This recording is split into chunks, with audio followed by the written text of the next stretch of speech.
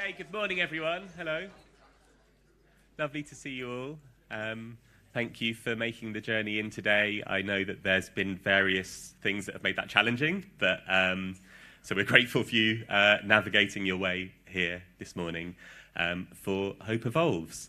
I'm Saul. I have had the pleasure and privilege of managing Hope Streets since 2018, so for quite a long time, and I'm really proud today to be able to share just a small part of that project with you here and anyone watching online, and to have a wider conversation as well about the importance and value of connecting young people and heritage. We're sort of looking at two questions today. Firstly, why should museums care about young people? And secondly, why should young people care about museums? So many young people have told us over the course of this project and when we were first setting it up all those years ago, that museums aren't really for them, that they don't see themselves reflected in museum collections, in programming, in exhibitions. And even when they do go to museums, they don't feel particularly welcome there. They don't feel like it's a space that's set up for them. And for museums, we found, again, through the course of this project and outside of it, that work with young people can be really challenging. It can be expensive, it's time-consuming, and it can seem like a poor investment when compared with working with more established, older audiences. So why do we do this, and why are we having this event? Well, I'm going to assume that if you've come here today, if you're watching online, if you've been part of Hope Streets, that you agree with us that it's worth facing that challenge. That if those challenges even exist, sometimes they're more perceived than real.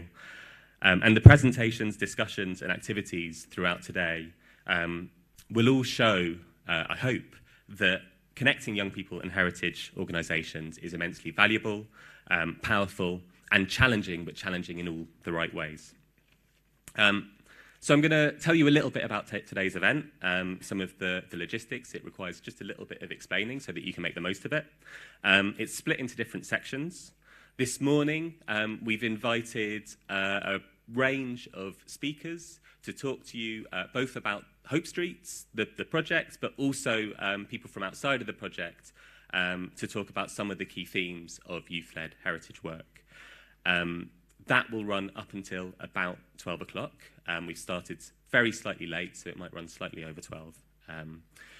And after this morning's session, you will have a choice at any point in the day of two different things that are going on concurrently. In this space, in the theatre, there will be a series of 3 breakout sessions.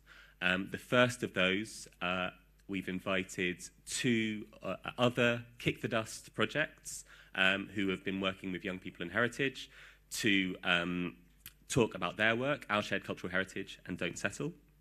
Then we are showcasing a small part of a training course that we've worked on with Youth Focus Northwest and Your Edge, which is all about working with youth workers to think about how to connect young people and heritage, so thinking about this kind of work from a youth sector perspective. And then we'll be showcasing a small part of our I'm a Teenager, Get Me Into There project, training course, which is all about supporting cultural and heritage venues to make young people more welcome in those spaces. We also have a competition running today, which is that if you are here and you're representing a heritage venue or organisation, you can win a one-day I'm a Teenager, Get Me Into There training course facilitated by us. To do that, there's postcards around. You just need to fill it in, give it to a member of organising staff, or I think there's a box somewhere that you can put it in. Please do enter, and we'd love to work with you on that. Alongside those breakout sessions, we have an interactive marketplace of ideas, which is upstairs where you got teas and coffees this morning, across 2 different rooms. There's a whole range of activities there. Some of them are led by young people, some of them are are led by partner organisations. We'll be showcasing some of the films that have been made by and with young people as part of Hope Streets. And we'll be running, one of our young event producers, Beth, is running a craft and conversation session where you can do heritage crafts and have informal conversations with a number of guest speakers over the course of the day. Lunch is from 12:45. The marketplace is still open during that time, so you can have a look around then. And at the end of the day, at 3:15, we'll all be coming back together into the main space for some final comments and discussions. I'd like to end this introduction by just thanking everyone who's been involved in Hope Streets and in planning this event, and particularly to the National Lottery Heritage Fund for supporting us throughout. We have a brilliant group of young people who've been part of helping us plan this event. Alina, Beth, Mariana, Sadia and Sally, and they will be introducing the sessions this morning. Final couple of details about the venue. There's no fire drills planned for today, so if there is a fire alarm, please exit the building calmly, which you can do so by going out of the doors that lead to the left into the sort of park square. And there's toilets on every floor. I think that's all the logistical information you need. So I'm going to hand over to Beth now, who will introduce our first speakers. Thank you.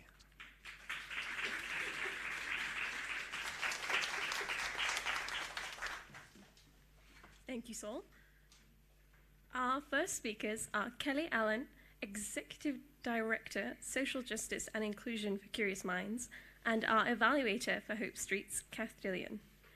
Kelly will share the aims of Hope Streets, and Kath will share key learning from her evaluation, showing how far our partner museums have come.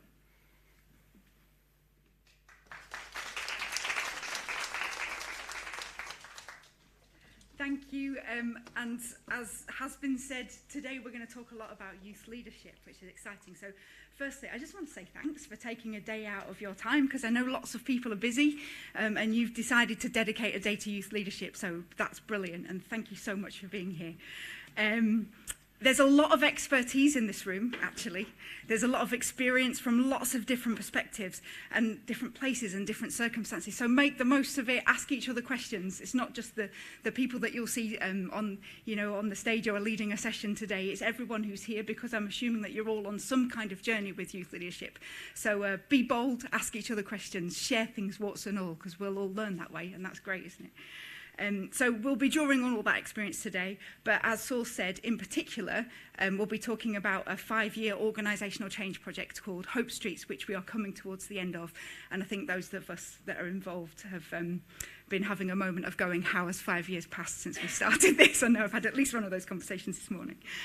So it's no accident that today we've decided to call this event Hope Evolves.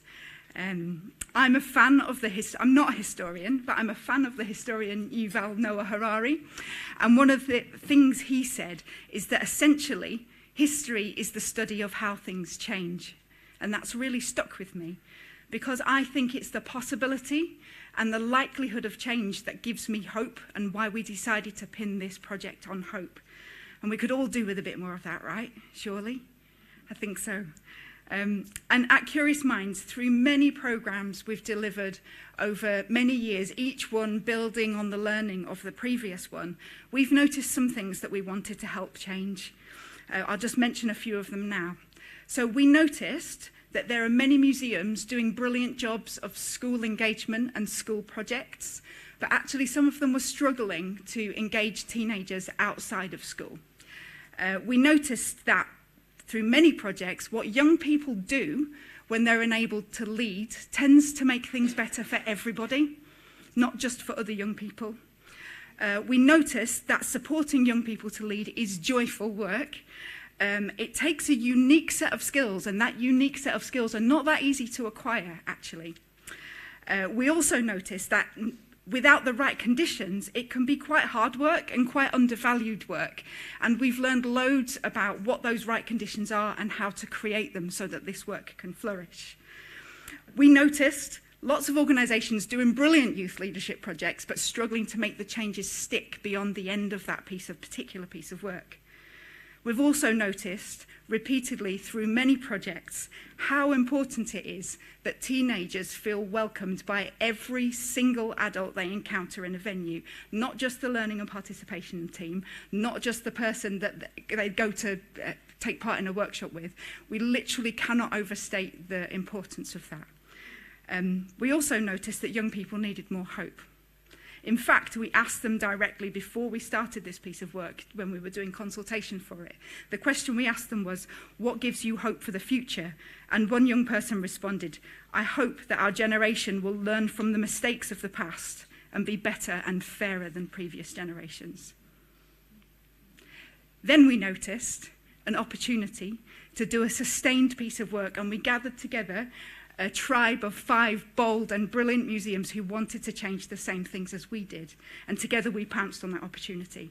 And today we're joined by people from all of those museums. I just want to... Whoop. That's all right, I'll go through. There we go.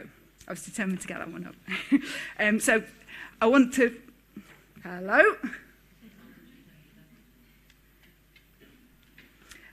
So together we pounced, and I wanted straight away to acknowledge those museums, all of whom are represented in the room. So we've got Lancashire Heritage Learning Team, give us a wave. There we go, have a look round so you can see who people are. We've got Tully House Museums in Cumbria, give us a wave. Look at that. So we've got West Cheshire Museums who are here. Give us a wave, yeah. We've got the Atkinson in Sefton, give us a wave, here we go. We've got Bolton Museum and Library, give us a wave. So there are people from all of those museums here. So grab them, pick their brains, talk to them. And I'd just like to take a moment to thank them for an incredible journey. Also, you've already met Saul, and Saul has pointed out our team of young producers who are behind this event. Give us a wave, young producers. All of whom have got expertise from loads of different perspectives. So you might not see these guys standing still that much, but if you do, pick their brains as well, because they know a lot about youth leadership through doing this process. And it's thanks to the National Lottery Heritage Fund and their trust in us that we've been able to go on such a great journey together. And we've had Youth Focus Northwest and Museum Development Northwest, who are both here as well. Give us a wave, please. There we go. We've had these guys at our sides the whole way, which has been brilliant, and countless wonderful young people who aren't in the room joining us along the way. And it's been a rare and hugely valuable opportunity to work very deeply, and that's why we're so keen to share that learning with you today. So going back to what I said before about creating the right conditions, when we designed our Hope Streets project, we deliberately chose to excavate a lot of the barriers that we've seen time and time again in youth-led work. And we'll talk about them a lot today, and I imagine some of them will sound quite familiar because they're not unique to the museum sector. We see them in lots of places. And to try to address these, we designed the phrase, the project in different phases, and they all had a very specific purpose. Because things that we wanted to do were unearth what might get in the way and shift those obstacles permanently. It's not often you get a chance to do that. Often you have to find a workaround or a workover or just something that doesn't quite fit. But you leave that obstacle in the way for the next person to trip over who wants to do youth-led work. And we were determined we wouldn't do that with this. So we used our Hope Happenings event, which were small events that we did early on to say what might get in our way and what do we need to shift. And now we've got 5 years to do it, which is great. We knew that we needed to develop our skills and our confidence and our contacts together. And we've really valued our partnership with Blaze Arts, who are also here today in doing that. We knew that we wanted to do something spectacular, actually. So hence us putting on a Festival of Hope, which Wi-Fi, God's willing, you'll be able to see the results of upstairs later on today. I think it is sorted now. And we wanted to do that, not just because it was big and shiny, but actually we wanted to gather momentum. We wanted to focus 5 museums around one central point. We also wanted to engage with the kinds of young people who wouldn't have been engaged just by heritage alone. And this Festival of Hope allowed us to do that, although we didn't quite expect to be doing it in a pandemic, which is a different story. However, it does mean the festival is beautifully documented because we pivoted to online, so you'll be able to see it later on today. And if not today, then it's always online, which is great. We also wanted to have quieter time to reflect, to evaluate, to experiment, and to weave youth leadership into the fabric and the everyday business as usual of the museum. And that is the stuff that isn't so glamorous or shiny, and you don't always get time to do, but it really, really makes a difference. And it's the difference between this work being able to sustain and not, I think. And the ways we did that were have models that people are already continuing to use, like our alternative Saturday jobs model. But actually, these 5 museums have made commitments, they've changed policies, they've found ways to hold themselves to account for doing the things that they said they were going to do in the future. And this is what's often missing elsewhere, and we're really excited about that part of the work too. So although lots of the examples you'll hear today might be from heritage organisations, we know a lot of this stuff is universal right across the cultural sector. And everyone who's chosen to come here today, I'm assuming, is on their own journey in some way with youth leadership. So again, please don't be afraid to ask questions, use the expertise around you. Yuval Noah Harari also said, adults might find it annoying when a child replies why to our every answer. But typically, that child is just trying to get to the bottom of things in a way that adults have long stopped doing. The young people that we've had the pleasure to work with are older than the child that would typically ask that, but they have not stopped asking why. They just do it in subtle and creative and nuanced and interesting ways. And we've enjoyed them asking why. And the professionals who've worked alongside them have been bold and brave enough when they get asked why, in whatever form it took, to also ask themselves, yeah, why not, actually? And to enter into that spirit of curiosity with them. And together, they've shown me that not only can things change, that things do change because they have done here. And that's why, for me, heritage, young people's leadership and these museums have just been the perfect frame for demonstrating change and why it's given me such hope. I'm going to stop talking now. Thank you so much and have a lovely day. I'm going to hand over now to Kath Dillon, who is our external evaluator who's been with us on this whole 5-year journey.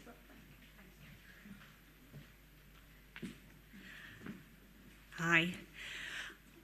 I haven't done any public speaking since before the pandemic, so please bear with me. For that reason, I'm going to read, but I'm also going to present. So I feel like the least important person here today, and I'm really excited to hear from the young people in the project and the hubs later on today. But first, we're just going to take a moment to hear from the words of the project team, as told to me during this evaluation, and look at how the Hope Streets project responded to the Kick the Dust challenge. I think I'm just going to adjust the mic slightly and get down to the slide. So what's going to happen is you're going to see the words of the project team up here while I talk to you about what we found in the evaluation. So to follow on from what Kelly said, this presentation is mainly about those professionals who said, yes, why not to Hope Streets, and took on that challenge of injecting the influence of young people into organisations in order to stimulate change, and then to try and sustain that change over the 5 years of the project and beyond. I was just one part of the evaluation activity that took place during Hope Streets, and it was my absolute privilege to follow this project for 5 years, following the hubs on their amazing journey. On how I did that was to there were various touch points at key stages of the project, when the hubs started their activity with young people and at the end of the delivery stage. And I did that using document analysis, attitude surveys, qualitative methods such as diaries, interviewing, discussions. And they all took part and gave freely of their data, their documents, their time, their ideas, their feedback, their learning, the challenges that they'd experienced. And I'd just like to say thank you to all of the hubs for taking part in the evaluation. So where did the hubs start? So you can see here some of the quotes from the hubs. There was varying experience with youth engagement and varying levels of current activity, but all the hubs said they wanted to develop this further and not just provide activities for young people, but to engage on a deeper level with more opportunities for young people to influence their organisations. Our baseline data collection at the start of delivery showed that young people were generally absent in strategy plans and policy. They were absent amongst visitors and participants and in the workforce and volunteers. They were often not distinguished from children, families and schools. So how far did the hubs travel from that point? I'm going to concentrate on the strengths of the project, especially the effect that the young people had on the hubs, what the project team said they learnt during the project, and what they've told me will create an environment for change in the future. Firstly, at the end of the project, we can say that there's more youth engagement. And there's not just more youth engagement, it's wider and deeper. The offer to young people has increased, and young people are having more influence over what that offer is. During the Festival of Hope, the hubs turned heritage and museums into expressions of culture, creativity, politics, protest, the personal and community, making heritage relevant to young people and young people relevant to museums. They expanded the idea of what's possible for their settings, accelerating digital change during the pandemic. As a legacy of the project, all the hubs have active young producer groups or youth forum groups and have trialled a range of activities such as young curators, young tour guides and young directors. So why is this important? The hub leads have been open to change. They understand more about young people's needs. They're now skilled in youth-led work. They advocate for this way of working across their service and beyond. Despite the pandemic, young people's work was visible to many wider staff and volunteers. They are impressed and inspired to support change. Having young people as a fixture in programming means they're on-site and visible, and they're in a position to be influential. Hope Streets has expanded the types of experiences that staff and volunteers have with young people. Some see young people in a new light. So what did the hubs say they learnt? This has not been without intense effort on behalf of the hub leads, who are described as having gone above and beyond and to have worked with young people to a profound level. It has taken time to test the right approach for their hub, to recruit and maintain groups, and to make connections in their local area. The work is never finished for them. Hubs now say that they're more confident to make an offer to the youth sector and are not looking so much to the youth sector to make an offer to them. Part of that expansion in youth engagement has been increased opportunities for youth voice. It's becoming routine for young people to contribute to decision making. Young producers and youth forums have been consulted about programming, redevelopment, curatorial decisions. Exhibitions have been co-created with other community groups. Young people in voluntary and paid roles have designed projects and led groups. There have been young representatives at LSEPs, on community boards, at local forums. A Young People's Manifesto is said to hold one hub to account. Consultation and co-creation have become a feature of youth engagement at the hubs. Hubs say that they are now automatically considering young people when planning and making decisions. They say that young people have helped to shape the future of their organisations by feeding into major projects and decisions. But hubs still say they're most confident with consultation levels of participation. A smaller number progress into leadership positions.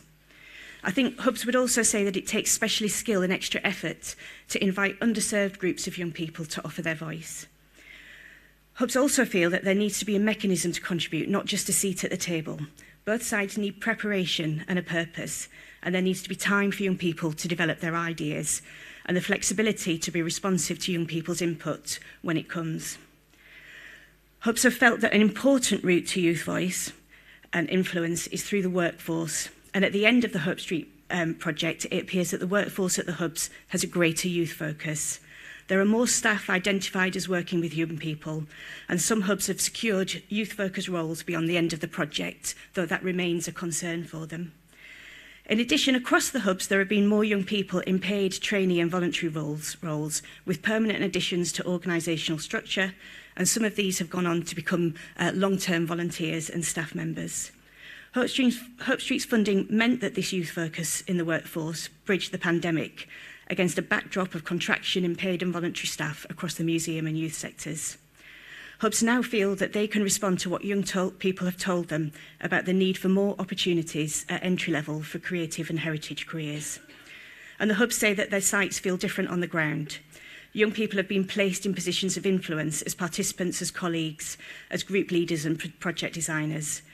And they recognise, but hubs also recognise that while those who have worked most closely with the project have absorbed the Hope Street's ethos, work may always be needed to reinforce positive perceptions of young people in museum and heritage settings, especially amongst wider staff. So this has involved a lot of behind-the-scenes work that hasn't been visible to wider staff and volunteers. The hub led, as well as recruitment, which involved a lot of behind-the-scenes work and was identified as a major achievement for the hubs to reduce age limits, target age groups, get rid of the need for experience and qualifications being listed in job descriptions, for example. The hub leads have been busy adjusting lots of plans and policies to make sure they fit for out-of-school working, especially with older young people. This includes safeguarding, safe working, out-of-hours work, transport, off-site work, risk assessment, remote to digital working, and changing the admissions age limits at a couple of the hubs. This is going to make youth engagement much easier in the future. There are procedures that can be easily referenced, there are roles in the organisational structure that can be filled, it's easier for young people to be on site. But I think hubs would agree that change is slow and complex, especially when you consider multi-sites and large local authorities. It needs to span institutional and other cycles of change and can take many years. One thing this demonstrates, however, is that individual staff members can make change and they can be supported to make change. And senior leaders have a role in that, in identifying what needs to be changed, navigating their organisations, demonstrating how to do this to their hub lead or the change maker, and keeping young people on the agenda. Am I in the right place? Yep. To make sure that young people don't fall off the agenda, all hubs are working on their very first youth engagement strategy. We've also seen young people are central to some major capital projects being written into mission and values and appearing in business plans. There is consultation with young people to develop these strategies and plans. What this means is that young people are being prioritised as a distinct audience group with particular needs. There is going to be institutional memory and prompts for future planning and monitoring. And importantly, this should communicate throughout the whole organisation that young people are valued and included. At the same time, some hubs are concerned that a project like this could just end with nothing to make sure that youth engagement is resourced and supported in the future. And so that's where we are now, the final objectives of the project. The hubs have become the experts in youth engagement and a resource for the sector, and young people are having their chance to influence heritage management at a national level today. There is some collected learning and messages to communicate, some of which you're going to hear directly from the hubs and the young people today, and some conclusions from the evaluation. And as a final stage in the evaluation, we're thinking about what is needed in the future to create the fertile environment for change. And these are some of the themes that the project team are suggesting are needed in a project like this.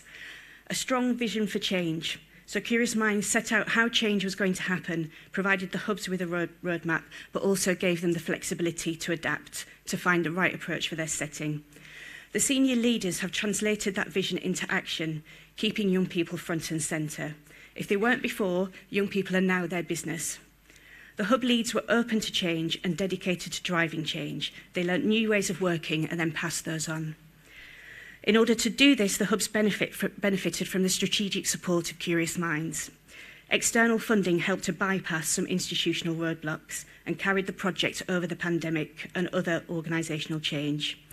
But they also provided access to expertise, advice, guidance, facilitation, and connected the hubs in joint learning. Together, this ensured that the project created quality activities and roles for young people that increased young people's visibility and enabled them to influence the hubs. It was acknowledged that this takes time to test out ideas, new ways of working, time to build relationships and develop groups, time to explore networks and partnerships, and it takes the time to build the structures that will make youth engagement resilient. As a final step of the evaluation, again, work in progress right now, we're asking what organisations could do now without a 5-year project like Hope Streets, but also acknowledging what really needs to be supported. So organisations can identify where young people are or are not in their organisation and count young people. They may be able to assign time and make space for young people, perhaps in volunteering. They may be able to adjust some policies and procedures that make it easier to work with young people. But perhaps what needs support is to be able to fully prioritise young people, get access to expertise, be able to develop practice, be able to resource activities properly, be able to build and maintain networks and partnerships over the long term, and to think in the long term themselves to make this activity sustainable. So that was some of the conclusions from the end of the evaluation. Thank you for listening. I'm really excited for the rest of the day. And once again, thank you to everyone who has provided their time to this evaluation. It's been really appreciated.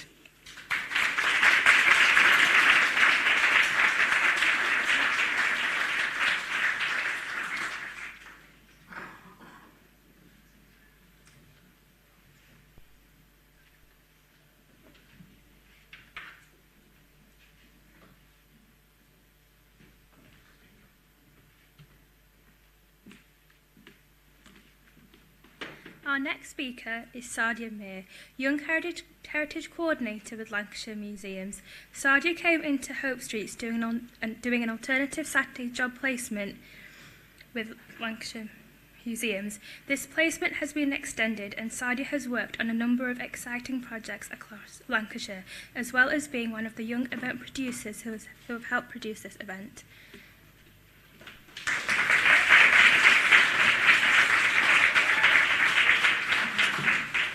Hello everyone, we're going to shake it up a little bit and I'm going to invite you all to participate in a game with me. So we've got our Wi-Fi over here, and if you can all head to menti.com and pop in the code, we can get started on our very fun game.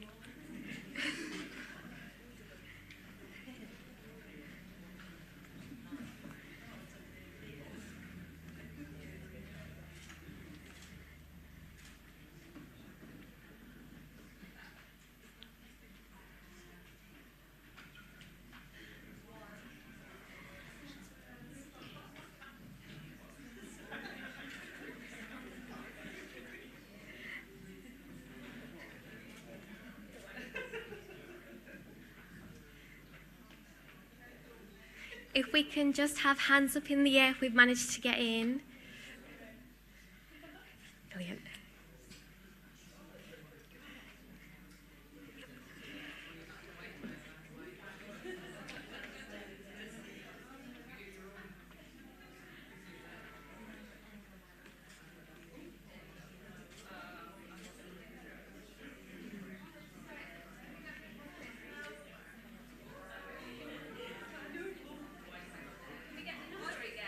Yep, I'll just pop it back up. Okay.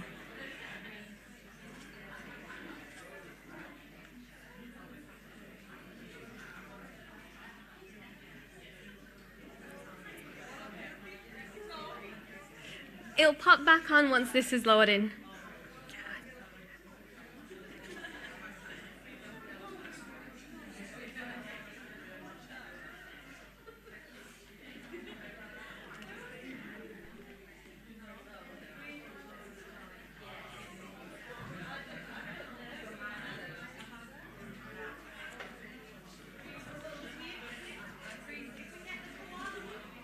Okay, so for those of you that have gotten in, the first question is koala, guilty or not guilty?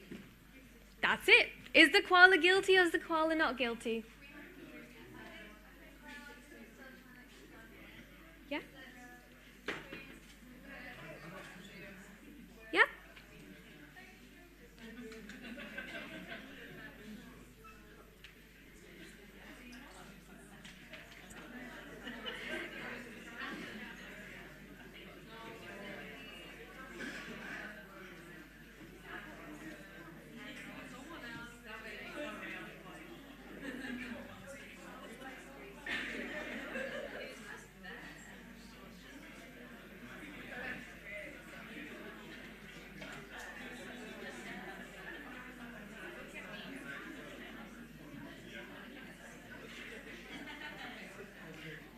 I think we might be having a bit of a tech issue.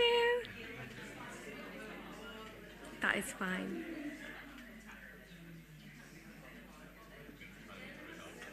Yeah.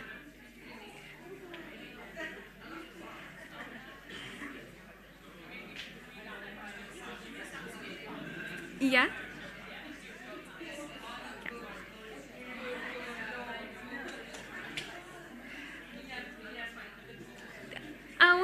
on the first question?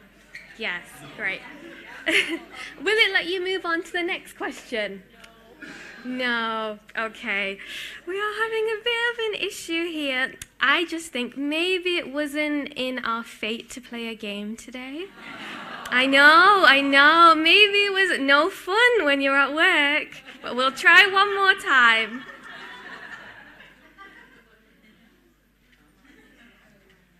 Yes. Right, we're gonna go old school.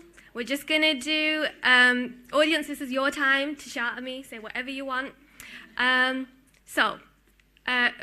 Raise your hand if you feel like the koala is guilty. Okay. Ooh, amazing. Okay, our second question is, Pepper, spicy or not spicy?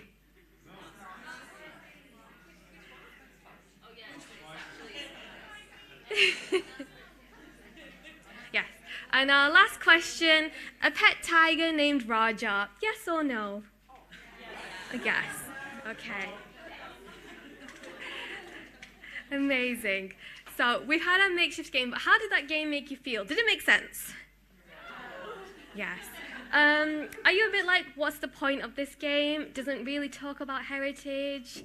Does anybody see a correlation anywhere? We try really hard. Because you're not supposed to. It's absolute nonsense. And the reason why it is because when a young person walks into a museum, it's absolute nonsense. It's confusing. It's nothing to do with them. They don't see the point of being there. And that's the feeling, that feeling of confusion, that feeling of, oh, am I in the right room? Should I be here? That's what young people feel today in our museums.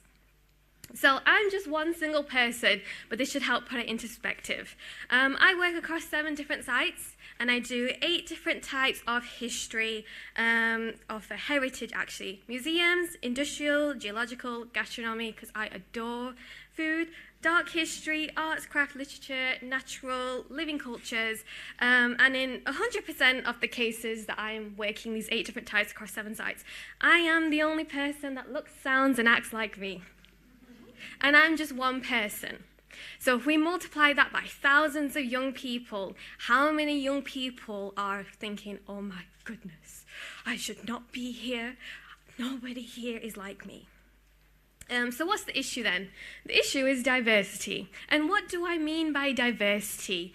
First of all, it means acknowledgement. You know, we're all different, and that's okay. Second is recognizing that difference and noticing it. And the third one is celebrating those differences. You know, there is nothing to be said about how our differences can't bring us together or bring us better things in life.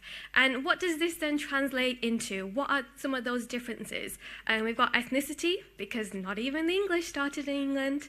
And we've got culture, which is our ideas, our customs, and our social behavior. And we have faith. And when I say faith, I don't mean just religion. I mean our practices, our values, our beliefs, our state of inner being.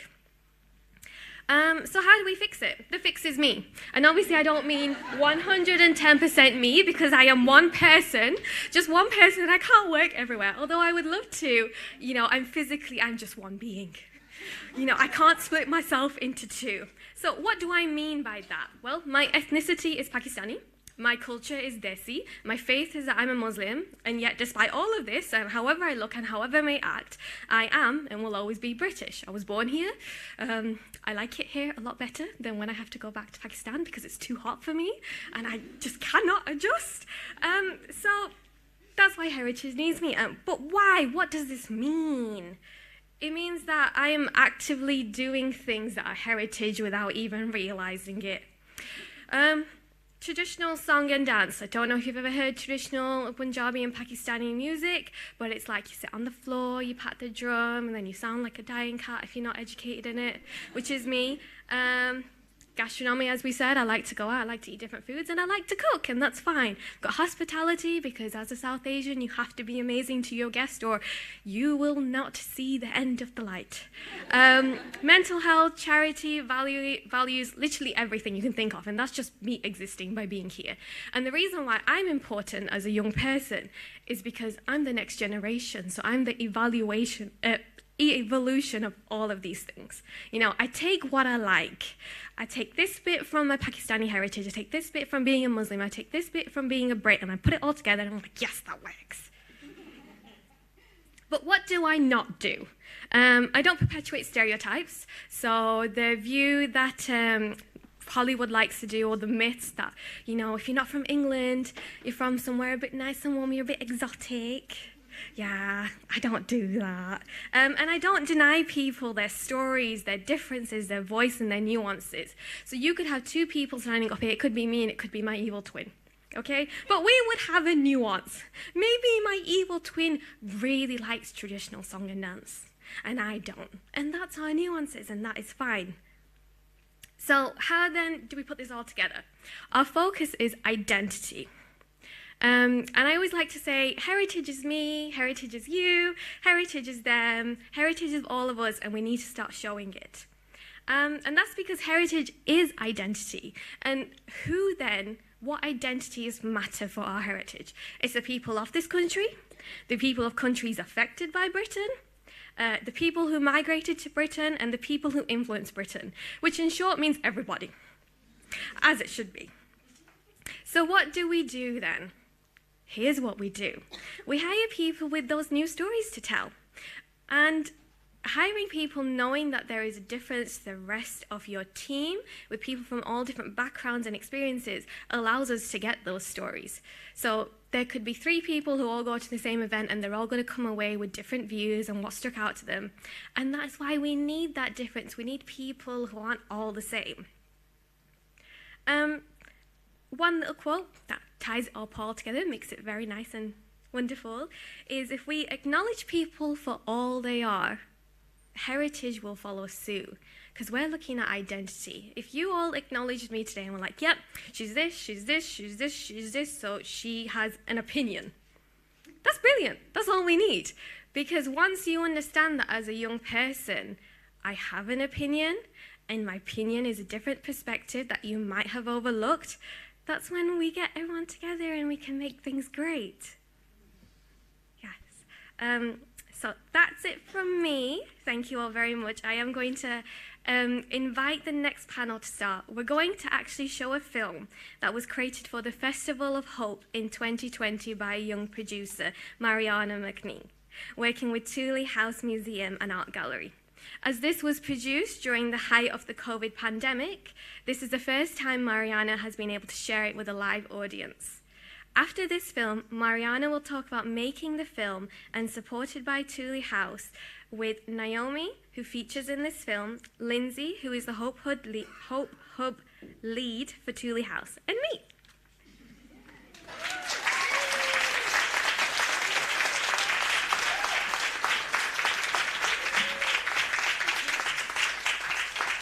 On December 12th, 2014, we left to the UK.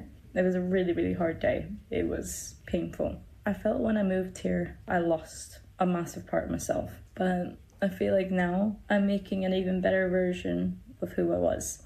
And this film is what's helped me with that.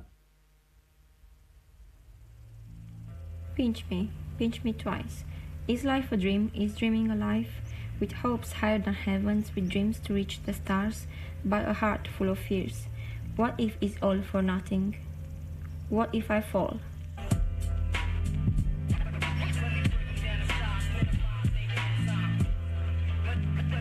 My name is Elisabetta Naomi Baloiță, and I'm a fashion designer and an artist. Kind of like tell people sometimes I'm from Transylvania, and they all go like, oh, are you a vampire? I'm like, okay. It's called Vulcan. It's got like mountains around it. That's why I kind of like Lake District, I think, in Kala, because it kind of reminds me of my hometown. I'm Finiri. I'm 25 years old and I'm a product designer. Where I grew up in Madagascar, when my mum built a house, was called Antirabe. It's absolutely beautiful. The people are absolutely lovely. We have like such a community, everyone together, living together in harmony. And I was there for 6 years. And then that's when we came back and we got a house in Cumbria. I wanted something different, especially my family. They have quite strict religious mindset, and wasn't religious anymore. That's why I kind of liked England, because they were all open-minded and I could see the things how I wanted to see them. This is why for me, I wouldn't go back to Romania to live, but still that doesn't make me less Romanian. Art is supposed to make you feel something. It was Alexander McQueen. He's like the best of the best. And I really liked what he said. If my fashion show doesn't make you feel something, then I'm not doing my job properly. You know, so it's not always like has to be pretty, because always art and politics and like things that go on in the world, they kind of linked. Because I lived in Madagascar and I had a creative interest, I turned frugal medical design in Madagascar. They would use like all sorts of different materials to create functioning products, and then find a solution to create it. I think in terms of like medical product design, there is always, you know, a link towards empathy, because if you are doing something medical and you are bettering their lives, wow. It looks like it's been made out of wood. That looks like cast iron and leather. Leather's probably to make it softer on the area that will be rubbing up against. So yeah, artificial arm belonged to Joseph William Elliot, who lost his arm in a railway accident in 1909. As you can see, like, they used the material that was available for them and managed to make something beautiful and something that they will be able to carry throughout their lives having. So it makes their lives a bit easier, people aren't staring as much and things like that. In Madagascar, if you do lose an arm or lose a limb or anything like that, that defines you. And there is nothing wrong with that, but it's a confidence boost, being able to create products that will help people with their confidence. For me, that is like purpose, that is satisfaction. That is the reason why I want to do what I do. Harder than an anchor hitting the sea, will I still see my hopes floating above? Gazing at the skies beyond the clouds I see, an unknown place to me. But I'll walk towards the future one step at a time. The struggles of my past have actually been like suppressed feelings that I hadn't addressed, and people come up to me and say, Fineri, you're not like a black, and I'm like, but I am who I am. And you realize that's people taking your identity and who you are away. Your project, it's about hope, and now this thing for me, like Brexit, was it just completely less hope than I had before, you know. In January, I'll have 5 years and I was going to apply for residency. But now, because Brexit's coming, then everyone needs settlement status. You were supposed to fill in a form, loads of like names, I don't know. It seems really complicated. When I found out, I came home and I cried. I literally cried. I just wanted to go to uni and just do fashion, because I always wanted that. And then like when you see like this thing happening, it's like, oh my God, that's out of the window. Over here we have the healthcare. Places in Africa and in other third world countries don't have that healthcare. I want to be able to provide a solution that is accessible and easy to set up for them. A lot of the cannulas and stuff that we do have in Madagascar, they're still very big and they do look quite uncomfortable. Yeah. Even having like one 3D printer would change a lot of stuff over there. Yeah. Someone to be able to create the designs and then print them just to help, like when the need is there and the demand really will help. It's weird to think that everything's so separated in design and compared from the Western world. Yeah. Or even like in some places in South America, in the slums, in like Brazil. We can help out so much, and we have the things, we have the objects, we have all the things, but we're not willing to share it, and we're willing instead to put up borders instead. We have the power to change things like in the medical world and in our mentality. And I think as a creative, as a designer, you have that empathy embedded in you, because the reason why you create products is because you want to make something better, help someone out.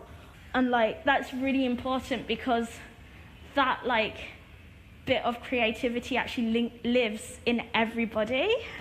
And I really do believe that like if we have access to it and like we nurture that part, you can attain anything. You can really make a difference to the world. Next spring I will flourish. Rain and sun come over me. Grow me strong, grow me tall. Like nature's rebirth after a hard winter. That's how it will go forward. No matter the times I fall, I will stand up again, again and again. I guess everyone needs hope in their life, isn't it? Like everyone has hardships they go through. Yeah, I was trying to see to put that into words, I guess. Yeah. Like there's still hope, even if you don't see it, it's still there. Yeah. Okay. Because that's why I mean, like the kind of like the connection with nature, because nature's go like this, like cycle, right? Like there's winter and there's autumn and there's everything dead, but it's going to be back spring again. The garment itself is kind of inspired by like some cultural celebrations in Romania called Sânziene. Okay. And there's flowers which are called Sânziene as well. So they kind of Romanians kind of link the celebration with the flowers too. Okay. You know, and it's a summer celebration about solstice, and it's like nature fairies coming and dancing in the middle of the wood in the field during the night, bringing like good fortune for the people of the like of the village or something like that, and they would sing and dance until the sunrise. There's so many things I think you can do within the creative field, and it's so underfunded, which isn't letting enough students to be creative and do what they want for students who can't afford these tools and stuff to actually create and learn from it. That's it. And I wish in Carlisle for itself, I wish that would get brought out more, because I know that there's hidden artists everywhere. That's another thing, like there's handles on everything. This is too much, this is not enough. I mean, as a product designer, I could go into trend forecasting, I could do like quality control and analysis, I could do manufacturing specifications. There's an endless amount of stuff that you can do. It's linked with science, it's linked with like language. It's not just art. Yeah. There's so much more to it, and I feel like that's not promoted enough. What's going on now for me, like with Brexit and everything, because I want to go to uni, it made me think about like, oh, there's still hope for me actually. Yeah. Because it kind of made me think about that. I shouldn't lose hope just because I can't go where I want to go. I think it's about a lot of like experience, I think. Yeah. It's like meeting people, connections, and like finding like-minded people, I guess, into arts, and like, trying to do something. In a way, I think everyone's got their own timing, I've learned enough, I guess, to be on my own and go to study and do something what I want to do. There's still hope. The realization through like Black Lives Matter brought to light that not just for myself but for the whole like community of people from different countries, people part of the LGBTQA+, even parenting and stuff like that. But now I've learned to love myself, and that's what I want people to do. It makes you realize the heavy burden that you've carrying. It also makes you realize that there is change. These feelings, they need to be addressed, and it will make you the better person because you can fully express yourself. I see a vision of bright horizons. One day I will be walking on a rainbow with a heart full of sunshine and joy. I have my fears, I have my dreams, and a soul full of love for life. Unknowing my tomorrow, I stand here peacefully still, watching the sunrise of a new hope.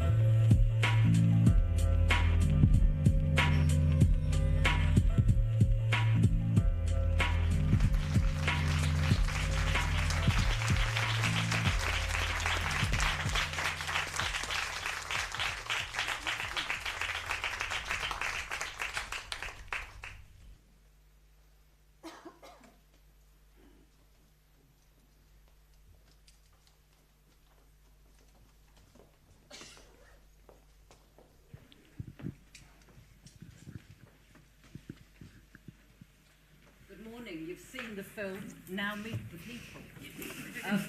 Everybody here has had some involvement in the programme, and particularly in the film Culture of Freedom, and they're all going to speak from their own perspectives. Just to note that Faneri isn't here, but Mariana and perhaps some of the others will represent her throughout. So I am going to invite them one by one to introduce themselves and to talk about their role within the programme. So Lindsay, can I come to you first? Yeah. My name's Lindsay Atkinson. I'm the community engagement producer. It's a new job title at Tully House Museum in Carlisle, and I was also the Hope Hub lead for the Hope Streets project. So as well as working with Mariana on the film and the Festival of Hope, I've also been involved in the whole 5 years of the Hope Streets programme. So I worked closely with Mariana, with 6 other young producers, to work on lots of different projects, but my main role within supporting Mariana was the research and development phase of the project.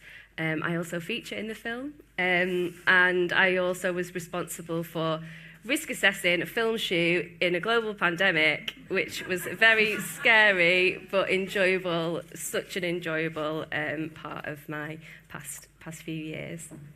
Thanks, Lindsay. Mariana, I'll come to you next. Okay, so my name is Mariana McNee, and at this current time I'm 21. At the time I made it, I was 19, so I was the director of said film that you guys just watched. And I was a part of the young producers for Hope Streets Festival in 2020. So when I joined it, I didn't expect it to be in a pandemic. That was a genuine surprise. But that's what I created out of it over here. So, yeah. I'm not very good at introductions, to be honest. Make no apologies. Okay, Naomi. Hi, my name is Naomi Boloiță, and I'm Romanian. I've been living in the UK for the last 7 years. I am a fine art student at the University of Cumbria and an artist. I'm not a vampire. And I'm of the participants in Mariana's film, and I will kind of try to tell my story about being a Romanian and my heritage, and how it kind of helped me discover more about myself and my identity. And I'm really grateful to be here to share a few thoughts. Yeah. And Sadia. You've all heard a lot from me today, so I probably don't need to introduce myself again. But my involvement here is just as an audience member like yourselves, with a kind of focus on the identity part. Okay, so panel, my first question for you is, what impact has it had on you personally to be involved in this process? So let's do the run again. Mm-hmm. Okay, so I suppose I'm here as an individual and representing the museum as well. So just to sort of cover both how it's impacted myself personally and the museum. To reflect on how the film has impacted me personally. I'm far too emotional to be on a panel, I'm sorry. I think that the film helped to remind me, or to look deeper into, the lack of representation within the museum's collections. So that's more specifically representation of black people, black women, and minoritised communities. And it hurt. But it's something that we needed to be reminded of. At the same time as how it had made me feel, Mariana and the group that I was working with also empowered me in that I made sure it would be a priority within my own role, it would be a primary role, that I would focus on uncovering hidden stories. So a huge impact for me personally. So my grandma was part of the Windrush generation. She migrated to the UK from Barbados when she was 19, at the same age as when Mariana directed the film. So I think that that is why sort of having the experience of, you know, being brought up by two black women and not seeing their heritage represented within the museums and art gallery world is potentially why I sort of just was on board straight away, got it, you know, and it sort of, you know, obviously invested in that, and it really meant something to me personally. I think that it was something really meaningful for me to do and spend my time working on during the global pandemic when everything felt really awful and hopeless. I worked with Mariana on a weekly basis. And yeah, it's just sort of, it was a really amazing thing to be part of, and I'm really grateful for that opportunity. I'm grateful for Mariana and the girls for sharing what they did. And in terms of the museum and the impact that it's had on the museum, so as I said, this work made me remember or realise the sort of the desperate lack of representation of black people and minoritised communities within the collections. So right then it was like, okay, this needs to be a focus. This is the most important thing. And I have gone on to prioritise that work. And it's also helped the museum to look into their own collections and realise that actually we only have one item within our collection that can tell the story of a black woman, and that was accessioned in 2020. So that's where we're at. Sorry, really quickly. I always thought that I always knew I couldn't see black history represented in the museum on the galleries, but thought must just be in storage, you know, it's just not on display yet. Actually, it wasn't there at all. So Mariana's project, and I suppose just the time, 2020, Black Lives Matter, this resurgence of realisation, helped us to realise that, and through realising it, and it's helped us to have a new starting point, I guess, and work towards change. That was a very potent impact. Thank you very much for that. Very personal. Mariana, as the producer. So for me, how it impacted me, so when I moved to this country, I come from a place called Union City, New Jersey. So I'm right across the Hudson River from New York. It takes 20 minutes, half an hour on the bus, maybe longer, if it's traffic time, through the Lincoln Tunnel. And when I went back for the first time in 7.5 years in the summer since I moved to the UK, I realized, actually, like, watching back on it, I actually only watched this film yesterday, I won't lie, during my preparation. I don't know, I really, like, for me, it was such a different time for myself, and how it impacted me was that I actually have something I can always look back on for the rest of my life, something I could really actually be proud of. Now I'm the one that's getting really emotional. So, It's okay. Do you want me to come back to you? I'm good. So, for me, it gave me a lot of self-confidence and a lot of power to actually do something I'm really proud of, and to actually showcase two other amazing women, one who is not here today and one who's on my right-hand side over here, who helped me so much, and I'm always going to be so grateful for him. And that's it. Well, you can see I'm crying now. So that's how it impacted me. So there you go, guys. But yeah, I wanted that to be seen for everyone, basically. I wanted it, like, from growing up in a place that was completely different to where I grew up. I grew up in a heavily Latin American community, and when I moved over, there was nobody that looked like me. There was no one that was like me. I had a different mindset. I had a different way of things. I might be half British, and I always will have that because my dad's Carlisle, born and bred, and that's my link into that place. I think for me, like, it was just, I wanted to show that, and I wanted to create that in my own local museum and do that. And the impact that had on me was massive, because I did all of this before I went to university, which completely changed so much for me.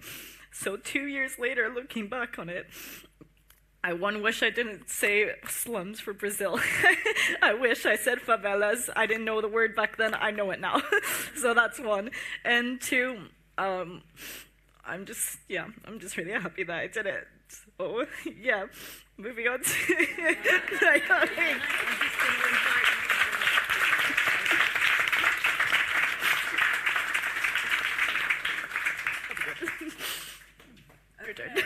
You can see it's a deeply emotional experience for the people involved. So let's see if you can hold it together. I was crying when I was sitting down, to be honest. I was like, oh my God. I'd never seen the film on such a big screen before, and I was like, oh my God. We watched together last night with Mariana, and it's really interesting to see where I am now and looking back at the film. And for me, the film was an opportunity to open up a new perspective and to love my Romanian heritage and what it actually means to me. And I never told myself of being Romanian enough in my past. My upbringing in Romania is in a Protestant family, and lots of Romanian traditions are linked to the church. And I always felt like something was missing. So with Mariana's film, it made me realize that my Romanian identity is still valid and my cultural identity is still valid, even though I don't know all the Romanian holidays that link to the church. I don't really, as Sadia said, I don't really care about the Orthodox Church. I'm still a Romanian. And it made me claim back what was actually mine from the beginning. And it was the start for my university project as well. For the last 3 years, I've been doing cultural identity on my projects, and I've been kind of doing some films and looking at the history between Romania and England and how actually the link, and it's quite fascinating. And it made me kind of just to think about it, and like I was curious to kind of find out more. And yeah, I was really happy about that. And what I was going to say is the similarities and the differences between these two places, between Romania and England, and it's this like being bilingual or being bicultural is like a space in between the two. I'll never be Romanian and I'll never be English. I'll be in the between now. And I find that very interesting. There's a line that I wrote for one of my projects, which says you can't pour Romanians into English cups of tea, and for me means that no matter how much English tea I'll drink, my Romanian heritage won't change, and it'll still be part of me. And my accent will always remind me of my first home, and Cala is my second home now. So yeah, that's pretty much. You're drinking the wrong tea. I actually don't really like it that much, to be honest. Thanks, Naomi. That's great. Sadia. Yes, I mean, I think we can all see the impact. Our panel members are emotional, as they should be. But I think this is a perfect example of what happens when we let young people have their voice. A lot of young people these days, they are of mixed ethnicity. They might have come to England when they were younger, they might have come for university, and this shows them that, hey, I can have a voice as well, and I don't have to wait for someone else to do that for me. I can carve out my own space, and I can get myself and sort through those feelings, and let people know that I'm here. And the impact that has, as we can see with our lovely panel members, is that passion is there, that emotion is there, and that's what we need to make it work.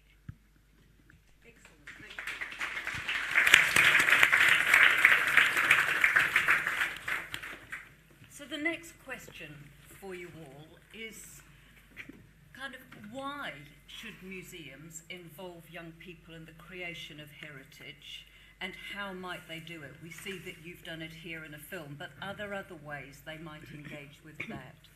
So, Lindsay, let's come to you.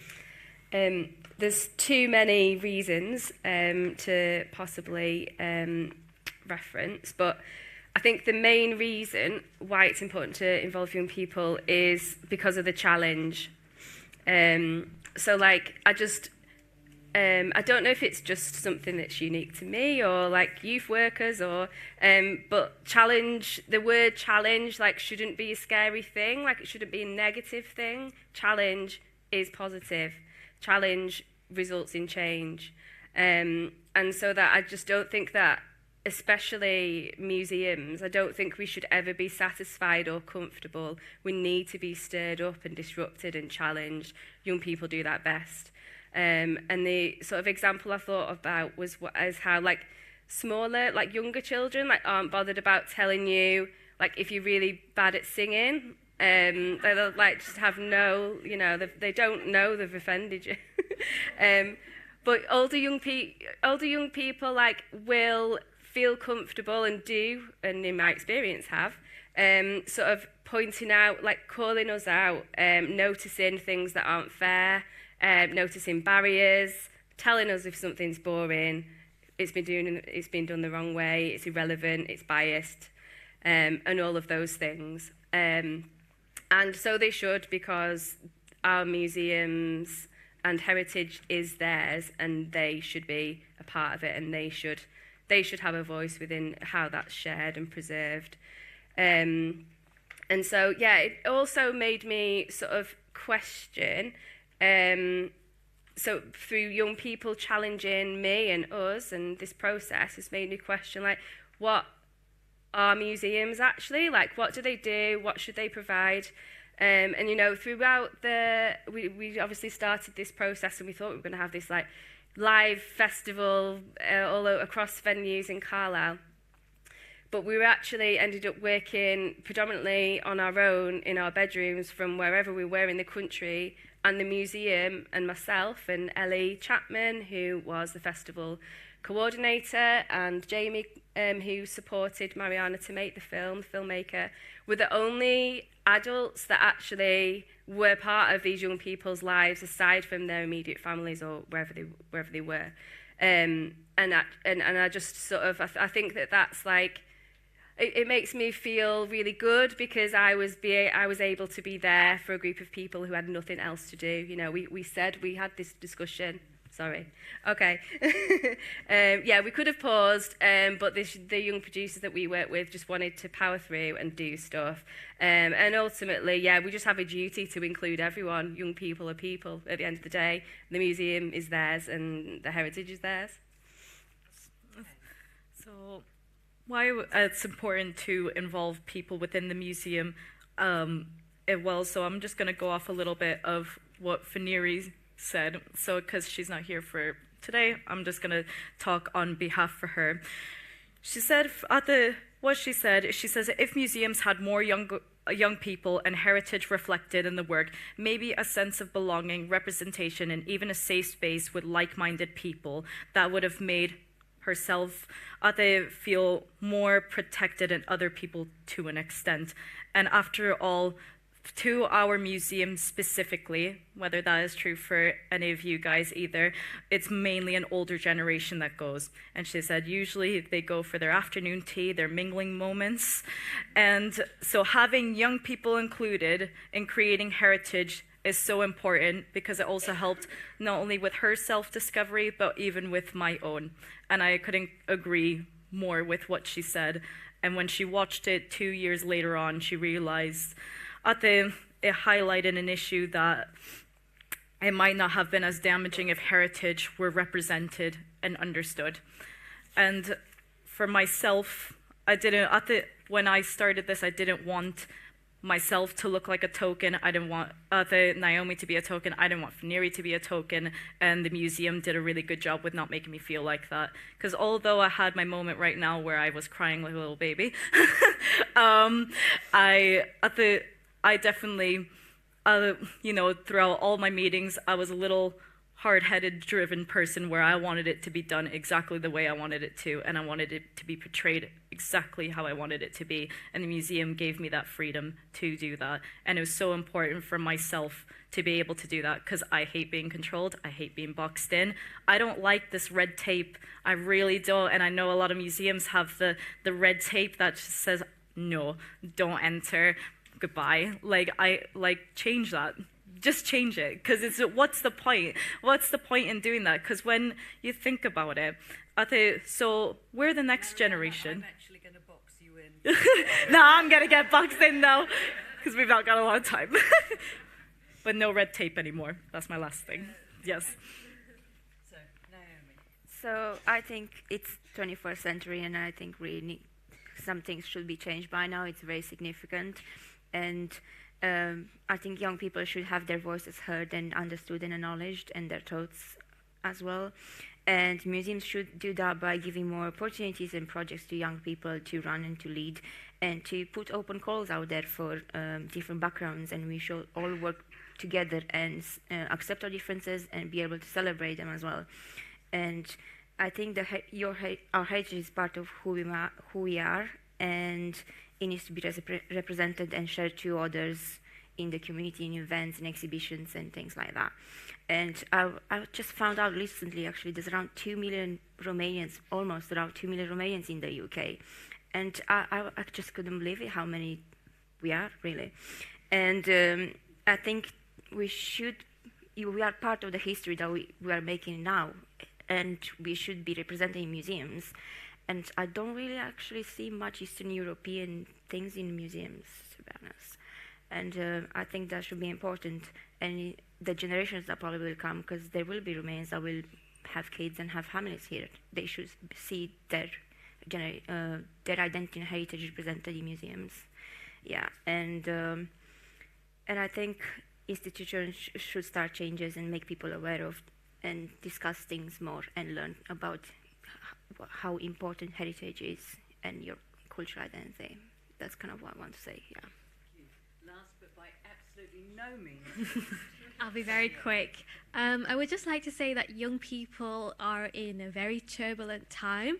You know, they're going through puberty, they might be switching schools, going further education, we had the pandemic, and what it boils down to is young people are trying to just find who they are as a person and find their way in the world, and when we give them that space, that's actually heritage. What they don't know is that actually what they're trying to do in those years is form their own heritage. And if we give them a space to do that, that's a far safer space than letting them just kind of be out in the world by themselves. Well, aren't they articulate? Well done.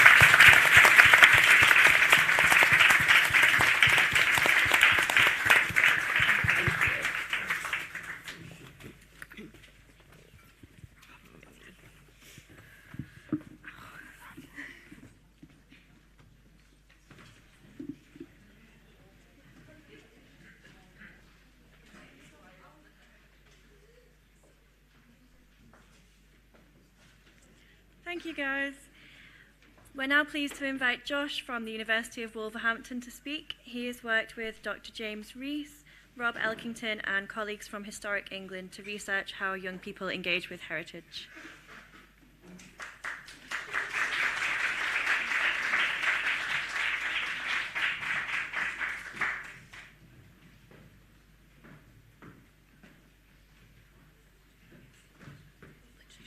Brilliant. Thank you. Yeah, I can do that. Hi, everyone. Thanks very much for inviting us to say a few words. This is going to be quite a short introduction to the research that we've been doing over the last year or so.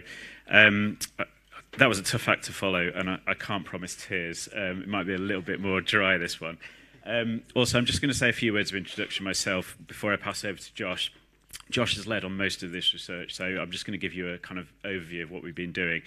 And also just to give a shout out to Rob from Arts Connect, who we've been working really closely with within the university, and he might maybe say a few words later on, but he's too shy to come up and join us today.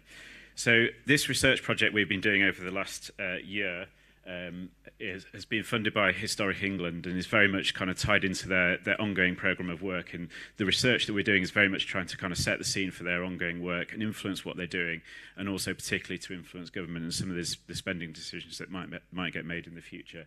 So what we've been doing is looking at young people's engagement in heritage. Sorry, I didn't realise this, Josh, it's one by one. I'm just going to click through all of these. So yes, unsurprisingly, we're here today to talk to you about, what the topic we've been exploring has been about young people's engagement with heritage. we're both researchers at the University of Wolverhampton, and we work in a research centre called the Institute for Community Research and Development. We do a lot of really engaged research with communities, so it's very much a case of kind of exploring people's expectations and understanding of the kind of context of the research. The research started last year, and it's been in a couple of 2 or 3 phases. Firstly, we did a kind of really wide evidence review, a wide-based evidence review. Josh led a call for evidence almost this time last year, actually, throughout a kind of really wide range of networks to try and understand all of the what was going on, what's the kind of evidence base for young people's involvement in heritage, and that led to an evidence review published on our website in June this year. And that kind of sets the broader context for what we're doing, really. We then moved into a phase of kind of more engaged research, working with young people, and that's been an adventure. Josh will say a little bit more about that, to really explore in more depth what's actually going on the ground. And I guess the main question we're asking, firstly, is what is going on? What is, an exploratory question? What's been the kind of projects that are happening? What is young people's engagement in heritage been? But also to ask a kind of deeper question. We know that there are lots of benefits associated with young people's involvement in arts and sports, but what's more specifically happening around heritage? What advantages does heritage bring? We've seen already today kind of some of the real kind of incredible experiences that people are having and the difference it's making on the ground. So that's the kind of real and in-depth question that we wanted to ask, really. As Josh says, there must be things going on here. I think I've touched all the bases so far, Josh. So over to you to kind of talk a little bit more about the emerging findings that have been coming out of this research in the last few months. Josh, do you want me to click? Brilliant. Yeah, thanks, James. And just thanks again, actually, to Sol and colleagues for having us, for carving out this space for us to come and talk about what we've been doing. And yeah, so it was about beginning of summer. We had this question then, so we've been reading lots about young people and heritage, but we wanted to get out there. We wanted to get out and see what was going on and experience it for ourselves. When we talk about young people, we didn't imagine that to be kind of one block of people that were all the same, of course, but we've looked at lots of different case studies. So different groups of people doing very different forms of heritage. So some of you are here today. So you may be familiar with some of these other groups, but very, very different. So we've got young people in Liverpool looking at Yemeni culture and heritage with Liverpool museums there. Hope Street. Wild Sparks, a group up in North Yorkshire, doing interesting stuff around heritage crafts, but also Adventures History Club. So actually we've gone to some, I say older young people, probably my age, actually. I still think I'm a young person, but to actually get people reflecting back on some of the things they were doing kind of at school, GCSEs, A-levels time, and looking at kind of how do they reflect on those experiences a bit later on. It has been an adventure over the summer, so this has basically involved running workshops with young people, doing interviews and other forms of activities, as well as kind of getting stuck in. So I've had lots of interesting experiences. I've been climbing, don't like heights, kayaking, that was good until I got pushed in. So yeah, been a very interesting experience, but and this kind of culminated, if you like, in an event we ran last month. Again, some of you were able to make that. Thanks a lot for coming. And we basically explored kind of activism through kind of heritage. So we did that through activity of badge making. And young people's groups coming and sharing some of the work that they've done as well. We have a really interesting video from that event, which we're not going to have time to share with you, but perhaps we can find a way to do that later on. So essentially, what have we found? So a lot of this has already been mentioned, and we don't need to tell you what you already know, but I think it's kind of important to say that as researchers, these are the kind of things we've been uncovering. We'd be really interested to hear what you think throughout the day, so please offer any feedback that you might have. But we've been really exploring this question of the value of heritage and what does heritage do? Why is it so important for young people to be involved in this stuff? So clearly having fun is clearly a big part of this. It's about developing knowledge and new skills. Producing a sense of identity and belonging to a place. So I think that's already come out today. What it means to kind of understand a bit more about who you are and where you come from, and how does heritage shape your identity. Young people have told us about getting involved in heritage activities helps them to feel included in the place that they're from, as well as other places, as we've learned. But also it's about having the chance to kind of meet like-minded people. So some people told us that, look, actually at school there was no people like me, but actually being involved in these activities in museums or through other kind of extracurricular stuff with youth organisations, I've kind of found my group, and that's really important.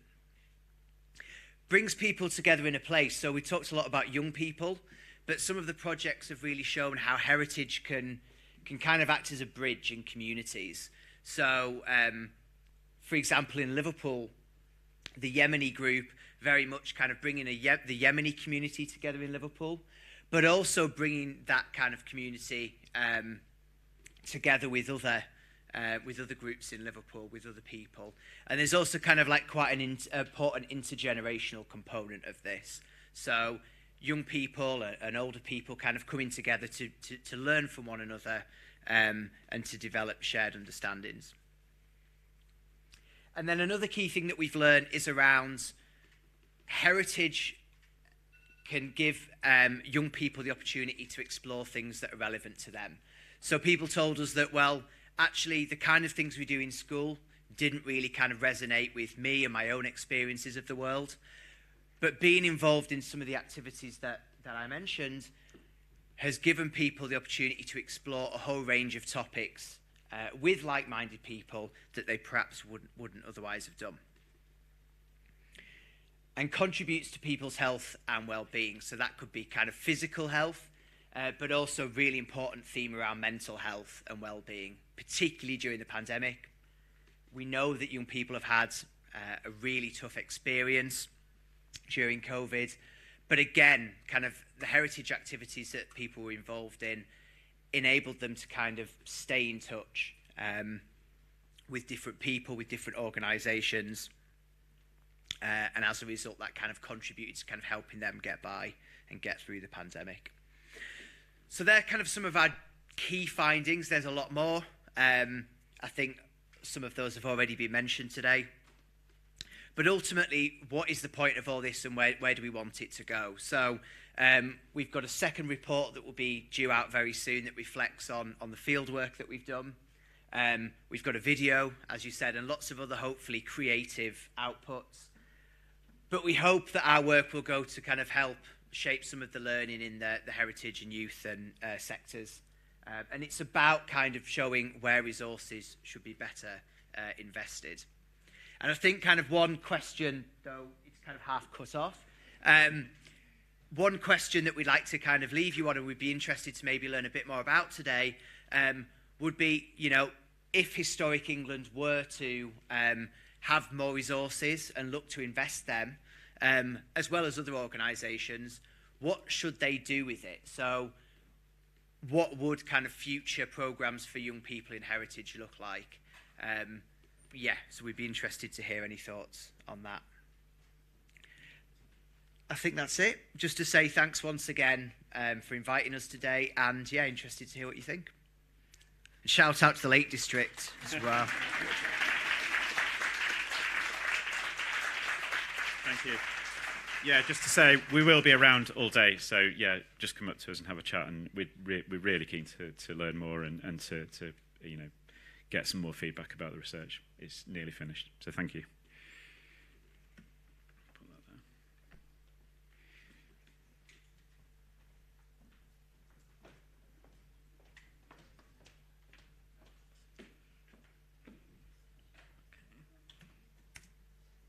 I hope that I was meant to do that. But We're going to hear now from Melissa Strauss from the National Lottery Heritage Fund. Melissa was part of the creation of the Kick the Dust Fund, which was supported our work on Hope Street. Give a round for Melissa Strauss. Very good.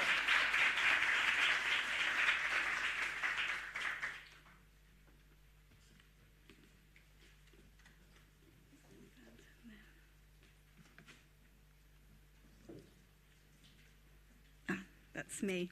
Thank you. So thank you very much for having me here. It's a real pleasure to be here. As was just said, my name is Melissa Strauss and I work in the policy team at the National Lottery Heritage Fund. I've worked at the fund since 2008. I don't know if I should actually admit that.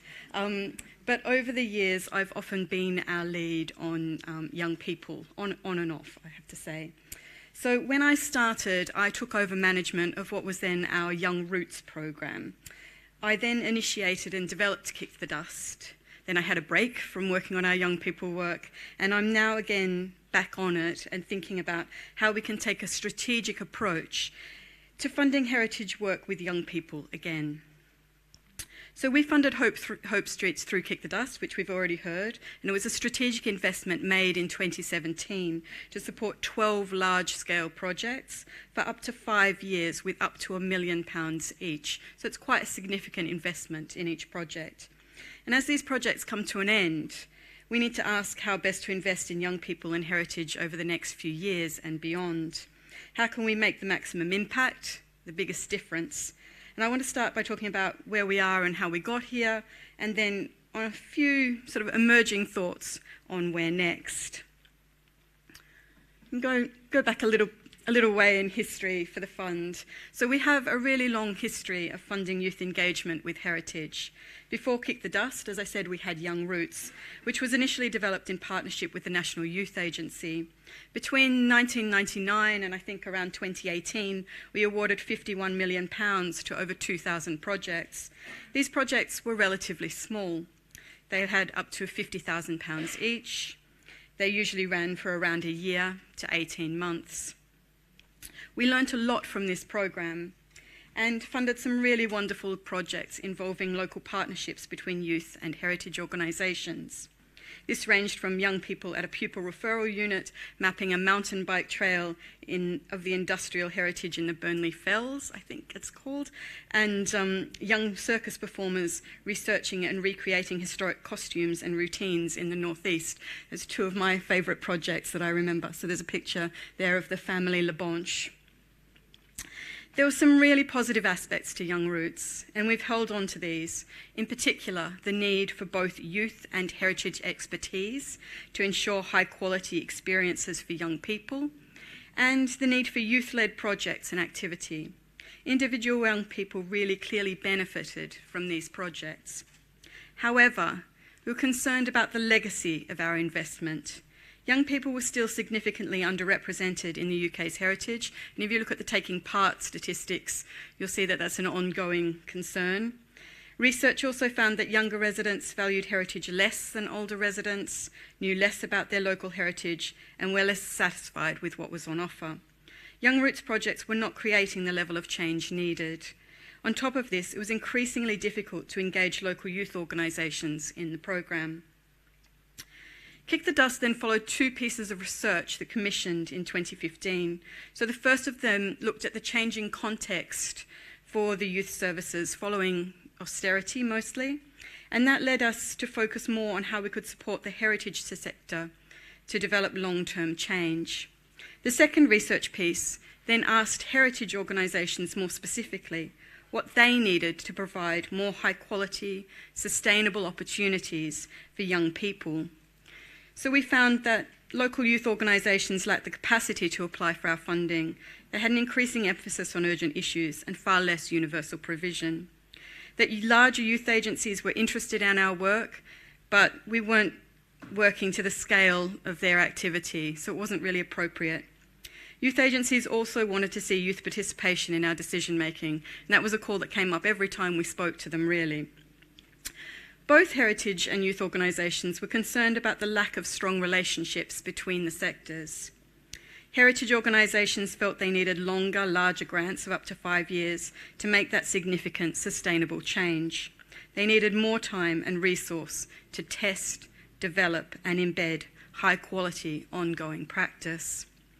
On top of this, evaluation of youth work in heritage organisations was largely ad hoc, and it wasn't used to inform practice or a wider evidence base.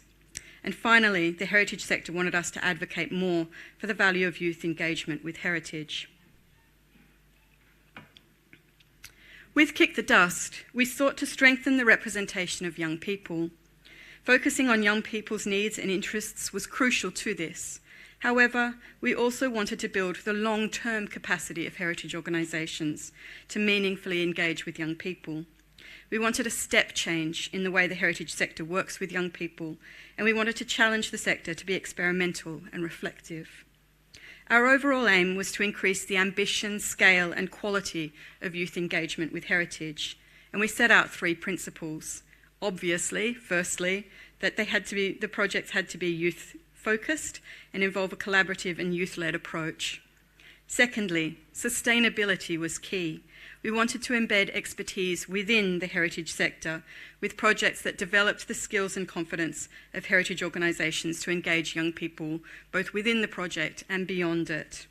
And from the outset, we wanted to see young people involved in the decision-making and governance of heritage organisations. Thirdly, we wanted to address the issues around evaluation. We've talked a bit about that today. Grantees worked together and with our evaluators, Renacy, who I think might be here, as a cohort to learn from each other and to contribute to more robust evidence of the value of youth engagement with heritage for all stakeholders. And it's really great to see other members of the cohort here today delivering workshops as well. It's been nice seeing how they've all worked together. As we see these projects completing, it's clear that all 12 of them have been really successful in different ways, and this comes through the evaluation to date. Highlights for me are the huge range of content created by young people, bringing their perspective to our interpretation and understanding of heritage, and engaging with important issues from anti-racism and climate change to mental health and well-being. A real diversity of young people involved in a broad range of activity and opportunities, from becoming audiences to paid trainees and employees, although I can see the fair payment of young people needs more attention in our funding and in other projects. And finally, change in heritage organisations, with staff gaining skills and experience and young people involved in decision-making structures, from recruitment panels right through to boards. For some organisations, this has really been transformational, and they have come so far in the scope and quality of their work with young people.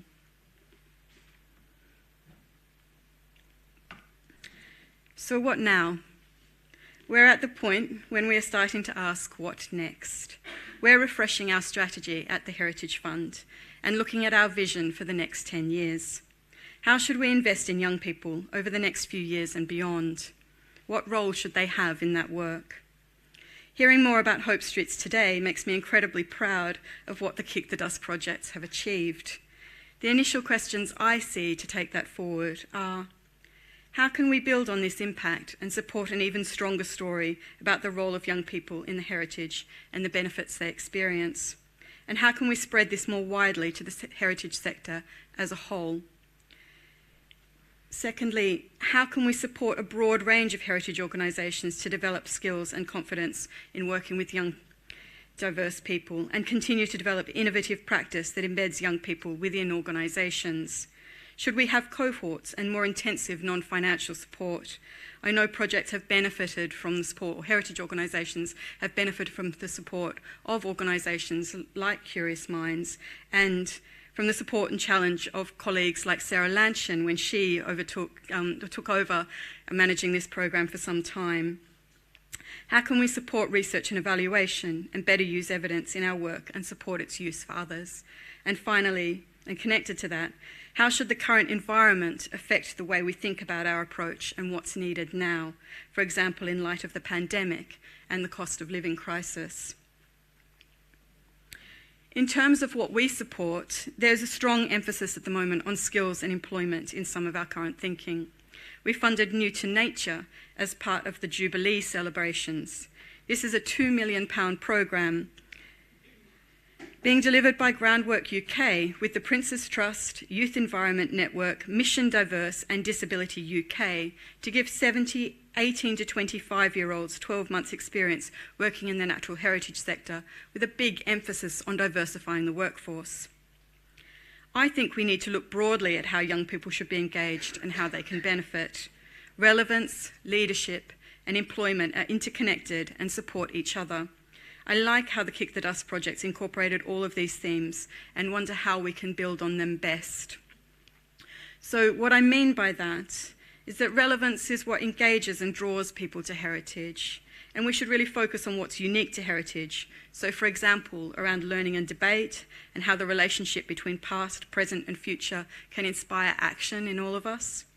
Understanding our local area, ourselves and our place in the world. We've heard quite a bit about that today in terms of our identities and in terms of well-being as well. And I think about that especially regarding, engagement with nature and things like festivals and crafts.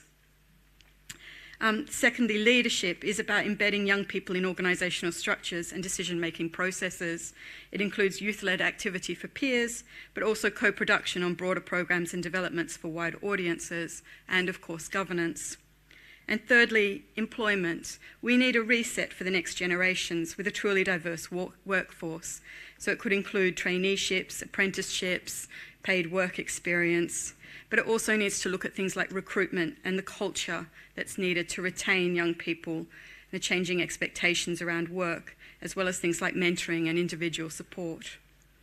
So going back to the questions I raised a few minutes ago, I think we will be looking beyond funding for individual organisations and looking at sector support in terms of that kind of hand-holding and mentoring and perhaps how more organisations can work together.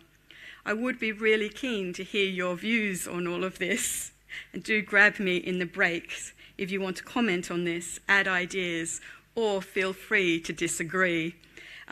What I say applies to the strategic work we're doing rather than our open programs. And you can, of course, approach us at any time if you have an idea for funding, and you can apply through our open programs. And I have colleagues here today from the North Office. I can see them just over there, Shana and Sophie, who are here today and can give you advice, and they're really excellent at doing that and will help you shape a project. That's all to say, really. So thank you. And if you'd like to keep in touch with me, my details are just there. Thank you very much.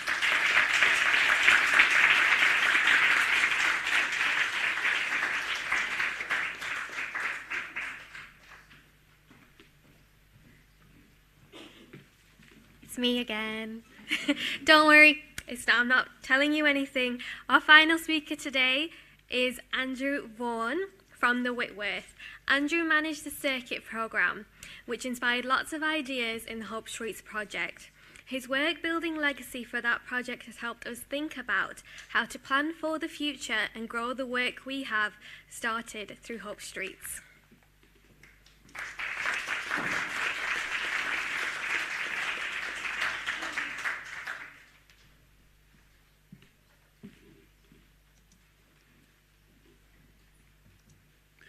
Yeah, thank you so much for inviting me, and what amazing transformational work that we're listening to and hearing about this morning. It's so amazing to see some brilliant work with young people and heritage. So yeah, I'm Andrew Vaughan. I'm Education Partnerships Manager at the Whitworth in Manchester, and I was the lead for the circuit programme for the Whitworth during the time that we had it, which was between 2013 and 2017. So it was Circuit, for anybody that doesn't know, was Paul Hamlyn Foundation's kind of flagship programme, a change programme that really helped art galleries to think about how we work with and for and develop programmes with young people. It was led by Tate, and there were 10 art galleries across the country that really had significant resource, I would say, during that period to really get under the skin about how we as an organisation can change our way and our thinking about what working alongside young people can actually do. So just a little bit of background about the Whitworth. So obviously we're a university gallery in Manchester, surrounded in a park. Around that park, we have a lot of young people in sort of student housing. So we obviously, our locality is served by a lot of students. We have the hospital across the road. We have really transient and diverse communities that surround the Whitworth in our kind of hyper-local locality. And all of those kind of, I would say, local constituents were part of our sort of thinking around how we work better and understand better the locality and the young people that live within it. These are some of the kind of principles that the Whitworth used to kind of frame our work. And as we're up against time, I won't go into them specifically. And in the team that I sit in, Civic Engagement and Education, we kind of translate those kind of, I suppose, core values into 3 programs, which is Art in Action, Natural Cultural Health Service, and School of Creativity.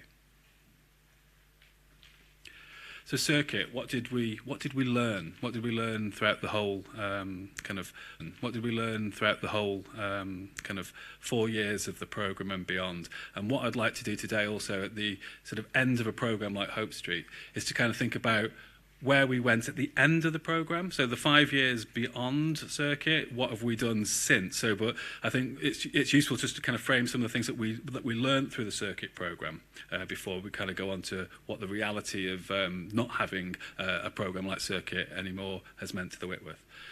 So one of the key things that I think that we learn about working with young people is kind of the terms that you work with young people on. So when we first got our Circuit funding, we developed a programme called Whitworth Young Contemporaries, which we still run. But in a way, that programme was meant to really think about youth-led work. And that was one of the kind of key things that Circuit tried to investigate, youth-led. And what does that actually mean? Especially for an organisation who is an institution like a university with multiple audiences. So we're not a young person's space, but we work with all ages and all audiences. So for me, you know, you can promise lots of things to young people and you can get young people to really lead and have decisions made all the way through. But for me, it was better to have this idea of a two-way conversation because actually young people are not doing things. They are on our doorstep. They are doing things in their own terms, in their own lives, in their own spaces. And actually, it was kind of a bit arrogant of a gallery like the Whitworth to think, well, actually, we can do everything for you. And that you can kind of lead the way in our spaces. What worked better was this kind of two-way conversation about real issues, about actually sometimes it would be absolutely youth-led, and sometimes there would be things within our organisation that made us sort of allow a set of conditions that didn't make it always youth-led. It was a conversation. I think it helped us understand partnership better. One of the key strands of Circuit was around partnership. When we first got into our work, it was around who and where are young people in the city. So we'd go to all of those kind of usual providers, youth centres, charities, where young people and great work was happening.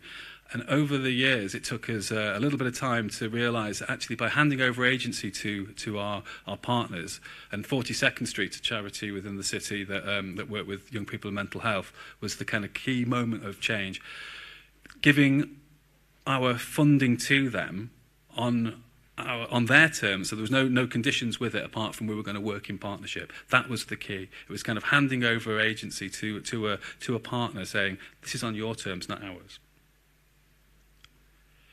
About emergence, how we supported young people to start up, I suppose, as self-employed social practitioners. So we called out for many different artist in residences. So we, I think, had about nearly 20 young people through, and we're still doing them now, where we invest in young people to come work with us, some with artistic background, some with just locality as a reason for joining us, but all came with a passion of wanting to make a difference and wanting to make a change. We work with those young people to really kind of think about how we embedded it into all of our work. So Pat and Helen, you can see in the picture here, worked with Anya Galaccio on her Ghost Tree commission when it was first coming into Whitworth Park, and all of those ideas were developed into our Warp Festival, which was a huge moment in Circuit for us, where we had 10,000 young people in Whitworth Park. There was 150 acts over that weekend, and when we came down to kind of really understand what this kind of idea of youth voice was, it was going back 2 years to when the planning first started, all the things that young people were consulted on and their ideas, we realised in the festival. And actually those moments were really key. We also realised that art itself was probably not the biggest draw for young people. We had to work with lots of different kind of art forms, so maybe that be theatre, music, dance, drama, all of those other more probably accessible art forms for young people. And often they were the pull to come into an art gallery. We did find that art itself and exhibitions were not necessarily a key reason for young people to visit. Perhaps in a collection like the Whitworth and the Tate at that time, actually most people on the walls within a collection like that were probably over 40. So actually there was something there around young people and just access to their peers. So some of that learning helped to shape this new future and the 5 years that we've gone beyond. So obviously it was a massive programme for the Whitworth, a massive set of kind of organisational learning that obviously is too short to say in 15 minutes. But all of those did come together in thinking about how we move on. So when we lost obviously that huge amount of resource, for me it was about going, well actually the legacies in people, the legacies in the practice, the legacies in the partners, the whole infrastructure of that learning doesn't just disappear overnight. And that, I'm sure, will be the same for work you do at Hope Street. The key reason and the key driver, I think, of success was trying to get a single person or a single responsibility within a job description. So obviously before Circuit, we didn't have a young people coordinator. That, for me, was the key thing that I needed to keep. So the person in the very centre, Sally, was kind of our lead coordinator for young people during the time of Circuit. And for me to actually work with the university to secure that as a funded position was really key. And obviously also COVID came along, didn't it? So COVID came, the reality of life changes, and we don't know what quite happens next, do we? So that's something that's always changing. And Sally actually left us during the pandemic. She had a baby and moved down to South Wales, where her family are, and that kind of also kind of gave us this moment of what change could be. We had lots of different things going on. So now Sally's role is embedded in Denise Bowler's role, who was kind of young people from post-16. So we still have all of that work under somebody's job description. The platform for Youth Voice, so thinking about how young people make exhibitions, how they use the narrative of a collection and a space like the Whitworth to really kind of give their voice. We know that legacy is definitely there through things like activism. So we have a Whitworth Young Contemporaries Activate strand where we call out to young people in our location, in our locality, to tell us the things that really matter to them living in Manchester and on our doorstep. Sometimes it's about social housing, it was around period poverty, and also the pandemic itself. And we give small grants of about £500 to those young people to really lead on a project and really try to tell us how to make a difference with their lives and their community. So that's something that we're investing in to get their voice as an active voice. We're also thinking about how we now realistically think about developing our programme and how we commission young artists and artists to kind of lead on actual kind of modules within our programme. So all of that kind of input is by going, say, you know, what do you want on this programme? Who is there and how can they help us deliver that from a young person's perspective? Also trying to link into our exhibitions programme, things like the Suzanne Lacey show that we had last year, What Kind of City, was a real moment to bring Suzanne's work as an artist into thinking about what kind of city do young people want to live in Manchester, what kind of city do they want to explore, and in that kind of gathering and that kind of listening and that two-way consultation with young people, it was really enabling our programme to be much more grassroots, and rather than kind of going to those places that we, you know, at the start of Circuit would have just gone, oh, well, let's work with Bernardo's, let's work with Unity Radio or the Powerhouse, because we know that their young people are there. It's the young people that we don't know that we're kind of interested in engaging. And some of that work now is coming through work with partners like Eugene Sobers, who is a Moss Side resident. He is now really helping work with us to kind of think about those young people that we just didn't reach through Circuit even. So Youngsters' Lives Matters was a charity that he set up during the pandemic when he realised that young people in his community were just not getting a voice. So working alongside people like Odd Arts, and he set up another interesting piece of work called FAST, which is Father and Son Time, which engages young people and their dads, and that kind of role model of a male figure in their lives, which often has been missing in that community. So just that idea about partnerships growing from the grassroots, not necessarily from the places that we know that, say, youth engagement happens. Rekindle, a supplementary school that's just opened up in Manchester. They're taking residence in our School of Creativity right now. And learning from Circuit, what we've done with that is that Rekindle are coming on their own terms. So they're going to be with us every Saturday morning, 10 till 1, developing a curriculum for their young people who typically don't succeed or don't get don't do that well perhaps in mainstream education. But what the interesting learning from Circuit is that we actually give them the seed funding. So we give from our budgets, Rekindle money so that they can kind of, on their terms, come to us and use that space on how they want to. So we offer support in perhaps how to possibly get the best out of a collection, collections care, all of those kind of things. But really, what happens in their programme time is entirely up to them and their young people who lead that and show us really what can happen. That also has developed into that kind of citywide legacy. Things like MADE, who are the kind of local cultural education partnership for Manchester, how we've worked with young people to kind of understand a bit better about how they feel welcome in cultural spaces in the city. In our School of Creativity, again, we had a lot of their work around Black Lives Matter and all the curriculum projects that they did through the pandemic, and also a manifesto made by Manchester young people to say, actually, cultural spaces are for you. And so we've housed that for nearly a year now in the School of Creativity. But I do think those kind of Circuit moments help us think much more about that bigger partnership across the city. And I do also believe that projects that I was involved in also last year, City's Art School and Art Assembly, which is a moment that Manchester came together to think about what the city would be if it was an art school. We designated time and energy to just have young people all the way through it. So we did a project with Curious Minds and Art Fund that allowed us to have sort of 9 different films made about why the arts matter to young people. But I do think that kind of coming together of partners, young people, exciting minds to kind of tell us and how it leads the future is the way that we're trying to do it on that kind of two-way conversation. With about a minute to go, these are the kind of things that I think I will take forward, and hopefully just a little bit of an idea for you perhaps when you're coming to the end of a programme. I think you've just got to accept that the times that we live in are not the times of when you had the programme, but to know that the things will change, and actually holding on to that learning that's already there will definitely drive you forward. Know that that will happen through people. It will live in people. It will live in the programmes. Organisational memory will stay strong because of the people who are in it. But make sure you write things down and record things, because things do get lost and people do forget things. And then the only other thing that I'd like to say, just to finish on, is that kind of bit which actually this invitation has helped me. It's remembering to look back at different moments, 3 years on, 5 years on, 10 years on.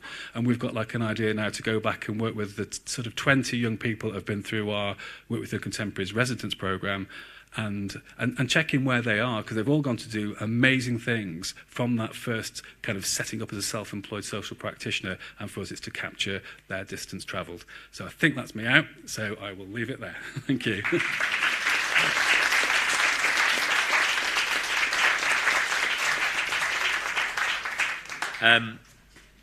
That's it for this morning's speakers. Can I just offer another enormous thank you to everyone who's spoken this morning. I think that was a really brilliant array of talks, and it's just the start of the day. We have a lot more to offer. We're going to take a short break now. Please get yourselves some refreshments. If you're watching online, please take the time to make yourself a brew. We will be opening the marketplace and the craft and conversation sessions upstairs. Give everyone a moment to get up there and set up, because everyone who's running stuff is in here. So it might take a few minutes, but that will be getting started in the next 5 minutes or so.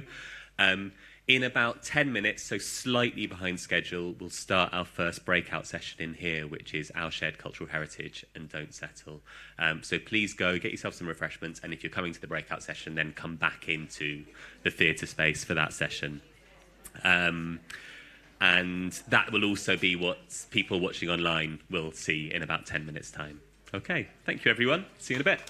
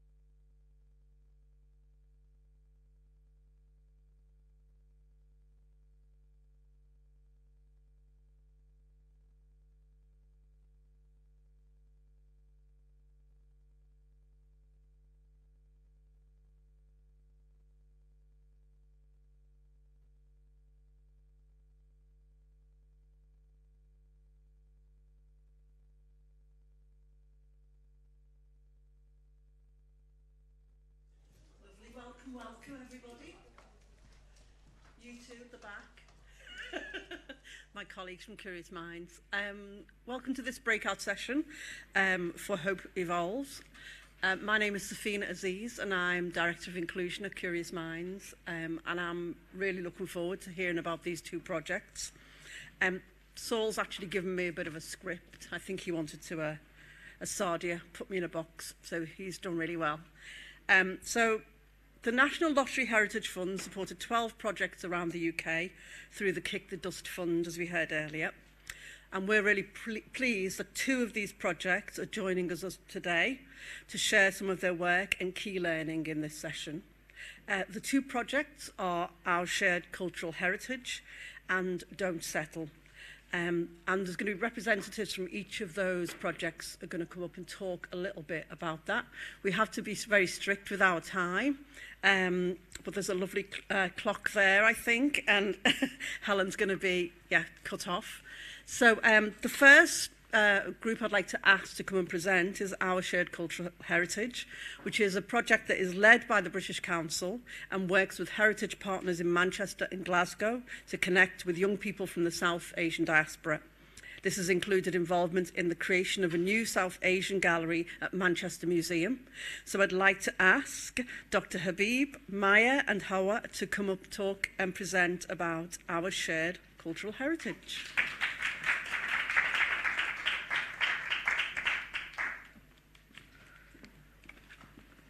Hi everyone.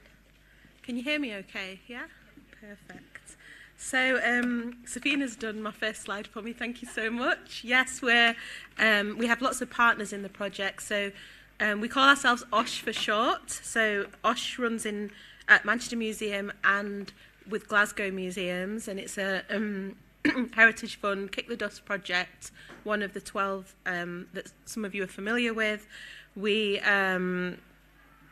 We also partner with international heritage spaces and academic spaces, but I'll tell you about that in a second. So I'm just going to briefly give you a little overview of some of the activities that have been happening over the last 3 years, and then I'll pass it over to these two wonderful people who are our cultural and learning participation officer apprentices who've been doing really brilliant work at the museum. So I set up the Manchester Museum Young Collective in summer of 2019, and one of the core principles of setting up the collective was to try and navigate how young people can truly lead on a project that's supposedly youth-led. So I know there's been some conversation about this morning. And some of the learning that we've had to kind of navigate around is how do you fulfill the kind of requests and project kind of purposes that the funders have, that the institution has, but also what the young people actually want. So that's been quite a tricky area that we're still trying to figure out how to work around. But having said that, there has been a lot of change at the museum, and a lot of the young people have truly embraced how they can change the museum, and so have the staff. So it's been a really good two-way process where the staff have become more familiar with working with young people from diverse communities, and also allowing the young people to have more of a say when it comes to decision making. And I think that's really important. That's what we've learned along the way, that if young people are involved in decision making from the beginning, they'll really embrace the project and they'll really want to be part of it and showcase it and help us develop it. So some of the things that we've been involved in, Safina mentioned the South Asia Gallery. So the South Asia Gallery is going to be the UK's first permanent South Asia Gallery at Manchester Museum. It's in partnership with the British Museum, and it's been co-curated by people from the community from diverse backgrounds. I think to begin with there was about 50 people from the community, and then it's kind of the core group are about 30. However, when I joined the museum in May 2019, I saw that South Asia Gallery co-curation process was lacking youth voice. So 5 of my young people from my collective were embedded into this process, and they've been there for the last 3.5 years, and they've really changed the way that the museum is exploring collections, objects, stories from communities, and also the design. So they've been paid to do that as well. It's been a paid process, which is really important. Most of our projects and most of our activities, wherever possible, we will try and ensure that young people are paid. So just going back to them leading on activities that they're interested in, one of the key learnings, again, over the last 3.5 years, and probably because of a lot of reflection during COVID and Black Lives Matter mobilisation, a lot of the young people have been really interested in working on anti-racism and decolonising museum and heritage spaces. So they will lead on and they will put together activities and workshops related to, for example, mixed heritage, which they say is not explored enough in heritage spaces. One of the young people led on workshops to do with colorism at the museum, but then also with a local youth group. And then she was invited to schools around the UK, and her blog article on colorism was featured in a sociology textbook as well. We've also done a lot of work with other curators and academics in terms of thinking more about how we can decolonise the labels and the kind of narratives that the museum's been promoting. So a lot of that work's been really important. And the girls have worked on social action projects, which they might tell you about in a second. And also we've done a lot of work around the education system and how the education system needs to address multicultural and anti-racist histories. And this is what's come from them. This is what they've been interested in. And my role has just been to support them and to facilitate it and to make it easier for them to have that platform. So in terms of changes, lasting changes at the museum, some of the young people have been working in the visitors team, and they've got roles in visitors team at Whitworth Art Gallery and Manchester Museum. Some of the young people have also worked in our museum shop. In fact, they're now applying for permanent roles in the museum shop, so there's a lasting legacy there. And also, in terms of museum practices, we found that when we're recruiting new curators or new staff, whether it be in the learning engagement team, communications manager, and so on, we wanted to steer away from a recruitment panel that's not diverse. So we've got a diverse recruitment panel, and we also have a young person from the collective who sits on the recruitment panel and helps us to hire the most appropriate, the most exceptional staff for the museum. And then just lastly, we've done lots of international collaborations, as that was part of the kind of funding proposal, and we've worked with Karachi University students, the State Bank Museum in Karachi, we're working with museums in India, we've worked with partners in Bangladesh, and our young people and their young people have collaborated. So for example, you can see there it says Meenakshi. That's a really fantastic book that the girls have worked on solidly, co-produced it with Karachi University students, and it was launched actually last week in Manchester. I'm going to pass it over to the girls and they can tell you more about the learning and the work they've been doing. Okay, so I'm going to apologise first because I have lots of things to say and that timer is going quicker than a clock should go. So I'm going to have to cut some of my points that I wanted to say. Hold on. So the first, I'm going to sort of dive into deeper into some of the projects that we've done, the work that we've done and why I think it's so important. This first one was a series of workshops looking into topics on statues, memorialisation and colonial legacies. And that was alongside the Osh Collective, which me and Maya are a part of, academics from the Centre of Dynamics of Ethnicity, CODE for short, where Sadia also works as a researcher in sociology. The journalist Gary Young was also involved, and also prominent poets came and did like a creative workshop.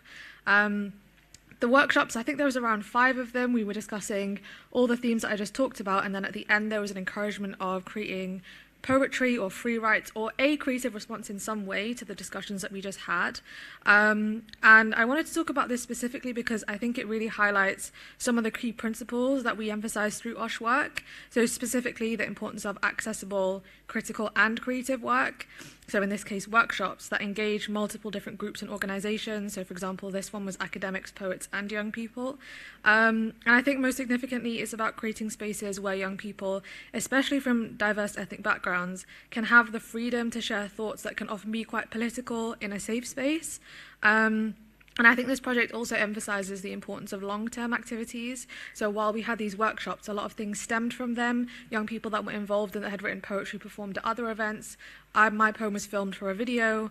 I think one of the young people was part of a round table with David Olusoga. Yes, correct. So there was a whole load of stuff, and I'm currently working on a zine to collect all that information response together with Sadia.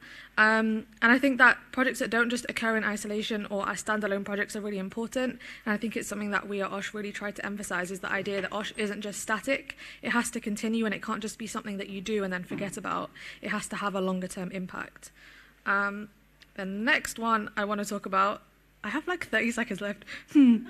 I wanted to talk about Radical Readers. It's a book discussion event that aims to highlight the work of authors of colour and explore themes on identity, heritage and belonging for young people. This started out in person, but then because of COVID, it became turned online.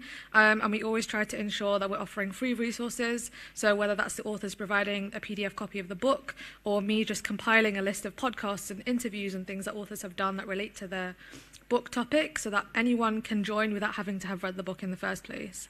And through this project, we developed strong relationships with authors and academics, and we've got some really strong attendance from both national and international audience members and young people. We've collaborated with authors throughout the year, including Sahima Manzoor Khan, Dr. Rizwan Sabir, Ilyas Nagdi, and Azfar Shafi. And again, I wanted to talk about this project because I think it highlights the importance of more structured research workshops and formal events alongside the more informal stuff that we do, and it encourages young people to engage in topics of conversation and discourse that are related to themes that either directly link to their own lived experiences or are important within the heritage and cultural space, so anti-racism and identity. And again, common thread, but this project also highlights the importance of ensuring that safe spaces that are created are truly safe and not just safe in name only. So thinking about who's coordinating the space, is it accessible? Are young people central to the decision-making with regard to what authors are engaged with, what books are selected, what questions are asked to the guests that attend? Do audience members feel safe and comfortable enough to ask their own questions or share their own thoughts and reflections related to the themes? Sorry, Maya. Last thing, we did a poetry night and it was really cool, and we sold out twice. We added more tickets and they sold out again. It was related to the project that Sadia mentioned about social action, and this project was about how spoken word can inspire social action. It was our first ever in-person poetry night, and 70 plus people attended from across the country. We had 11 poetry performances and an open mic, and it was really cool. Maya, next.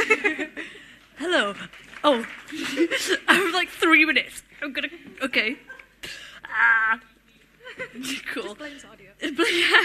Okay, so one of the things that I'm going to be talking about is representation media museums, which is a project that we worked on, where it was essentially us researching into the researching and exploring the representation of communities during the pandemic on a Centre of Dynamics and Ethnicity project, where Sadia, one of her other many hats, works as a researcher in sociology. And so we were looking at how, for example, the media articles were predominantly misrepresenting young people of colour who were apparently behind the rise in COVID because of the Black Lives Matter protests and demonstrations. We also looked at the increase in racism towards Chinese communities, as well as the use of photos of non-Chinese groups used with headlines using the word Chinese. We had a series of in-person and online workshops with young people, and we talked about their personal and societal experiences of COVID and representation. And we also talked about how museums have historically engaged with representation and how they can better represent communities. And so for one of our workshops, we actually had Miles Greenwood, who is the curator of Legacies in Slavery and Empire at Glasgow Museums, who's also a very cool person, side note, and had the opportunity to have a conversation with him and touched on the ethics of representation in museums and asked him questions. And so as like part of this project, our long-awaited thing was that we had a in-person workshop, and it was oh no, wrong thing. We were shown around the museum by curator of Egyptology, Dr. Campbell Price, and we discussed the ethics of representation with him as well. And then to conclude, we wrote a collective poem about our experiences of representation during the pandemic in a workshop that was actually facilitated by one of our young people from our collective. And on the left, you can see our director of the museum is really keen to get this up, and so it will be displayed for visitors to see when we reopen in February. And then we mentioned the Social Action Project, and so with the Social Action Project of Spoken Word, we actually had 3 workshops that were poetry workshops, which were open to all, regardless of whether they wrote or not. And we had one that was hosted by Nasima B, who's an amazing poet and just explored different themes of social action. We also had another one that was held by one of our young people, Amina Beg, who is also part of our Osh Young Collective, and she explored climate change, specifically how the current climate crisis in Pakistan, and highlighted how Pakistan is one of the top 10 countries in the world affected by climate change, despite only being responsible for 1% of global greenhouse emissions. And then one by myself also. Oh my God, what have I done? I'm so sorry. And so I did one as well, and it touched on identity, navigating different things through Islamophobia, racism, and how that's kind of worked out. There are some pictures. Lovely. Oh no, I'm so sorry. But yeah, it was just basically like the workshops brought together older members of OSH, newer members of OSH, people who'd never heard of OSH. I also dragged some of our international partners because they were visiting for a separate project. I was like, you're going to this session. And so it was just a massive thing that was in the lead up to that project of the Poetry Night, which was amazing. Also, just keep an eye out. We've got a video coming out at some point. We're waiting for subtitles. I'm going to shut up now. Thank you.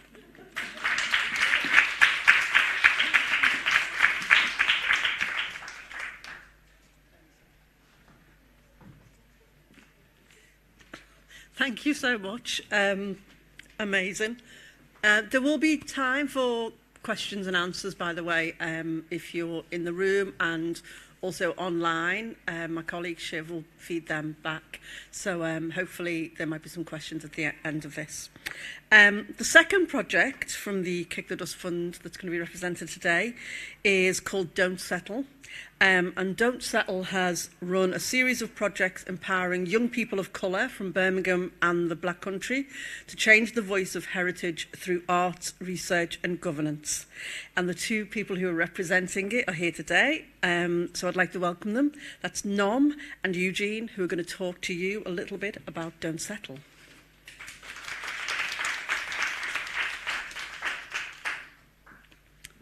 Hi everyone. It's a bit weird. Yeah. Firstly, I just want to say I'm really grateful to be sharing the stage with such an amazing project. And yeah, really grateful to be here in general. As mentioned, my name is Eugene. I'm the community and content manager at We Don't Settle. Nob, do you want to give a quick little introduction? Yeah, I'm not sure if it's working. How do I turn it on? Oh yeah, of course, you've got the... Okay, cool. My name is Nom Pumerelo, but you can call me Nom for short. And yeah, I freelance at We Don't Settle as a creative producer. Yeah, do you want to kick us off with who we are? Yeah, of course. So we are a not-for-profit organisation based in Brum, and we're committed to nurturing communities of young people who are minoritized to tell their stories and explore what that means to them. We provide spaces for skills development through workshops, masterclasses, funding, and supporting young people's social action projects. What we value. So we value mainly 3 things, and that's first thing is culture and storytelling. This is our foundation. We harness the power of art and creativity to celebrate communities. We create opportunities and platforms for young people to tell their stories to the people who need to hear them. Our second value is belonging and intersectionality. And we like to create safe and inclusive spaces where people feel comfortable to express themselves. We also use our leverage and influence to give young people a seat at the decision-making table. And the last thing is being responsive and intentional. We listen and we echo. We are alert and tailor our programs to young people's responses to world events. We consult with young people to ensure that our work and our approach is as authentic as possible. Nom, do you want to talk about what drives us? Brilliant. Thank you, Eugene. Young people who are minoritized by society's systems and cultures and structures is our core of what drives us. Our mission is to platform untold stories through arts, culture, and heritage from them. So I understand we don't have too much time, so I will quickly try and explain this. It is a little bit complicated, but essentially we were a project of a youth engagement company called Beat Freaks, which essentially split in two, and we split into on the consultancy side and the art side. And we we were under the art side, the project that is Don't Settle, and we went with Beat Freaks Arts, and yeah, that formula is a perfect way to describe it. Beat Freaks Arts plus Don't Settle equals We Don't Settle. But today we'll be talking mainly about the Don't Settle project. So yeah, it gets a bit confusing sometimes. And in terms of our work, the programs we deliver, the first being the Curator program, which is interrogating the relationships between the heritage sector and POC audiences, specifically looking at the stories and narratives told within the sector and, by extension, the voices behind these stories. The next program is Lunar Campfires, and just a side note, I was actually involved in this program as a young person before I got the job here, so quite literally a testament to what programs like this can do for young people. And Lunar Campfires is basically a discussion space interrogating the way heritage spaces are used, giving true open space in heritage organizations for young people of color to discuss their own identities and topics that surround that. We also have governance, and that's essentially just interrogating the decision-making processes and power structures in the heritage sector. We champion sustainable change in the sector as opposed to tokenistic attempts. And then, thank you. And then the last thing is Unlocked, which is essentially our research strand, and checking ourselves, our methodology, and bringing all the strands together. Our Unlocked residents work with our researcher to produce creatively interpreted research pieces. So these are all the curator programs we've essentially done throughout the years. The project started in 2019. Obviously, I can't go in detail about all of them. I'm happy to send this a more comprehensive slideshow to anyone who's interested, but I will be talking about one that is my favorite. We do love our abbreviations at Don't Settle. We call it WAB, and that stands for We Are Birmingham. So the We Are Birmingham program was created in partnership with Birmingham Museum and Art Gallery to redisplay the museum's iconic round room.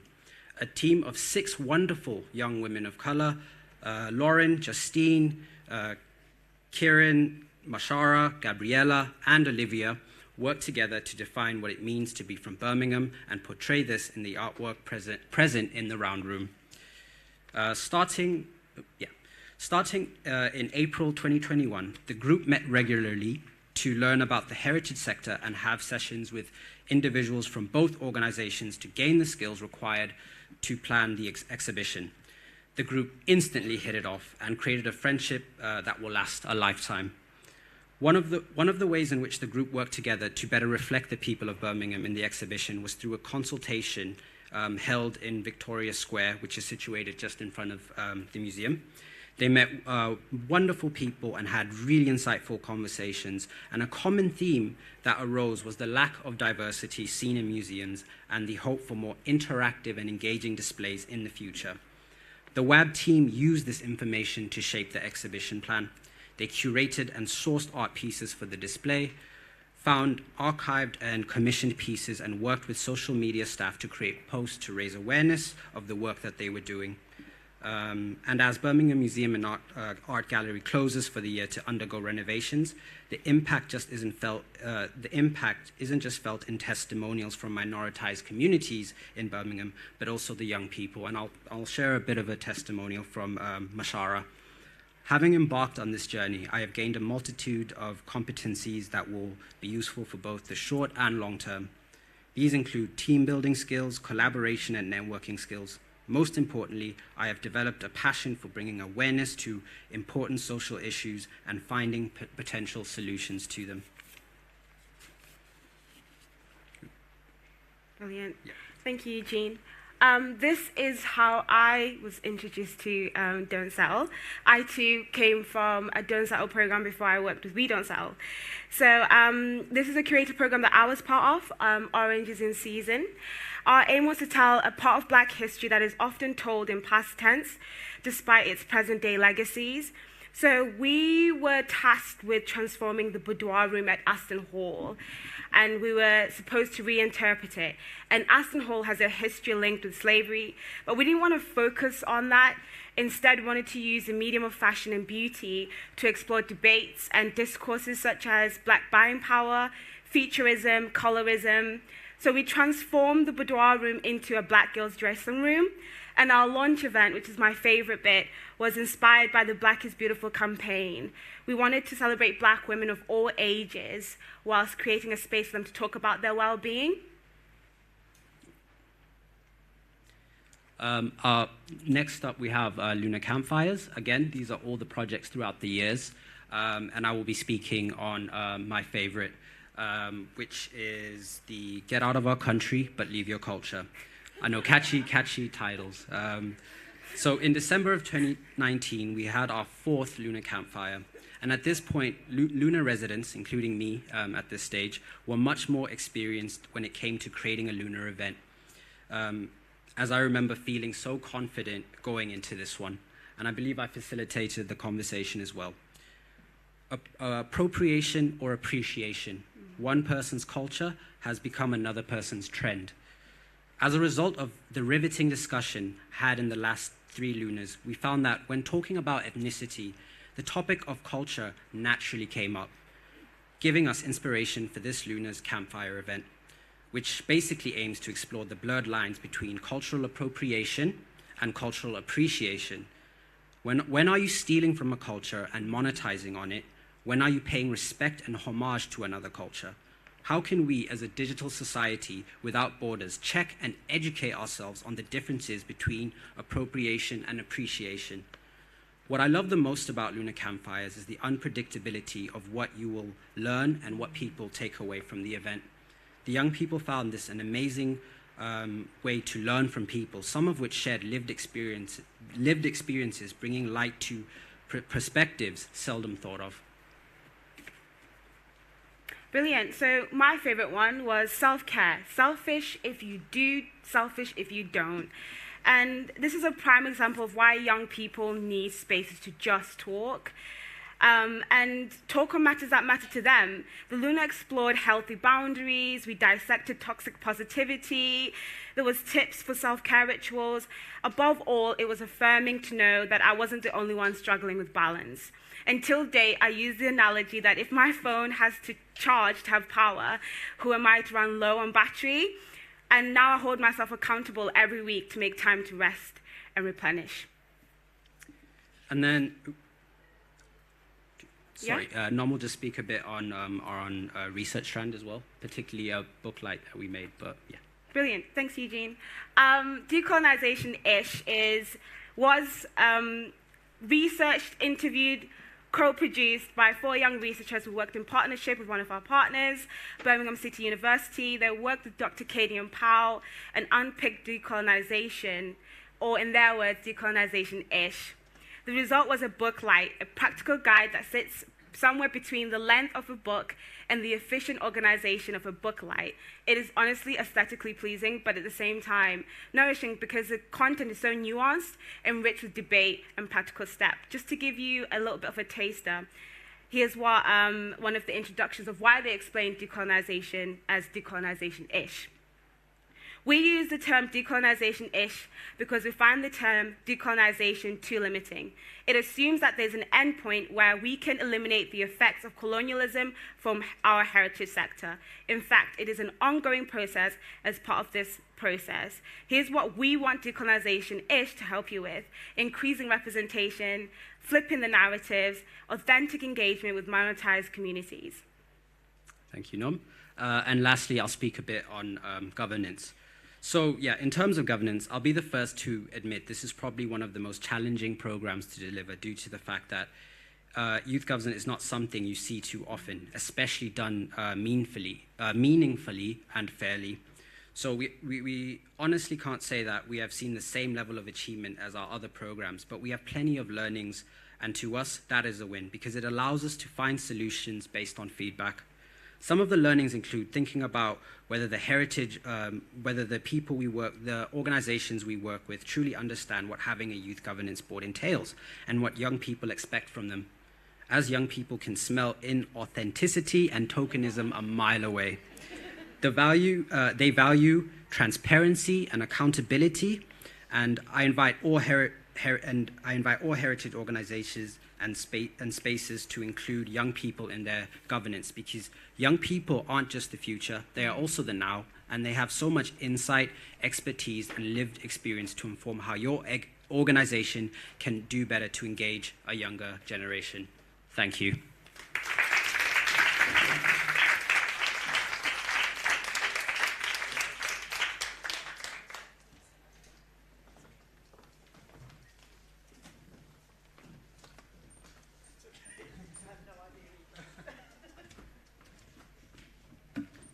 Thank you so much. Really, really impressive to hear. And I'm loving the lunar campfires. I don't want to be around one as soon as possible, please. So many things resonated with me personally and professionally. So thank you so much. So we're just going to open it out to some questions. If anyone in the room or online has any questions for our panel, that would be lovely. So yeah, we're going to just keep it for about 10 minutes and then we can go and get some lunch. Anyone got any questions in the room? Yes.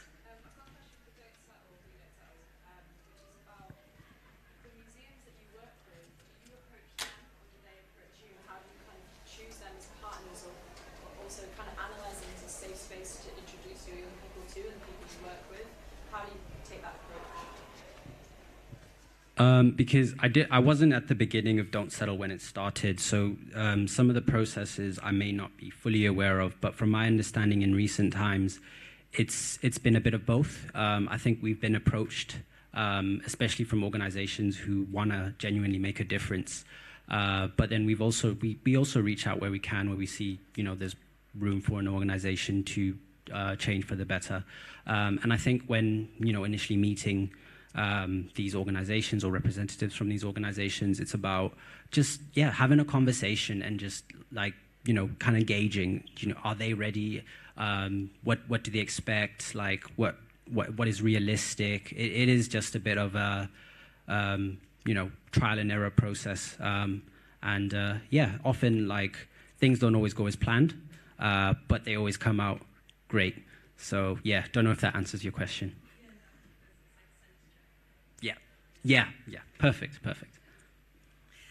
Any other questions in the room? Yes. And we advise, well, my job is advising organisations when they're thinking of applying, and it's really important to me that co-production is authentic and not just for the sake of our form. So I guess my ask is, what can organisations do before they're even thinking of doing a project to prepare for doing this authentically, as opposed to not so great practice where it's sort of happens on as an end, as a nice to have. Is that question for me or is that for all of us? Yeah, if anyone wants to take it. I'll just say one thing and then I'll pass it to the youth. So one of the big learnings for me personally and professionally also has been that when we're working with young people of colour, often they've internalised a lot of racism and kind of colonial approaches and colonial ways themselves. So I think in the heritage sector, there's this assumption that if you bring in a group of young people of colour for consultation, all of a sudden they're going to enlighten you with the ways of people of colour.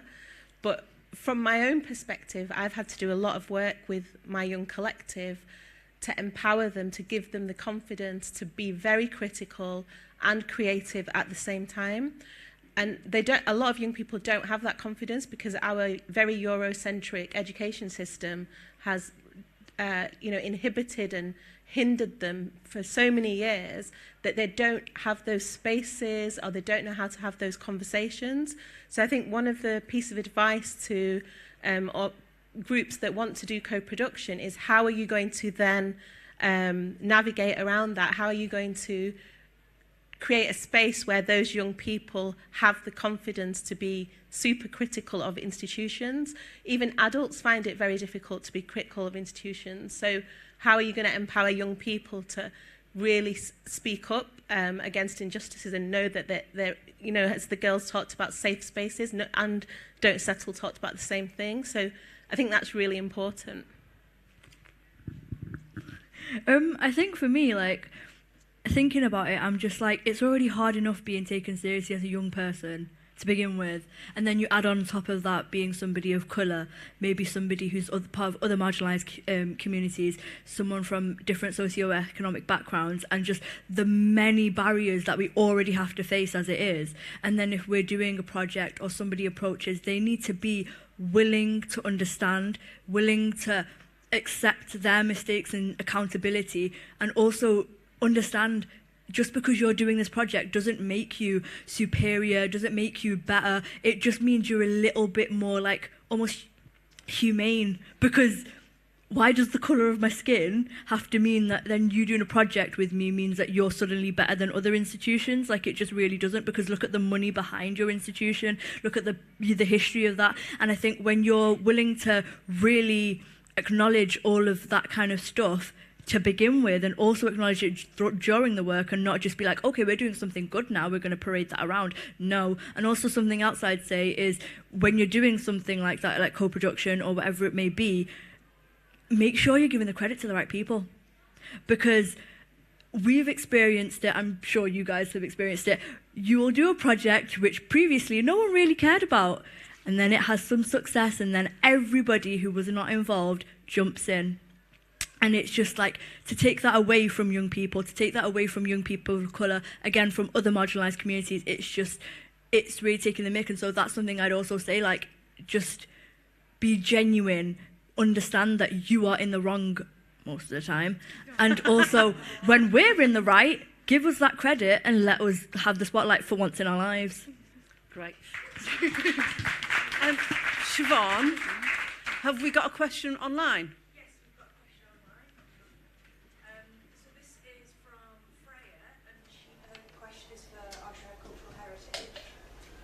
She asked about what methods did you use to reach out and engage with young people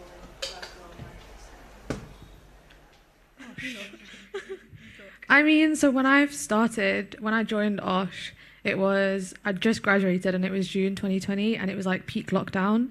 And previously OSH had been in person. I hadn't been a part of that. I was busy studying. But I think because of COVID, we were sort of forced to be online. Sadia created a Twitter and an Instagram. I don't know if that existed prior to COVID. It didn't, and we have a blog. So we got young people to write blog posts. We used Instagram and Twitter as our main way of engaging with young people because everyone was online, and I feel like everyone chronically became online due to COVID. That was the only way they could connect with people. And it really grew OSH. Before, OSH was just Manchester-based. Because of it going online, people from all over the country could join. And now we still try and do hybrid. So we'll do... Maya did a poetry workshop that she mentioned. She did that hybrid so people could join on Zoom. When we do events, we try and live stream them. If not, then they're online on Zoom because it just makes it easier for people to join. So yeah, I think that's the main way that we've connected via social media. But Sadia can talk more about connecting him. Oh, Maya wants to say something. Sorry. I just want to say, when you're doing things that are youth-led or a youth project or whatever it may be, you need to understand that we're not going to be on things like LinkedIn or whatever it may be. Like we're not on Facebook, guys. Not on Facebook, please. We are not on Facebook. And like, I think for us, like us having like Sadia has been amazing in a sense of just. That's another thing I was going to say. Also, if you want to do a project like this, give up your power. Give up your power, as simple as that. But I think what I was going to say was the use of social media, because, you know, we see most of the stuff that happens on social media. That's how we keep up. We're not going to go on Facebook. I'm sorry. Like, no. So, as well as social media, we've reached out to local community groups, and we've done a lot of work with local youth groups. So, for example, Anana, the Bangladeshi youth group, they wanted to do some work with our young people around colorism. And I've also reached out to other local groups and done work with them around heritage and heritage exploration. We've also reached out to schools. We've done a lot of work with local schools. And we're a university museum, so I've reached out to lots of the university students, and they joined the collective too. But I think one of the predominant two ways that the collective has grown is, number one, through word of mouth. So young people bring along their friends and introduce them because they like that space and they're finding it really worthwhile and productive and interesting and engaging. So they'll bring along their friends, and that's how the collective has grown. But also we've grown through the events that we have. So Hawa mentioned that we went online during COVID and pre-COVID as well. Whenever we had events in the museum, or during COVID and after events online, more and more young people heard about the events and wanted to get involved with the collective. That's great. So we've got, I love that timer, it's brilliant. I'm really sorry, but we're going to have to draw it to a close.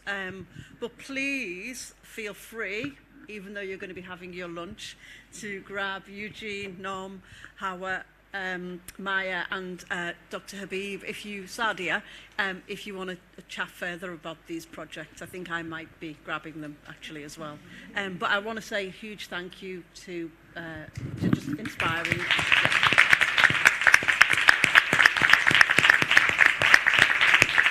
Thank you.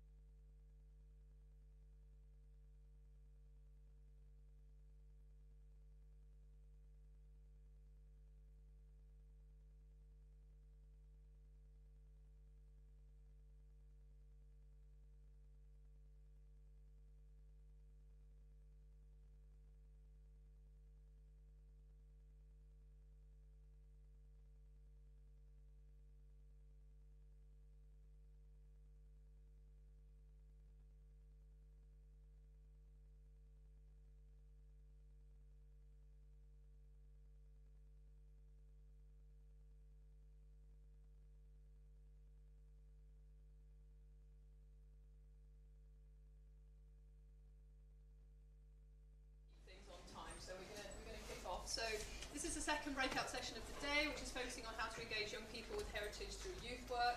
As a brief introduction, youth workers can be key to getting more young people exploring, capturing and interpreting heritage and leading on projects with museums. With support from Hope Street, Your Edge Training and Youth Focus Northwest have developed a course for youth workers to support young people to engage in heritage. I'd like to introduce Paul, who's going to talk along with Sarah, running this session and introducing you to the course and telling you a little bit more about their work.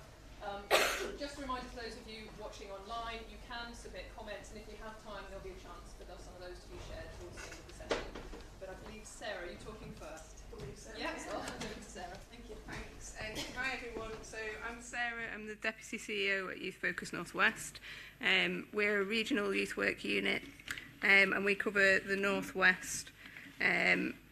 We help to support the sector, so building up the youth work sector, looking at training, development and bringing young people together.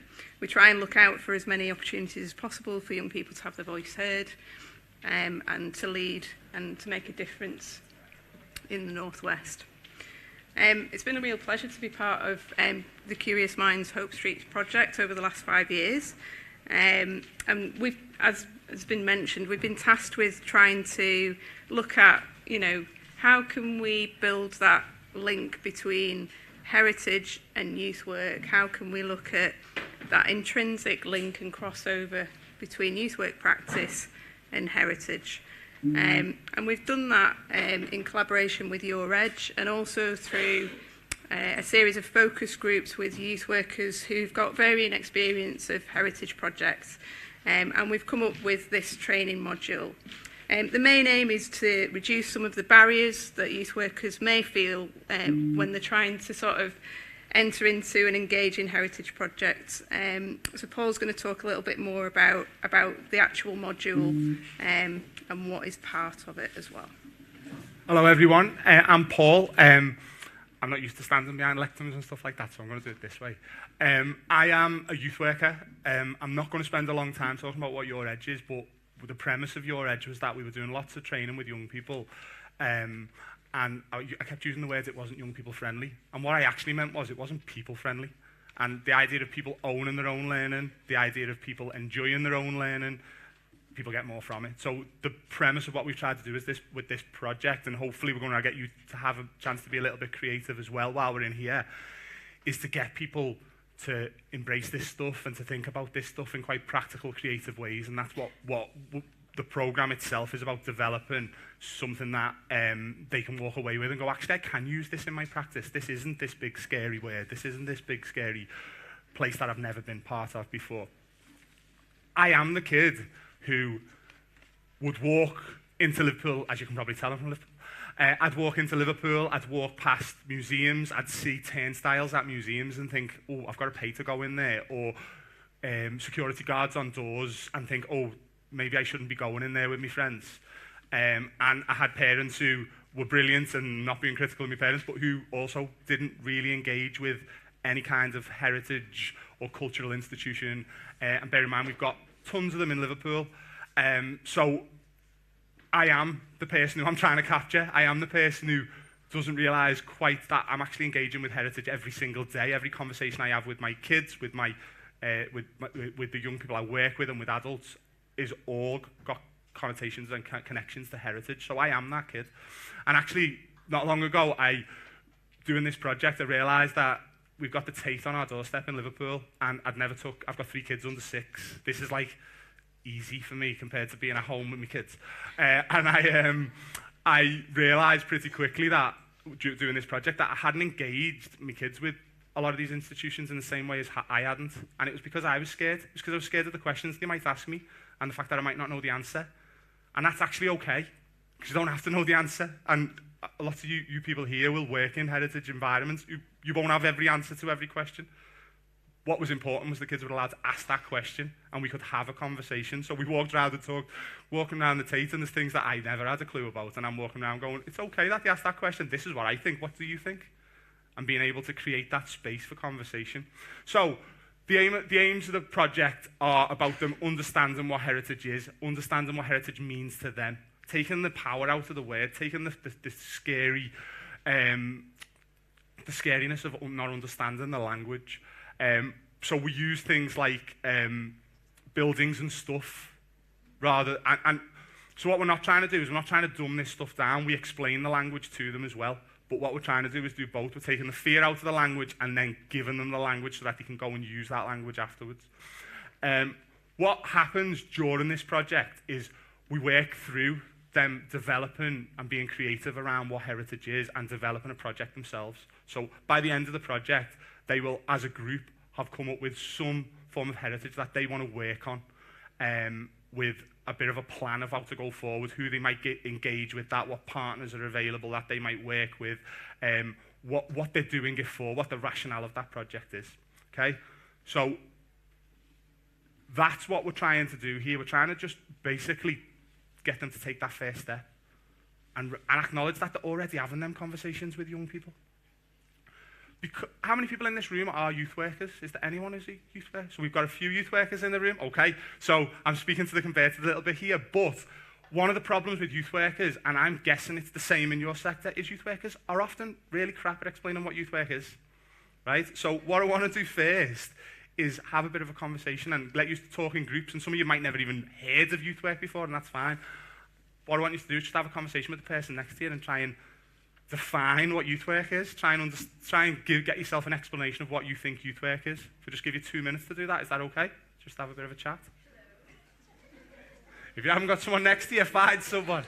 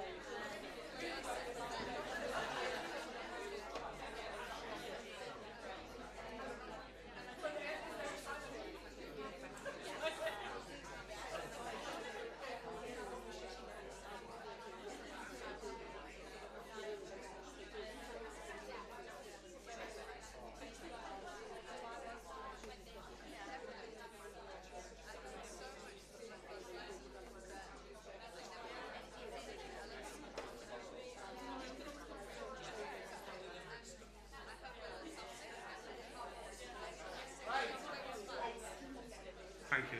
Right, okay. That was nice. I'm assuming that you're talking about youth work and not what your lunch was like. But I'm sure you did that as well. I've got a really loud voice, so I can get the microphone for anyone who wants it, but has anyone got any sort of feedback on what their understanding of youth work is? Anyone want to sort of give a bit of an explanation of their discussion? Anyone? It's all gone quiet. Thank you. So I was actually on your course. So I hope I do it justice. But, sorry, just to put this in context, my courses are always online and things like that as well, so it all makes it really hard to know. I didn't realise you were this tall. Exactly.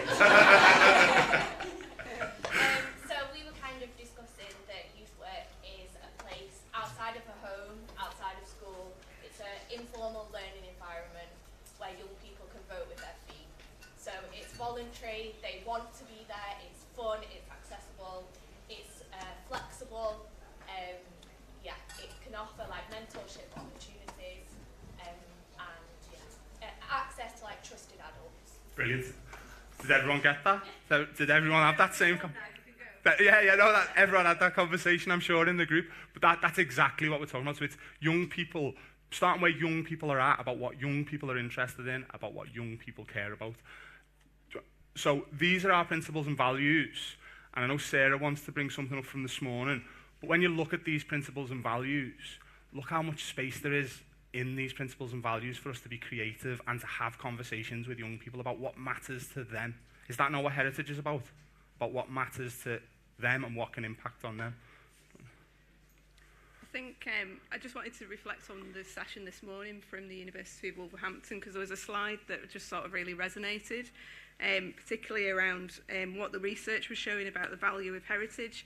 And I think if you swapped out the word heritage and put youth work in, it was like all of the same stuff that we kind of aim for as youth work practitioners, in terms of kind of having fun, developing knowledge, new skills, having a sense of identity and belonging, kind of connecting with your place, contributing to your well-being and your personal development. Those are all the same things that we hope for as youth work practitioners, that we want to encourage young people's personal, social development, get them to connect with their communities, have a sense of belonging about who they are in the world and stuff like that. So the two kind of sectors are so intrinsically linked, but in some ways we operate in silos, and I think part of this programme and this training is to somehow help with those barriers and trying to reduce some of those barriers.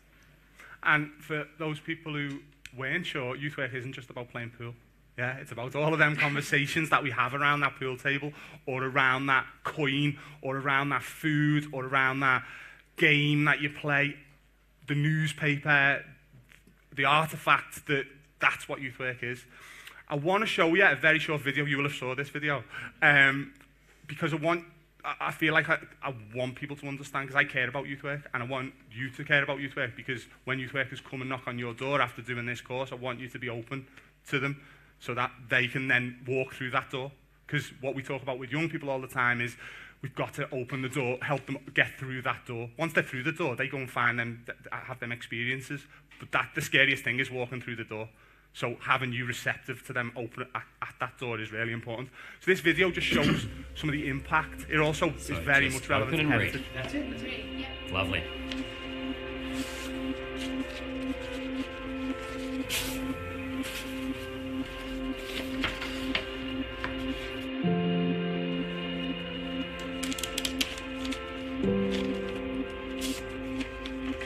I met you at school. I met you at a community health centre.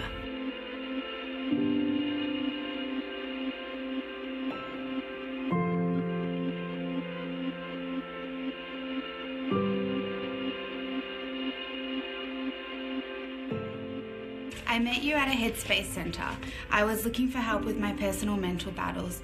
I met you at the local community youth work unit with council services. I was looking for help with drugs and alcohol and family abuse.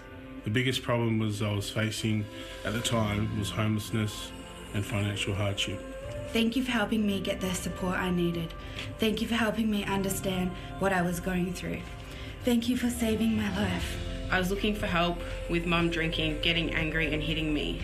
If it wasn't for my youth worker, I would have fallen more between the cracks of the system. If it wasn't for you, my youth worker, I would not have my own independence. You supported me to be a better person, really cared about me, pushed me to do better, made stuff better at home. It was the first time someone never gave up on me.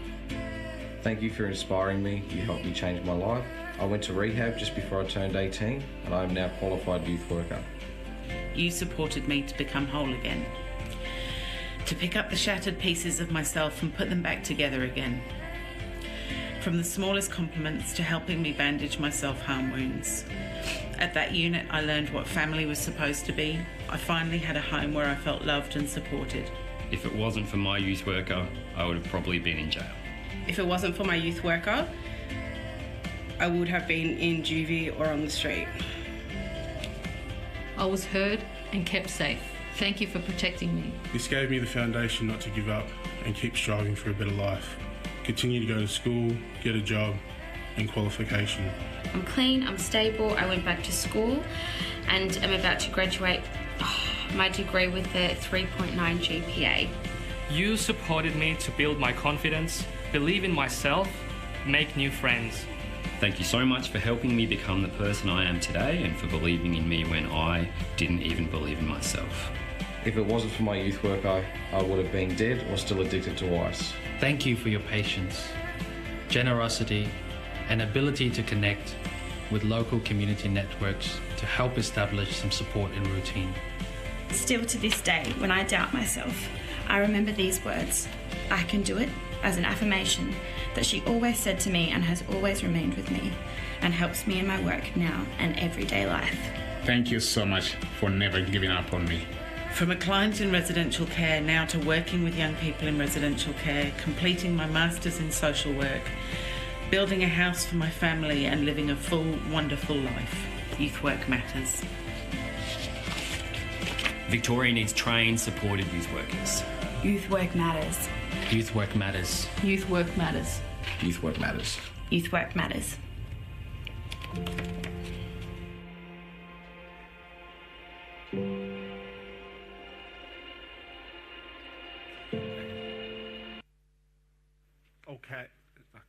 Okay. So how can knowing about your past, knowing about learning from the past, learning from the things that have gone before, how can that not help youth workers in terms of, and young people in terms of their development? I used to do a session when I was doing some one-to-one work with young people where we'd go up to the top of Liverpool Cathedral, and these young people were dealing with some of the most horrendous things that you could possibly ever have to deal with. And I used to just get them to look out and just say, this is where you live, this is the part of the world you live, but look at all this. Things are really crap for you right now, but look at all this that, you know, there's opportunities for. Yeah, we'd walk through the door of the cathedral, they'd got to see the red telephone box of the cathedral and understand the architecture of the building. They got to walk up the stairs and go and see some of that stuff. But ultimately it meant something in their life. They saw the streets around and they saw this big world that they could be part of, and we pointed out different buildings and what they meant and what they could be part of moving forward in the history of that stuff. So we're preaching to the converted a little bit here. You know, you've come to a heritage conference. So my question to you is, what is heritage, and how much do you think about what that word means? Because in the same way as youth workers are not great, apart from you, obviously, because you're really good at it before, not great at articulating what youth work is, do you ever think about how you articulate what heritage is? To people who don't get it, people who are maybe a bit scared of it? Can anyone give me a definition of heritage? What would, if you ask for a definition from me, from the kid who's standing outside the museum who's scared to walk in the door because he thinks he's going to be charged or told off for walking in the door? Anyone? Oh, look at it. Sorry, I should have picked one. I think it's helpful to be quite literal because it means what we inherit, and everybody inherits something. I like it. Do you want to add that? Something very similar. Heritage is our right. Heritage is our right. I like it. It's your right to understand your past and your ancestors and what they might have done and what they might have put in place to help you move forward. See, if someone would have said that to me as a young person, and as a person who's still going through this and still trying to understand this and change my own prejudice around that word, I'm still trying to do that now, and I've spent 12 months developing this project. If someone would have said them words to me as a young person, I think I might have engaged in a different way. When I think of heritage, I think of school, right? And school wasn't the worst place in the world for me, but it also wasn't the best place in the world for me. I think of history lessons. Yeah, I think of kings and queens. That is part of heritage, no doubt, but if someone would have talked about people like me, and I could have related it to me as a child, to what it was like being a child in the Victorian times, medieval times, that might have meant something more to me. Yeah, the heritage of my local football team, I've wanted to know about that since the day I was born, I think. That kind of stuff, but I never related that to heritage. But we've got a quote. So the famous Bill Bryson's quote, this is, "History matters because it reminds us of who we are, what we've done, and what we might do better. It's central to our sense of place and identity, whether we learn from the past as we go forward into the future." That, for me, is what youth workers can take from this. What experiences have happened that we can take forward. And that's not just about 100 years ago, that's about 10 years ago, it's about 2 years ago. Youth workers are dealing with COVID with young people constantly at the moment. There's lots of learning that's gone on there, there's lots of learning that's gone on before. We can take this forward into something else. Okay, I want to get you to do a task now. We've got 3 things here. We've got hopscotch or games. We've got food or plantain. We've got castles, buildings, things like that. What I want you to do, you can do it in pairs, you can do it in groups. I don't mind how you do it. What's the learning here for young people, yeah?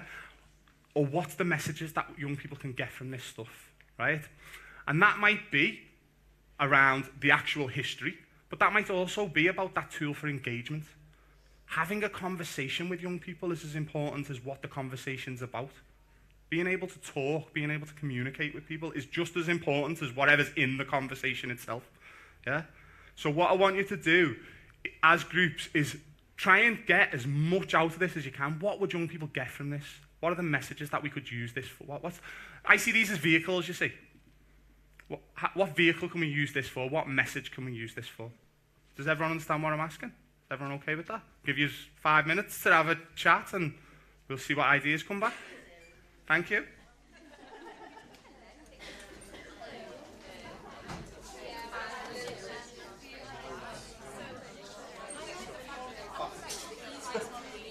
Right on time.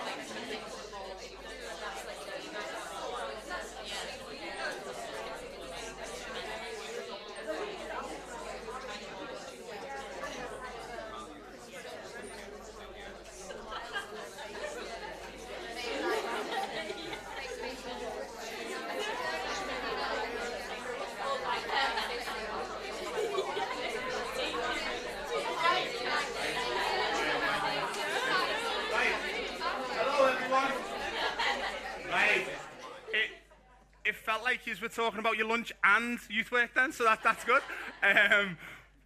Thank you very much. It looked like there was lots going on there. I just want to get a little... Obviously, I'd love to get feedback off everyone because, let's be honest, everything that you've talked about there is a potential project idea for me to go and run away with in terms of my youth work. I obviously haven't got time, unfortunately, to get everything, but it'd be lovely to get some of what you think are your most creative or the ideas that maybe you wouldn't have thought of when you first looked at them images that you've got to. Is there anyone who wants to give us... Go on. I want to credit my colleague Sophie here, who helped my very slow brain into this place, which is about play as a cultural artifact and the fact that children play differently and how did your parents play and how do children play if they're here. Like, it's an instant way of understanding how we engage with the world differently. Absolutely, absolutely. And yeah, love it. So it feels like a Peter Kay joke about a Prodigy song. I don't know if anyone remember. I'm not. It involves a swear word, so I'm not going to say it. But yeah, absolutely. That idea of how we play and understanding that play has changed. And we, the whole technology kind of conversation in there as well, isn't it? That you could have. Brilliant. Love it. Anyone else got anything? Just going on from the play one, we were sort of saying that how could you adapt games so that they were inclusive and people could participate in those games. Yes, and how that didn't happen for the notions of inclusion are a reasonably recent notion. The notions of adolescents and teenagers is not as old as everyone would probably imagine, by the way. This idea, this understanding of young people and how they differ from adults is quite a new idea. So that idea of play and that idea of inclusion just didn't exist before. Anyone else got anything?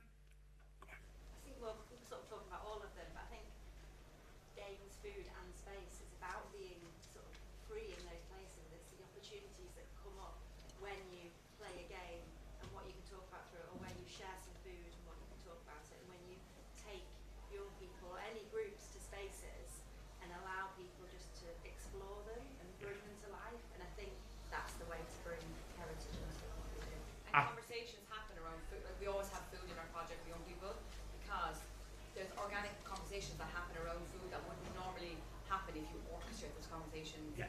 And that's a really lovely sharing space. And that's also food, like we're saying about it being planted, different reasons why different cultures have different foods and things like that's really important as well. Absolutely. Just that informality of having something in the way, isn't it? Two people talking.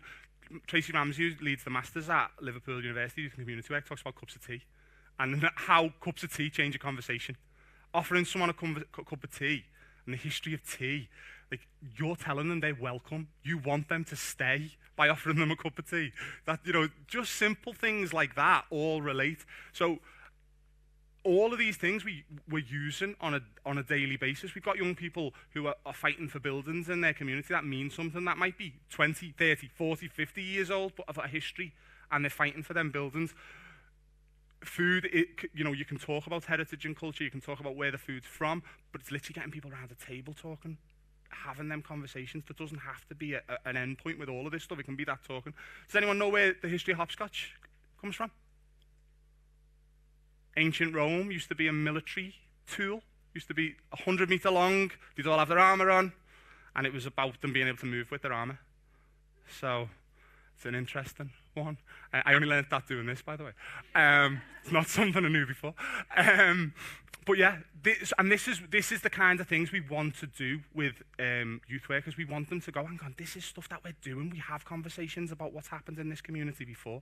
Yeah, youth work is also political. Yeah, we're not party political. We're not about getting people to vote Labour, Tory. I'm from Liverpool, so you probably guess where I vote. We're not about that, but we are about young people playing a role in their communities, making decisions in their communities, being part of the decisions that matter to them and their communities. How does this not relate? What I want to do now is I want to give you another task. We're changing this slightly because we want your help a little bit, really, because we're preaching to the converted, as I say. What I want you to think about in your role is how you can support youth workers and other people who work with young people to engage with heritage, how you can open that door for them, okay? How you can help with some of these projects that you've sort of identified, but also how you can break down them barriers to people being able to access that. Because ultimately, we can have this conversation with youth workers, but if they knock on your door and they don't feel like that, they're going to come back the other way, aren't they? So we need them doors to be ready to be opened. Is that okay if we give you 5 minutes to have that conversation? So 5 minutes, how can you support young people and, more importantly, youth workers in this scenario to engage with your offer, really, and heritage in general? Okay, 5 minutes, go.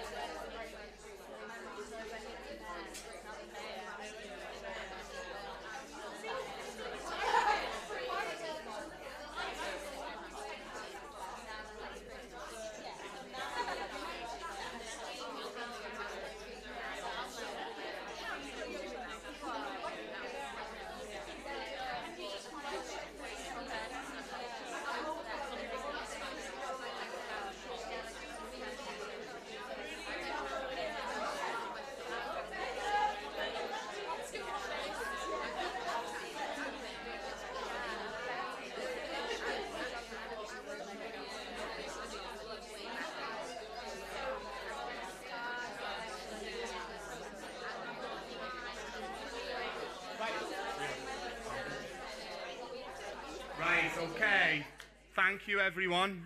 I just got to see, I didn't realise I was on live stream, so I just got to see my huge head on the screen a second ago, which terrified me. Right, so what kinds of conversations were you having? Does anyone want to share some of your ideas of some of the things that you talked about? Yeah, please.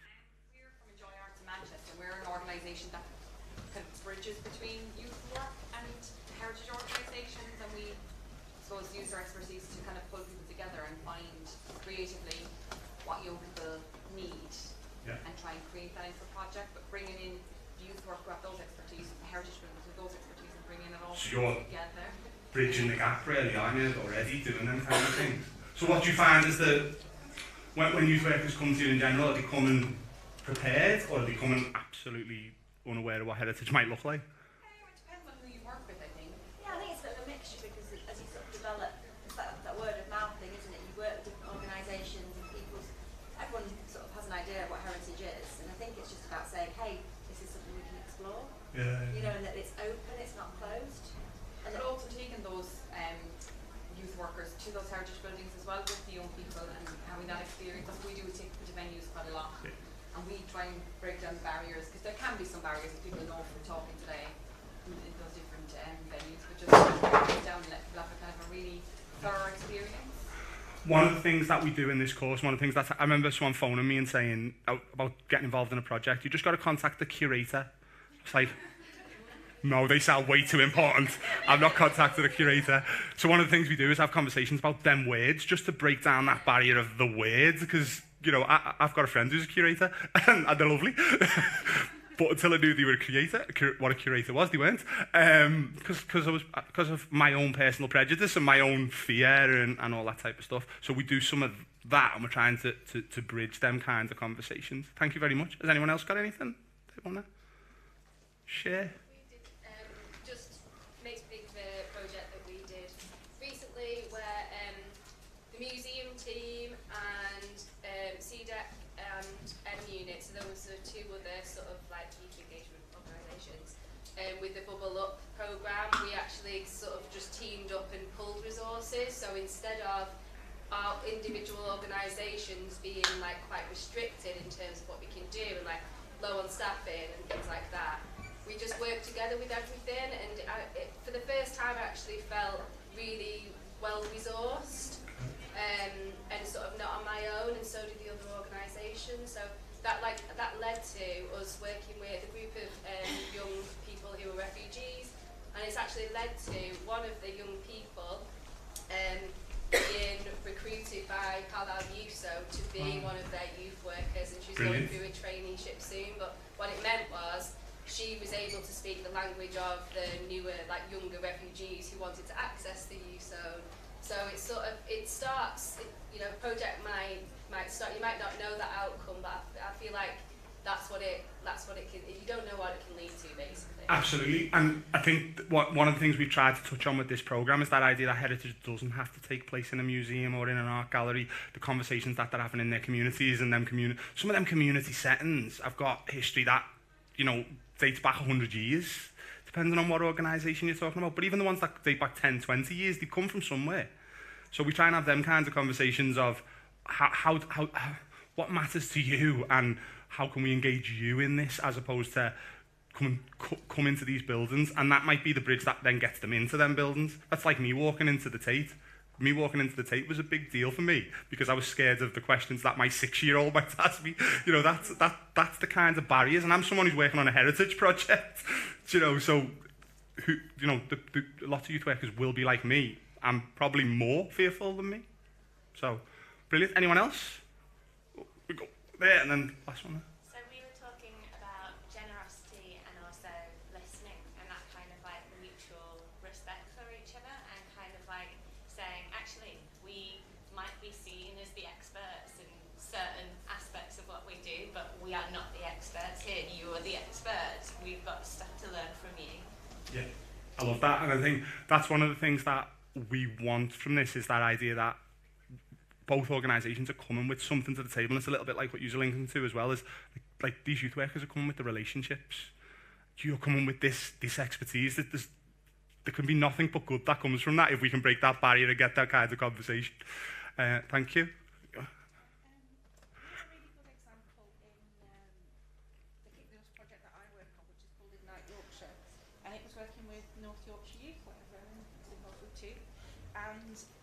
there was we looked at what was already popular for young people to come and do, and North Yorkshire Youth have a outdoor activity centre.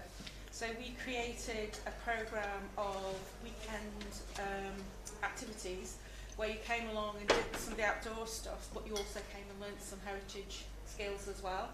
And that programme went on for several years. They made a timber frame building, the people who came along glazed it with stained glass. But in those sessions when they came along, they also did axe throwing or went on a high ropes course or wake canoeing. And that mixture, I think, worked really well. So that, but I think it wouldn't have worked if we'd have just said, come and learn heritage skills on a Saturday. It wasn't perhaps so much of a risk for people to come and do something outdoors, part of which they could recognise would be fun, and the other bit that was a little bit of a risk. Yeah. So I think it's understanding what works already and seeing if you can add something into that recipe that isn't too clunky, but you know, you can try something new and see how it goes. Absolutely, and I think that idea of not asking young people to do what we expect them to do as adults. So boardroom tables, we don't like sitting around boardroom tables. Don't ask young people to sit around boardroom tables if that's not what they're into. That kind of conversation. Thank you very much. I'm going to pass over to Sarah just to bring stuff around. My eyeballs were slightly burning into the side of your head then. Sorry. Thank you for those examples, and it's really heartening to kind of hear how, you know, bringing the two sectors together can have such amazing results. I've seen the Bothy at North Yorkshire Youth. It's a great structure that the young people made using all those traditional skills. So our last little thing, because I know our time is just about to run out, we've got 30 seconds, is just a bit of a shout out really, and a bit of a call to action if you can help us. We've got our next training day on Tuesday the 6th of December. It's free. And the importance of food, as everyone's recognised, there's a nice lunch involved as well. But we're going to be running the Heritage and Youth Work Training Day that day. If you've got any connections, any networks that you can kind of share that with, who would like to come along, it's open to anyone. And this today is just a tiny little snapshot of some of the kind of content that we'll be covering on that day. My details are up there if you want to find out more about it. Equally, if you've got any great examples or resources or things that you think we should be including in our training, please send them across. Or if you've got a heritage space that you would like us to kind of utilise and we could bring people to do the training there, that would be great as well. And the little thing is doing all sort of colour-y things at me, so that means I've got to stop talking. And my final sentence would be just bear in mind that people people don't necessarily know they want to engage with heritage. Be that them people who have that door open to them. Yeah, don't assume they understand what heritage is. Don't assume that they're ignorant to it. Be able to have them conversations with people. Yeah, because that in the same way as they should be willing to have that conversation with you about what youth work is. But I think we both say we appreciate your time and we appreciate the conversations that you had and the feedback you give back. So thank you very much for your time. Thank you. Thank you.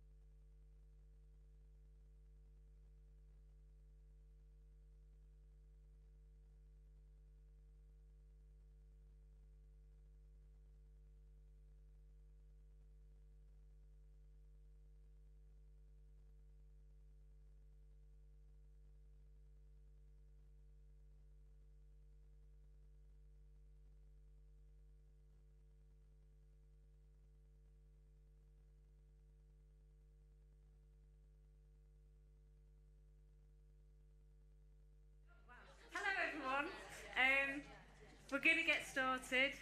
I just want to acknowledge that this is the first time I'm using a microphone. I usually just belt it out, so it's really it's just really a bit disconcerting to hear me back. So I'll just leave that with you as we go along. But my name's Teresa.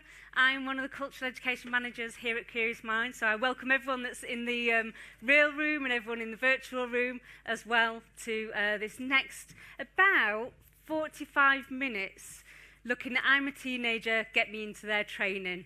And really today it's going to be a bit of a mixture of presentation and giving you some information, but hopefully we'll have some small group discussions as well. So if you're online, please do be really present in that comments box, and my colleague Emma will pick all of that out for you. And I've got some short films to show you as well. But before we move on, I just want to acknowledge that there's lots of expertise in the room about some of the themes that we're going to be looking at today. So I really encourage you to share your expertise in these little conversations. And if you're coming to this and you're a bit newer, then please do ask all the questions that you want as well. I'm going to be around for the rest of the afternoon, so afterwards, if you've got any questions, then just do grab me and we can have those conversations as well. But I'm here today to introduce you to I'm a Teenager, Get Me Into Their training that's been running for quite a number of years here at Curious Minds, but we're going to try and focus on the online version that we're currently doing. We're going to explore a bit of the content from the training programme, and hopefully by the end you'll feel a bit inspired and excited about this work and maybe want to take that training up as well. But really, before we dive deep into what the training is, I just want to hand over to you, really, and I want you to have really quick conversations about your first independent visit to a cultural venue. So it's not with school, might not be with your family, it was when you had an independent visit, might be with your peers. Was it a positive or negative experience, and why as well? So I'm just going to let that settle. I can see some confused faces. I have to admit that I couldn't remember. It took me a while to remember my first. So I'm going to give you only 3 minutes with the people next to you to remember your first or one of your earliest independent visits. You've got 3 minutes.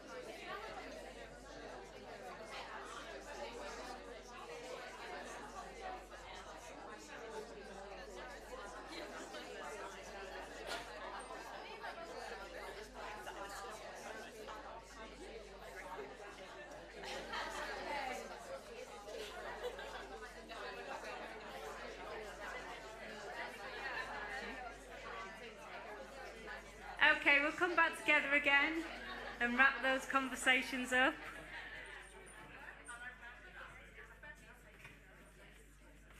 Thank you, everybody. Would anyone really quickly just want to share one of their experiences? Excellent, thank you. So mine was the museum in Norwich Castle, and it was a good experience. However, they do have stuffed lions there, and they're the button that makes them roar. And I didn't realise that, so I go in as a fairly youngish child, go in, see these lions, and they roar straight at me, and I run straight out. That's it. I was like, no, not doing it. That sounds terrifying. That sounds really scary.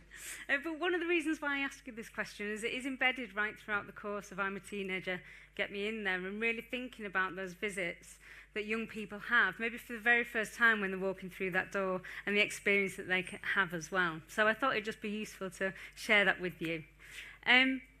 But this is just a bit of an overview, really, of what it actually is. At its core, it's a training course for cultural and heritage venues and libraries for staff.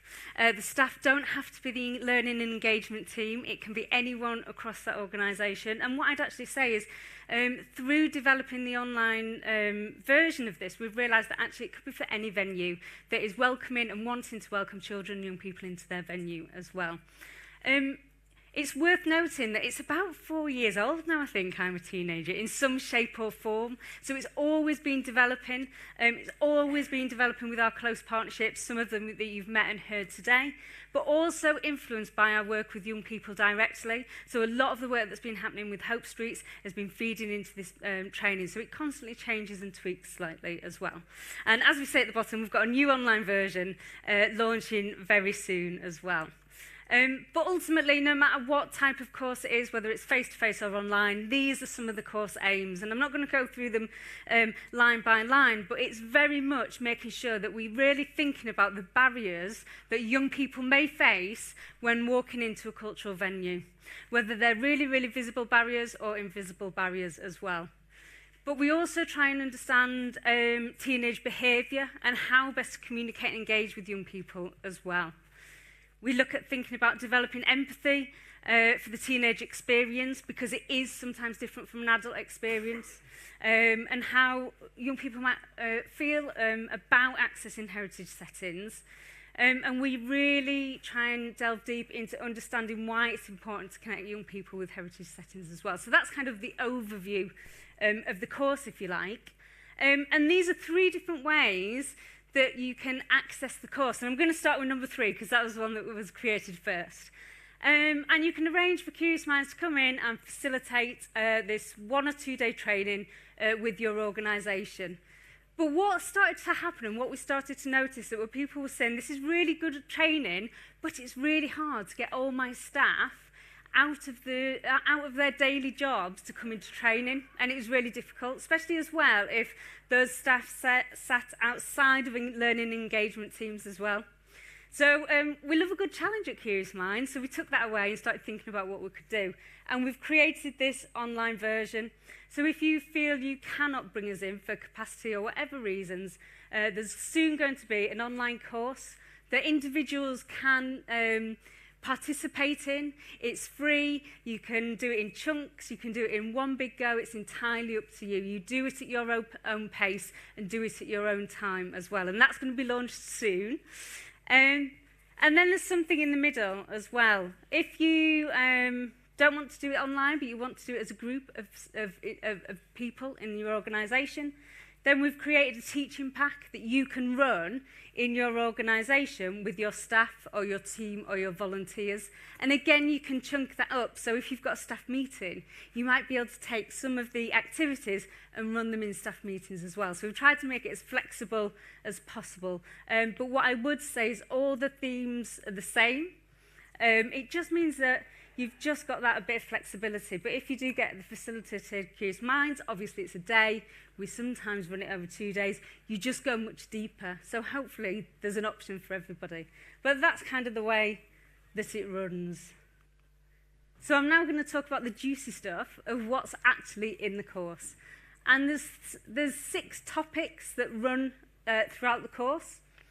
So I'll do a bit of an overview of what they are, and then I'll show you some activities as well. So the first one is we really start looking at the perceptions of young people and where our perceptions of young people come from.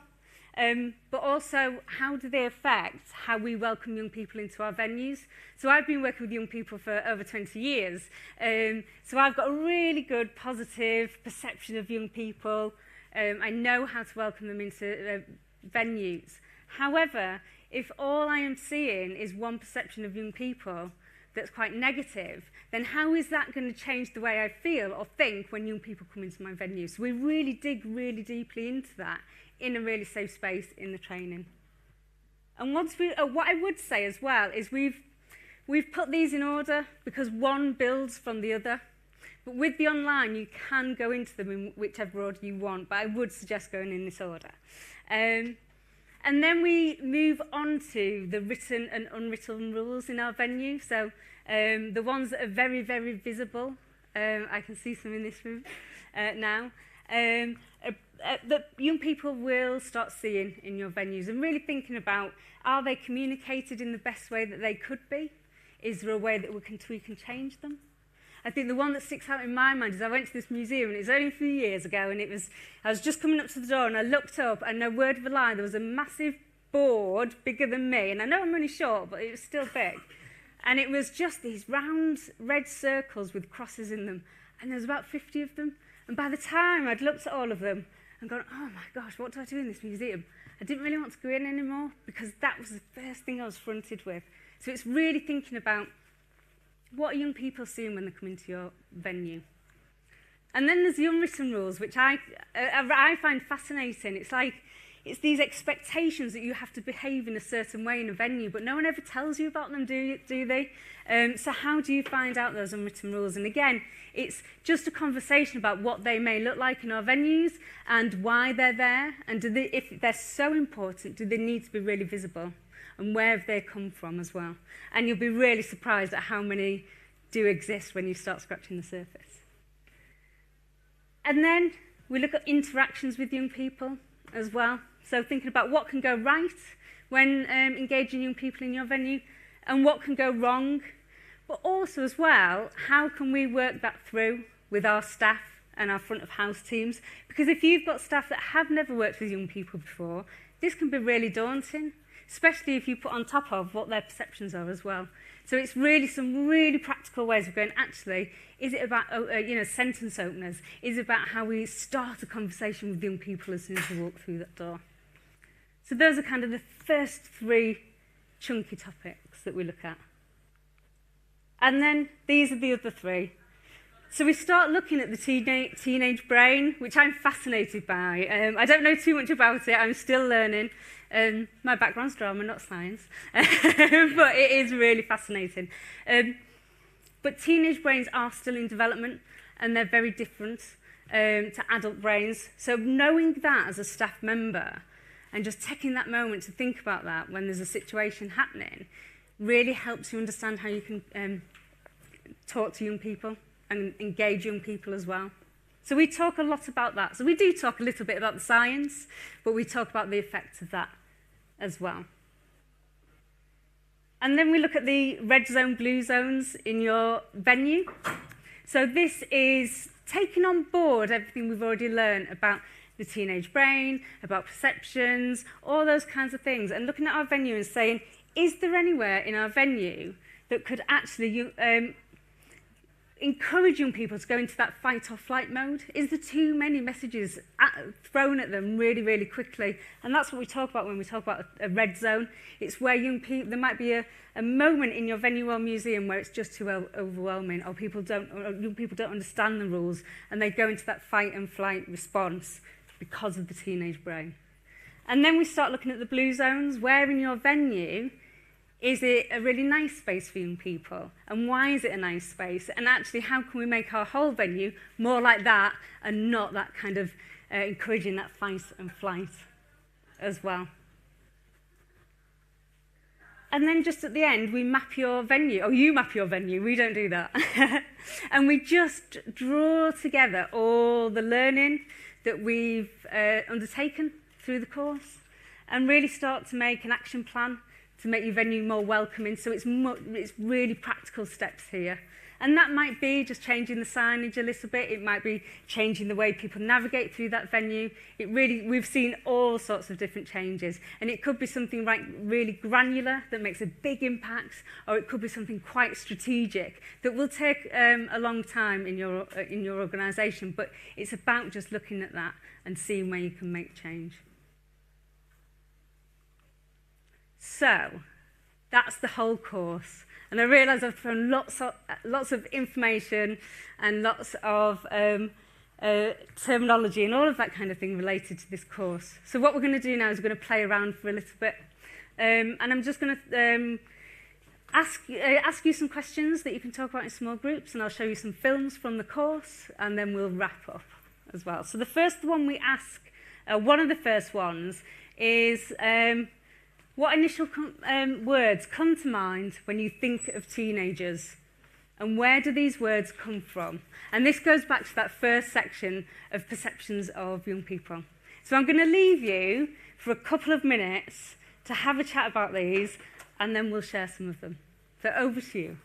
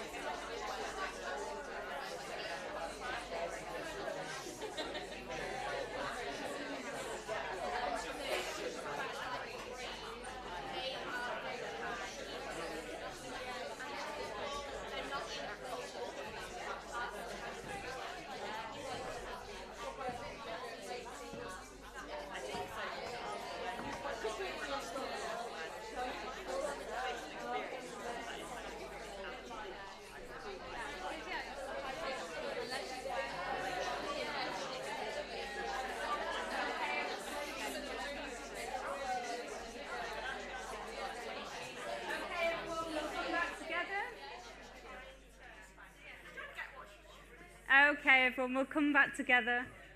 I always find it the hardest thing to do is stop conversations because they sound really, really juicy. And after years, I still haven't managed to just do it. But before we move on, would anyone just like to shout out some words? I realise at me. To me, not at me, would be useful. Of your initial words. Pack. Hormones, oh my God, yes.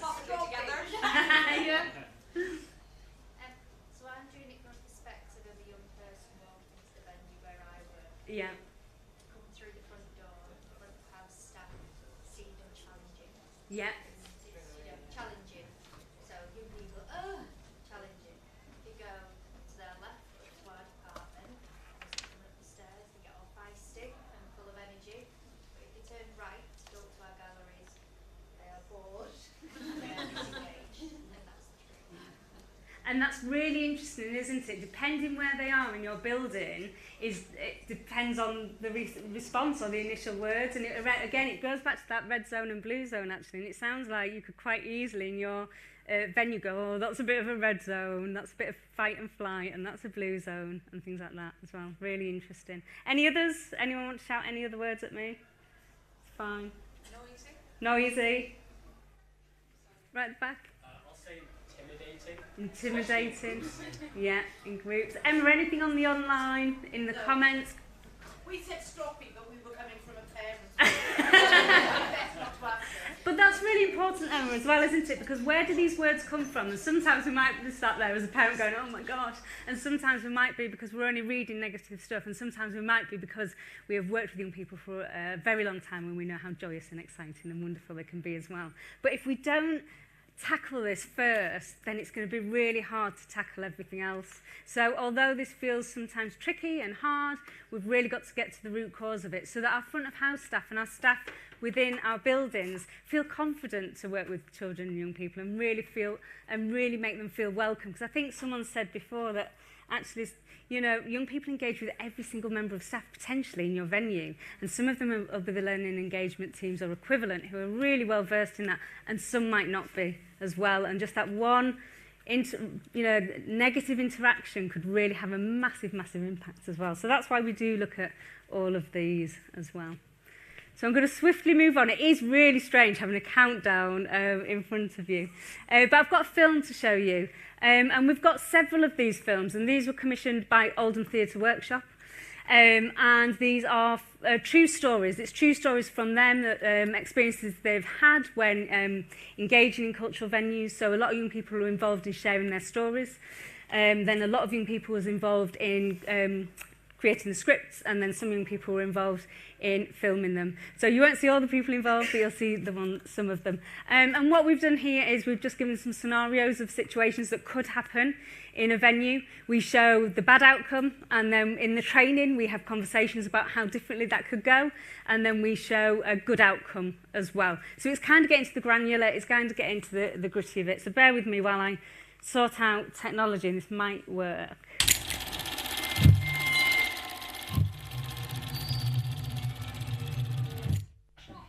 Why is my house so noisy? My mum's got the telly blasting doing the ironing, and my little brother won't stop singing some random Disney song. I just need to get out. So I call my friend Alex because she always knows what to do. Yeah, I'm in town. Come and meet me. I already know we're going to my favourite coffee shop for a milkshake. When currently under construction, we'll be back soon. As if this day could get any worse. But Alex always knows what to do in a crisis. I'm pretty sure there's a cafe in the gallery. They might do milkshakes. The only thing a gallery sells is musty old paintings.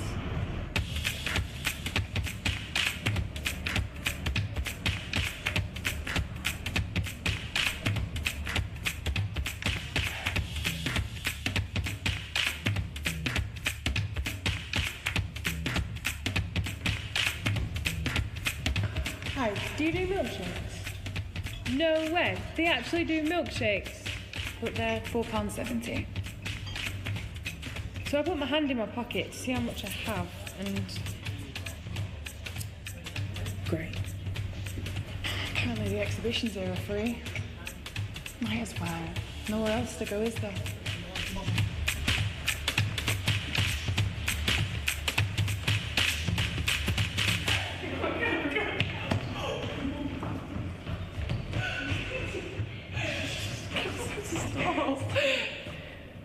Alex, this looks a bit... Shall we just give it a try?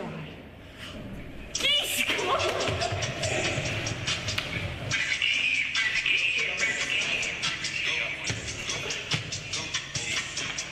So we're making TikToks and it's well funny. Ready? Okay.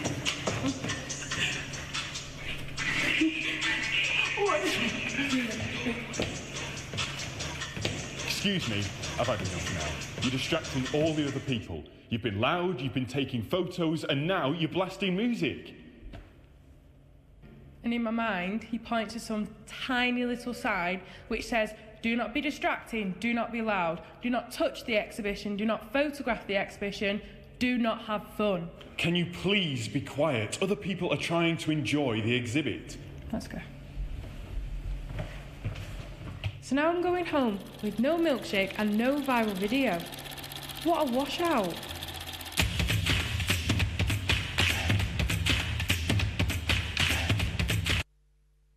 Okay, so that's just one example of one of the films that we do. That's taken all from true stories.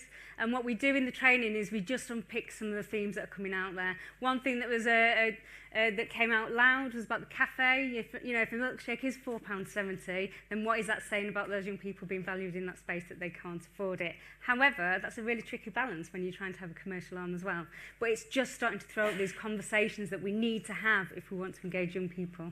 And obviously, the most obvious one about how maybe some people interact with young people. So what I'll do is I'll show you the other version that we've got, which is maybe the better outcome that would be useful in this situation. So just bear with me while I... So we're making TikToks and it's well funny. Ready?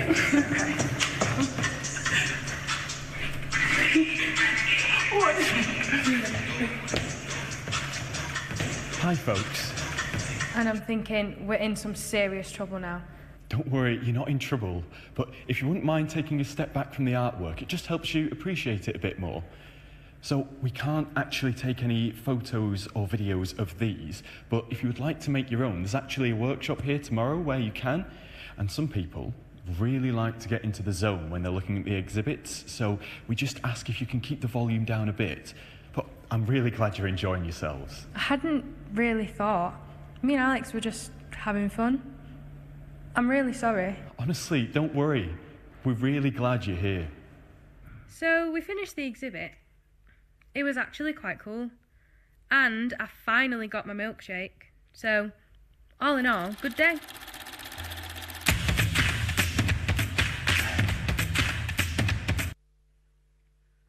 Okay, so that's just, let me move that back. So that's just an example, again, just of a different lens on that situation, and again, pull those conversations out when we're in the training, thinking about, just the very subtle ways that we can talk to young people as well. And also, I think what we showed in that video is it's not saying, there are rules, but there's reasons behind them, and this is why. So it's opening up that conversation as well about maybe why there are certain ways we need to behave in certain situations as well. Any questions about any of them? And we've got several of them, so we've got several in lots of different scenarios and situations and all of that kind of stuff that we can share as well. So I'm going to move on to the teenage brain element of the training that we look at. And I'm actually going to let Oldham Theatre Workshop explain this, because again, we got them and we challenged them to say, can you make some kind of film that explains the teenage brain? But what's really important is sometimes we hear, why can't they act like adults? And it's very, very simple. It's because they don't think like adults, because their adolescent brain is still under construction. And there's really fascinating research that what is happening is that the brains are growing and changing. And if they come and have a negative experience in a venue, their brain will be learning, actually, that's not a place for me, I don't want to be there. And all of a sudden, if that starts getting ingrained, then maybe they won't visit as adults as well. So we've really got to think about that. But I'll let Oldham Theatre Workshop explain it much more eloquently than me as well. So here goes.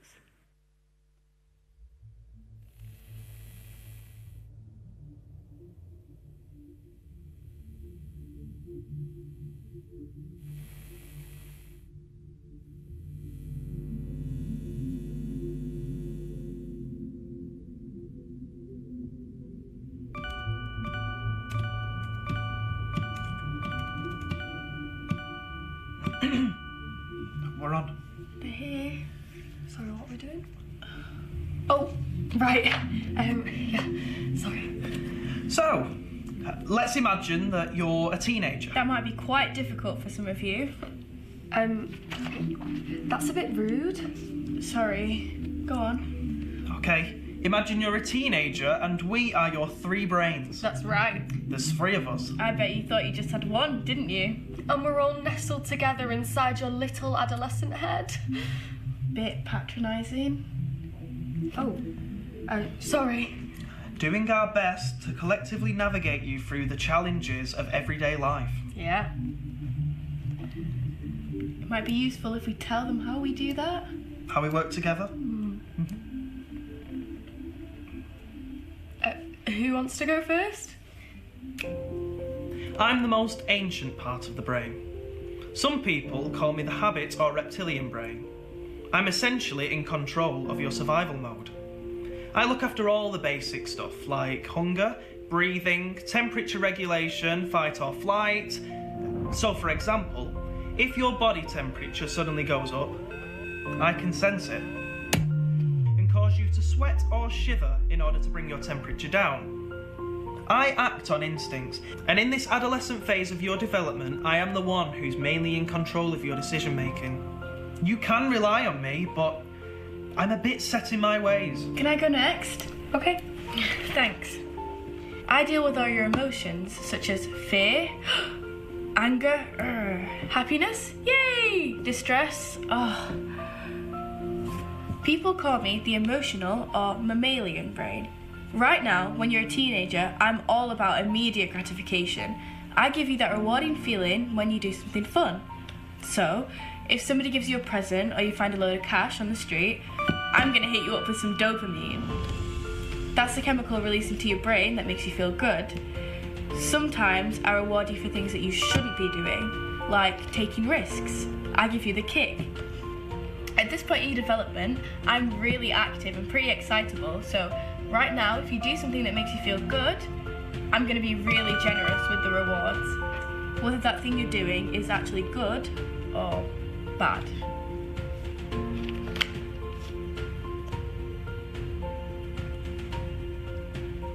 My turn.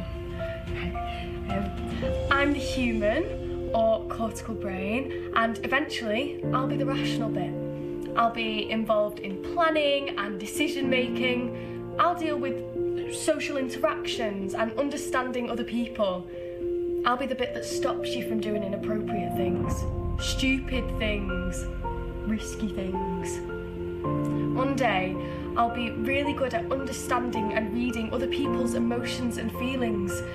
One day, I'll be fully able to take into account someone else's perspectives in order to guide your behaviour. But right now, well, I'm still developing. Okay, you can stop imagining now. You're not a teenager anymore. But hopefully we've helped explain the teenage brain a little more to you. Okay, well, that's all we've got for you. Yeah, we best get out of here. Got some really fun, inappropriate, risky things to do. Who cares about the consequences? Why did you say that? Well, it was just a joke. But that's just the sort of statement that gives us a bad name. Oh, grow up. So again, in training, we just take that a little bit further and start unpicking that and really looking at if that's what we know about the teenage brain, if we know that is happening, then again, how as front of house staff, as members of staff, can we really think about that and adapt the way that we talk to young people and the way we welcome them into our venues as well. Really, really fascinating stuff as well. So before I let you go off into groups and have a chat and a bit of reflection, I just wanted to show you one more film really. And this is young people's reflections, again from Oldham Theatre Workshop, about their experience of entering cultural venues. So it's all true, it's all experiences that they've had. I am being a bit sneaky because there's 3 of these films and I'm only going to show you one of them. So if you want to know what happens in the next 2, you might need to come and do the training, which I know is a shameless plug. But I'll let this play and then we'll have a bit of chance to just digest everything.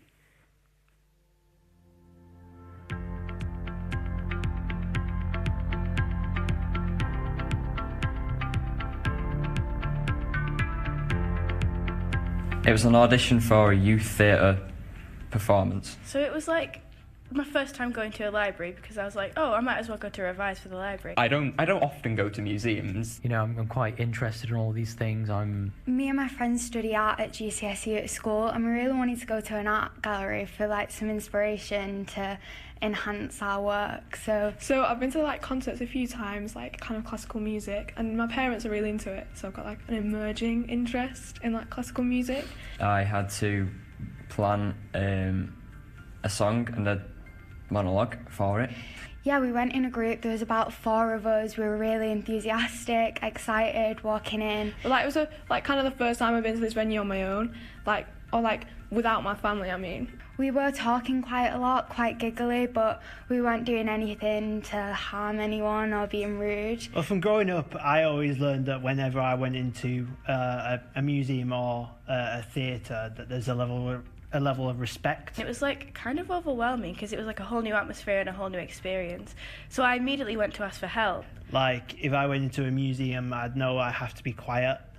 Same with a library or a theatre.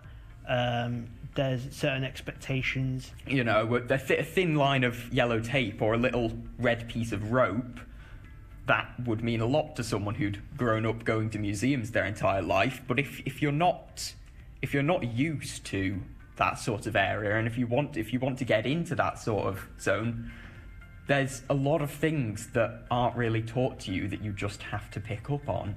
Not everyone will know those rules if they're new to these kind of venues, and I'm definitely sure that not everyone would want to follow those rules. They do tell you these rules. In an art gallery, there's often signs like no photography. That would also entail not taking out your phone, doing this and looking like you're taking pictures.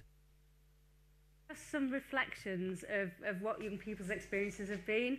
Some of those stories, when you start hearing what happened and unfolds in those venues, are really positive, and some of them are a bit negative as well. So it's really thinking about that and the impact it has on some young people who, a lot of them, were already engaged in arts and culture, were already willing to take that first step, and even some of them had some quite negative experiences that made them think twice.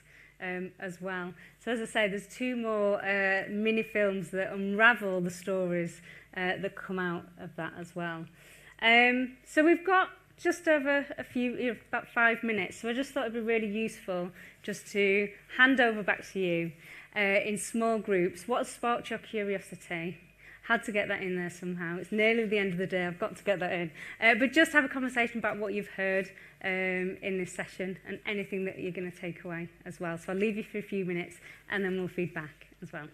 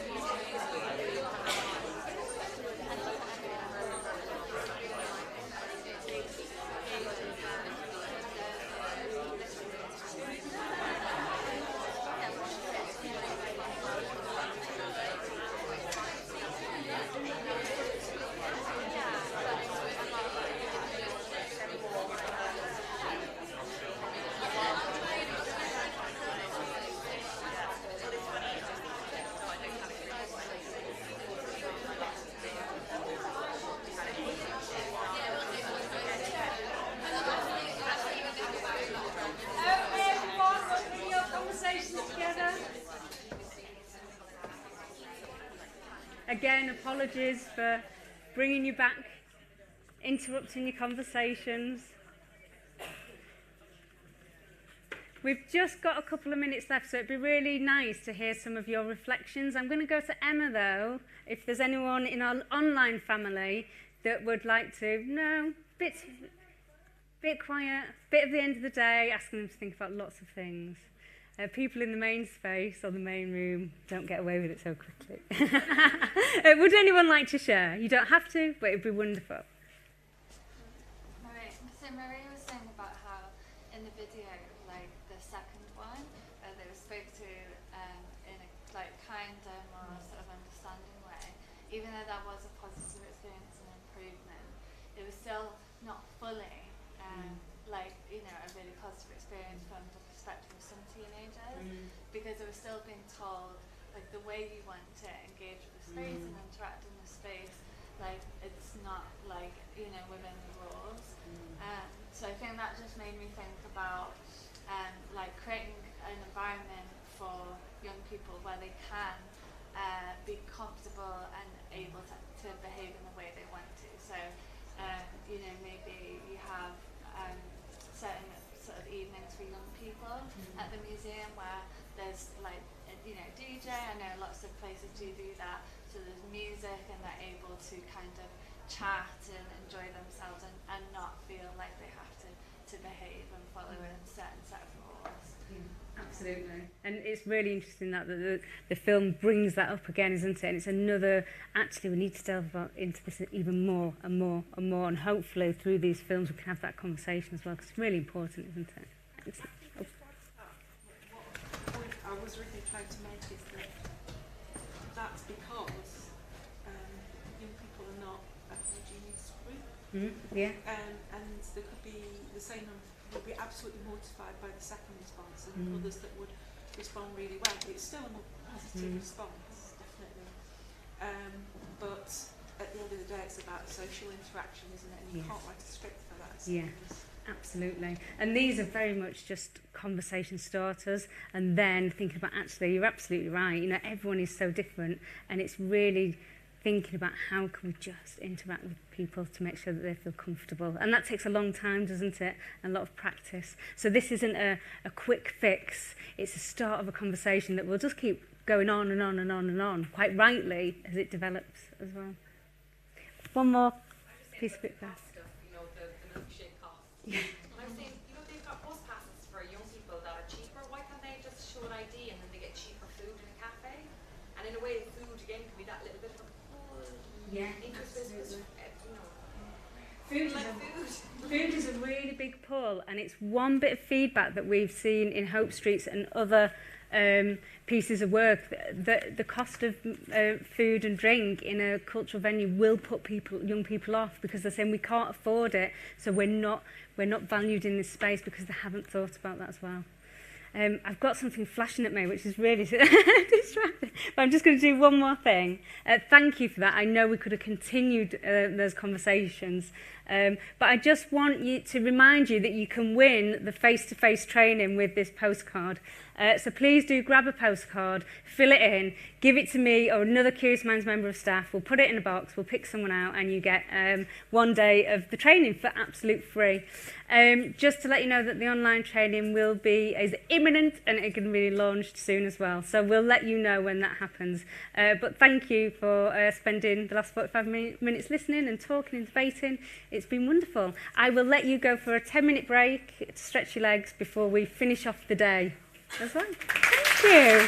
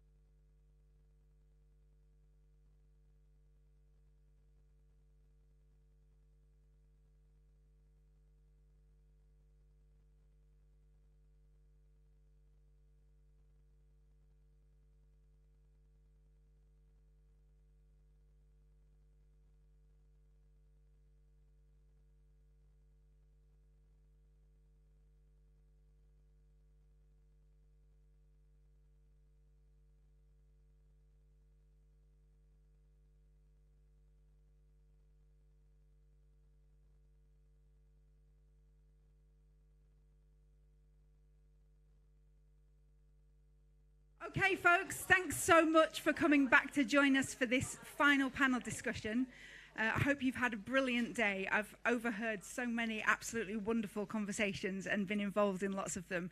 And we just thought it was great to come back together, share some of those thoughts, and get the Hope Hub leads up to share some of their experience in case you've not had a chance to speak to some of them throughout the day. I think we started with a beautiful vision of what youth leadership can do, and we have throughout the day been talking a lot about the reality of what it takes to make that happen, because we want this work to sustain. We want to keep being able to do these kind of stuff. So yeah, the realities of what it takes to make it happen is perhaps what we might focus on a little bit more now in this panel discussion. So there, you'll have noticed that we've been referring to 5 museums throughout the day, and there are only 4 people here, and that's because Gemma from the Atkinson is not very well, unfortunately, and couldn't join us. Yeah, so we didn't miscount, I promise. So what we were going to do is just start off by asking each of the Hope Hub leads to tell us a little bit about a challenge that they've encountered. And I'm already hearing stories. In fact, just a couple of minutes ago, I was speaking to someone about how the challenges are similar in similar places to this kind of work. So we've asked them to speak about a challenge that they've encountered and how they address that to start with. But then actually we'd really like to just have some questions from you guys. I've got backup questions if necessary, but I'm sure you will have come up with much better ones. So you know, let's take the time to ask the questions of the people who've just gone through actually quite an intense and for some long process of establishing this work in their museums. So yeah, can we start with the challenges? Is that okay? I'm just going to start with you, if that's all right, Amy. Would you like to introduce yourself and tell us about a challenge you encountered and how you addressed that, really? So I am Amy. I am the Hope Hub lead for Lancashire Museums. Probably the biggest challenge we had, well, we've had quite a lot of challenges, I won't lie.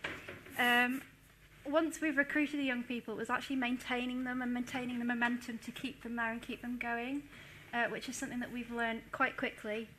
And we just redeem that by just constantly recruiting, because the young people that we do have doing these projects, once a project ends, they all seem to leave us or they move on to university, or they have other projects that they want to be involved in, and we found that a real challenge when we were looking at then setting up new projects, starting that whole recruitment process all over again. And it's something that we're still working on, and we've just basically we've resolved it through maintaining the contacts that we made initially. So people like Blaze, thank you so much. We kind of spoke to them to see if any of their young people are involved, or our library service as well. And all of the contacts that we made right at the beginning, saying we've got more projects coming up, what more young people would be interested, and that constant recruitment and constant connection, and talking to all of these different parties, saying yes, you might not be able to join this project, but you might be able to join the next project that starts in September as well. So. That's brilliant. Thanks, Amy. I think I can't remember who it was that introduced me to the concept that young people stopping doing something isn't always a bad thing. It might be that they got what they came for and that they're ready to move on to the next thing. So thinking of recruitment as a constant, I think is a pretty healthy thing. Busy human beings. Yeah, definitely. Ian, are you happy to talk about a challenge that came up for you? Yeah, well, I actually brought a list of challenges. I'll just talk about one.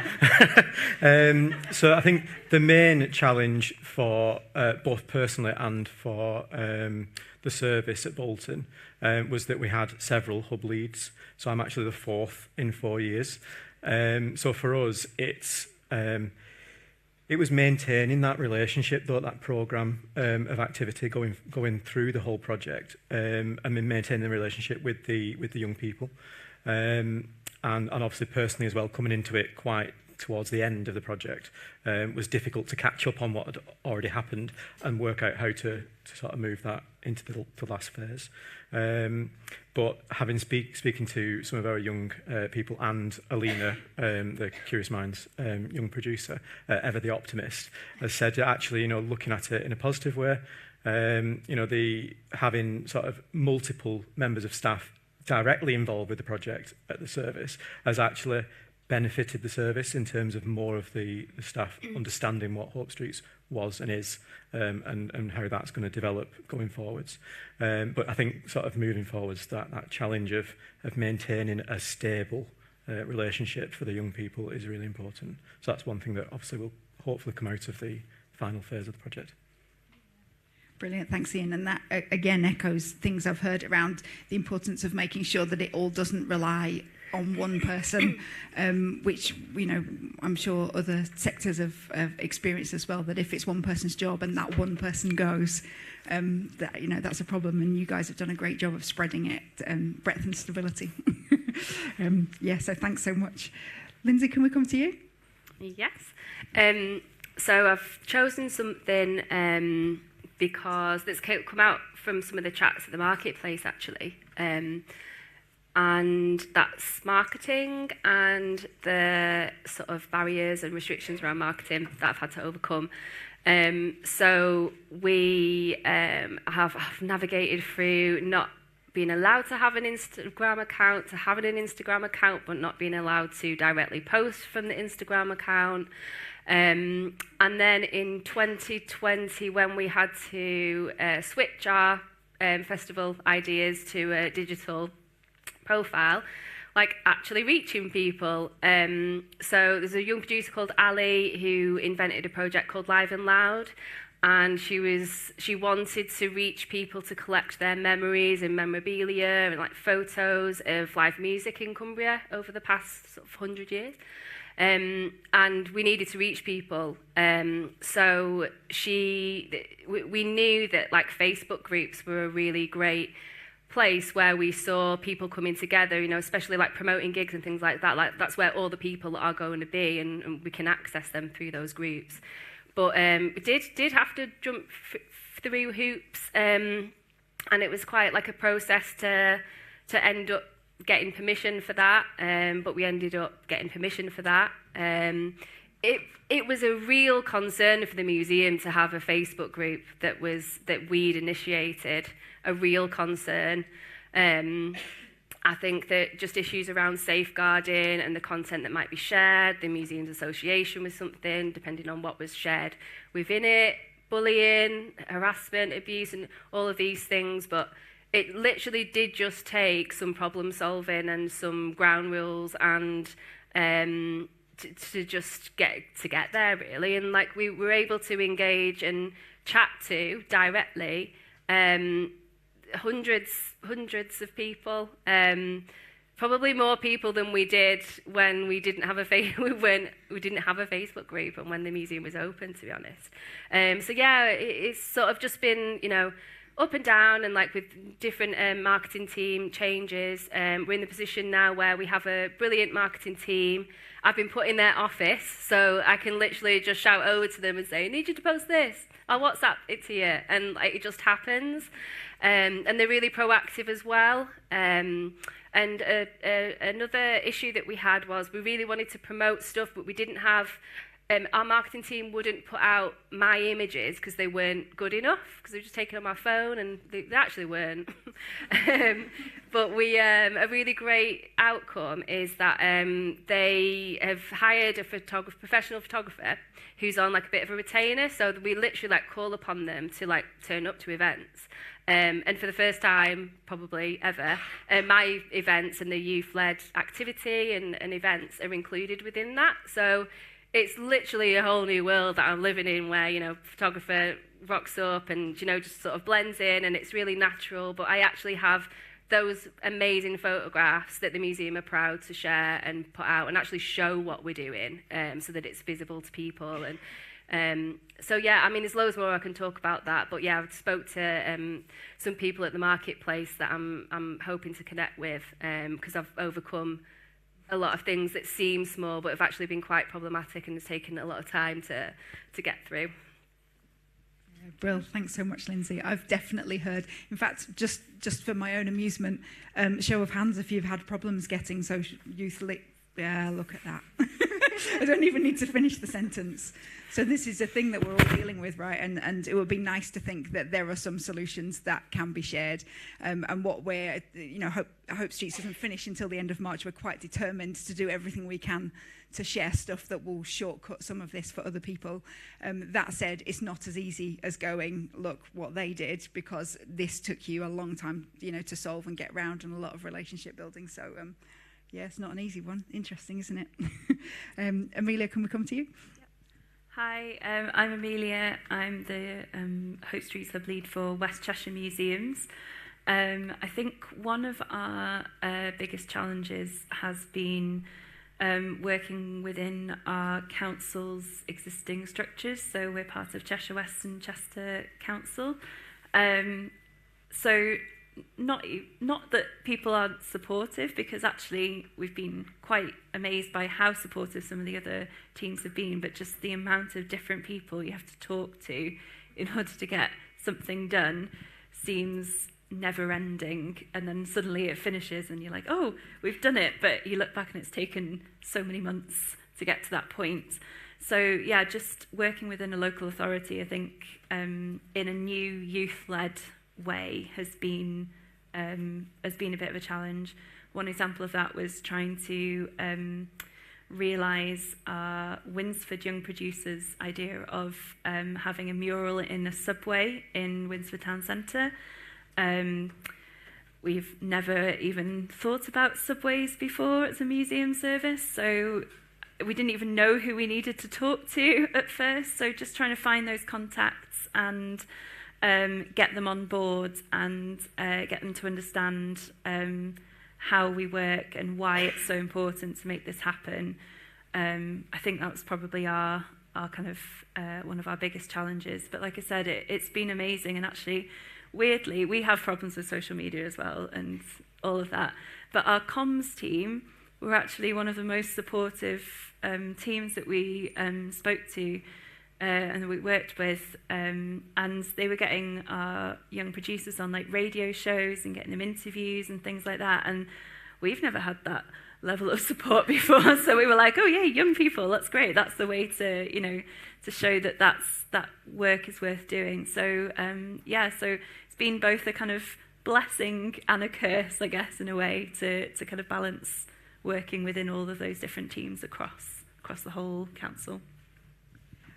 Thanks so much. I think there's also a theme that I've heard other people mention about working within big structures and how long things take to change. And, you know, it's really no exaggeration when we say it has taken us 5 years to shift some things that we spotted 5 years ago.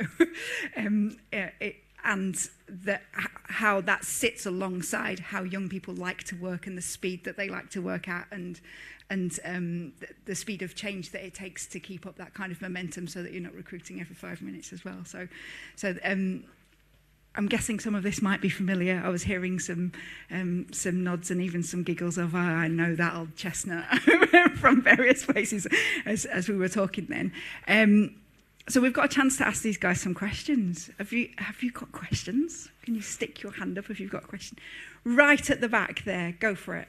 Is this from the online audience, Sal? Yes. Let's have it. We've got a few from the online audience, so shall I just start with one? And then Yeah, start with one. So Richard Hall asks, without funding, is this work sustainable long term? I'm not going to ask everyone to answer every question. So does somebody fancy speaking about, if without funding, is this work sustainable long term, or what is sustainable long term? I think it's definitely a very pertinent and tricky question, especially as we're coming to the end of this. So we've got 4 months left now of the project. So the end is like looming, which is slightly terrifying. I think one of the things that we've tried to do at West Cheshire is looking at our policies and how we work with young people. So creating, with the help of a facilitator that Curious Minds kindly set us up with, creating like a youth policy so that this work that we're doing and all the learning that we've had is embedded into the day-to-day roles of people going forward. So that's been, I think, really successful. So we want it to be kind of like an active document that we're reviewing every year to see what we've done, what our priorities are for the next coming year, and then keep reviewing that, working alongside the manifesto that the young people create for us, which is part of our Young Directors group, which maybe a bit too much to go into now. But yes, so just trying to make sure that all of those things are embedded within our work, and not to say that it's not going to be tricky without the funding, because the funding has been instrumental in helping us to do a lot of the stuff that we've done and be as ambitious as we've been. So it's going to be tricky, but I think we've got some really excellent foundations to kind of move forward from, and I think that's one of the things that Hope Streets has been so good at doing, is really giving us the time to actually do that work, and not just, if it had just been the Festival of Hope, I don't think it would have been anywhere near as successful, because we would have just done that project, the funding would have stopped, and then we'd have been like, oh, well, we've set something up now, we can't afford to do that festival again, like how do we actually move forward? So having it be a longer period of time and being able to embed those different things, I think has been really fundamental in not making the future seem as scary as it might be otherwise. Anyone else fancy coming in on that? Because I can see lots of nodding, and I know you've all got brilliant plans, but I wouldn't dare to speak about them because you guys have the detail in your heads. Well, I was just going to say that you need staff capacity. Like, you need staff capacity. You need someone to do this, because it is a brilliant job, but time-consuming work, and you need somebody who cares about it and can dedicate time to it. And I think as a bare minimum, an access budget so that young people can get involved. There's lots of different barriers around whether they can and they can't, or they can't get involved. Whether that's to pay for your museum to stay open at night at a time, the only time when they can attend or show up, or transport or things like that. And you need some money for some decent snacks and pizza and food, like. And I suppose if you are really like, if funding is a problem, or you might have failed on a certain funding application, I just think that, like, where money and cash doesn't exist to pay for stuff, like, you at least need some form of offer in exchange. Like, it needs to be mutual benefit. You can't just invite young people to the table to, like, do things for you. Like, if you can't compensate them with some things, like, just try and think about what you can, like what resources and staff time or things that you can give back. And I think it's always pizza. Always pizza. Always really good pizza. I think it's also like realising that it's not a one thing fits all. So I don't think the outcome for all of us have been the same. And you know, each museum's got different abilities, different budgets, different capacities.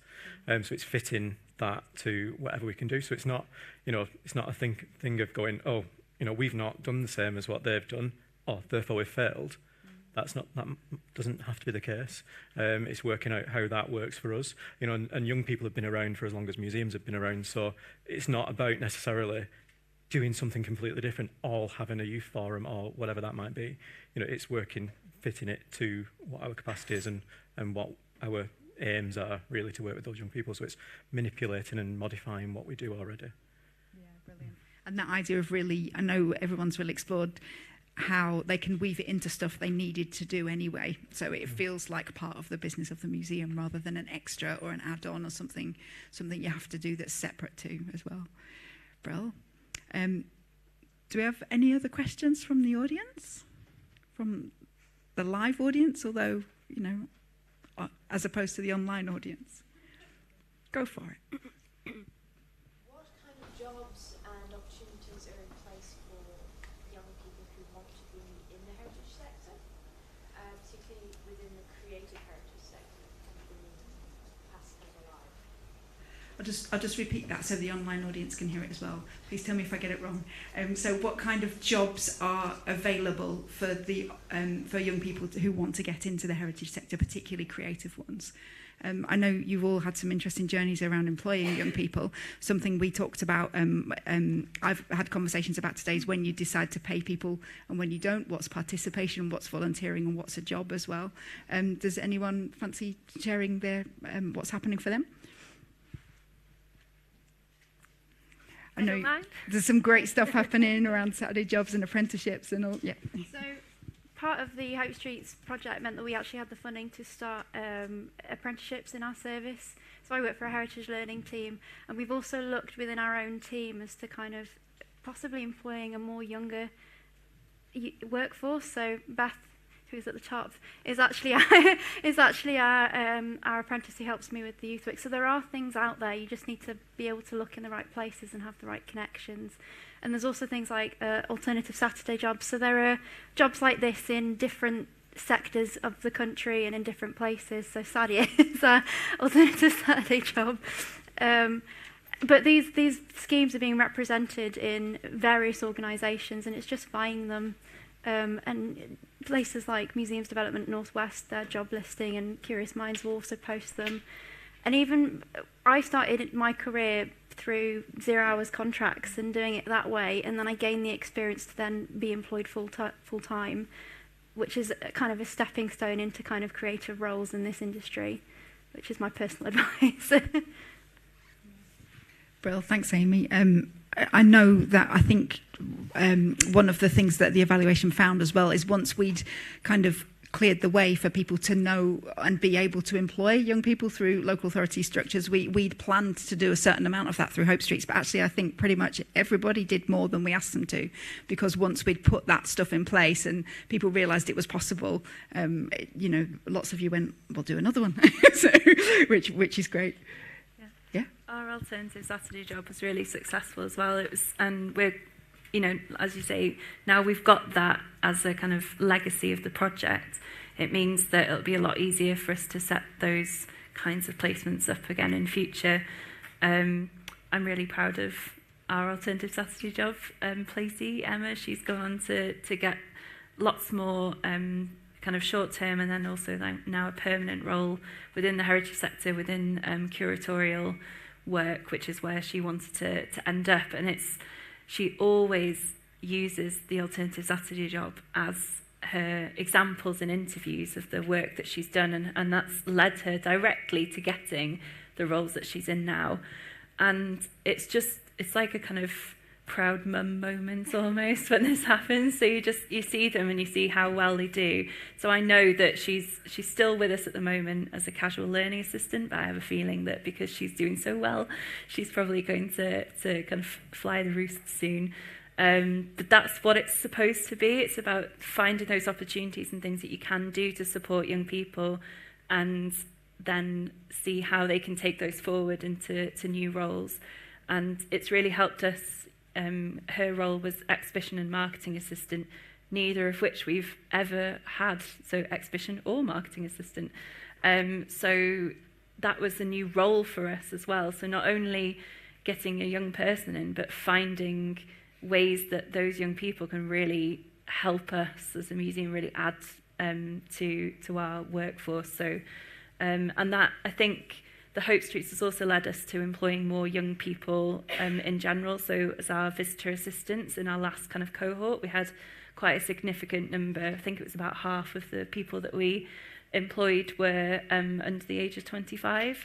So we're still seeing their skills coming out. And for example, one of them's an illustrator, freelance illustrator. So we're now using her skills to also enhance what we do at the museum. So it's just amazing what you can achieve, and those everybody you employ, no matter what their age, will have skills that you can use. But it's so rewarding to see how young people can use those, and how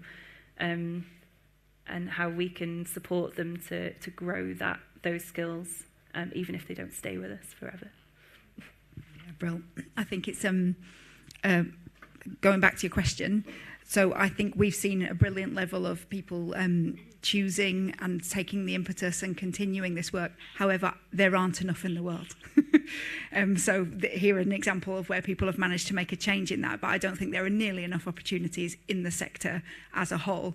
And yeah, we're really interested in what we can do to help change that, and what others can help to change that as well. The question behind you. Yes. Just sort of off the back of that question, I use the alternative Saturday jobs model as an example of sort of really good practice that as someone who had to stop doing creative activities to get a Saturday job as a young working class person, I guess what I wanted to know is, when you create these opportunities, which are ultimately amazing, have you got any advice for making selection of young people, and don't end up with the young people who know where to look, and or who can actually maybe have that capacity, maybe economically, to volunteer. Just what would your advice be for reaching that intersection? I'll just quickly repeat it so the online audience can hear. We were using the example of our alternative Saturday job model and how that's been useful elsewhere. But the question was, how do we make sure that those opportunities go to the young people who most need it, who might not know where to look, and might have economic challenges around being able to volunteer, so therefore need this opportunity more? Is that roughly right? Yeah, thank you. Who fancies that one? I can take it. This was something that was really important to me.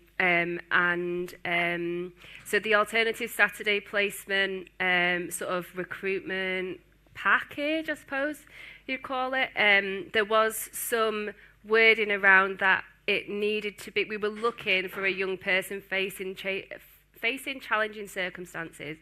And I think that it was left open on purpose.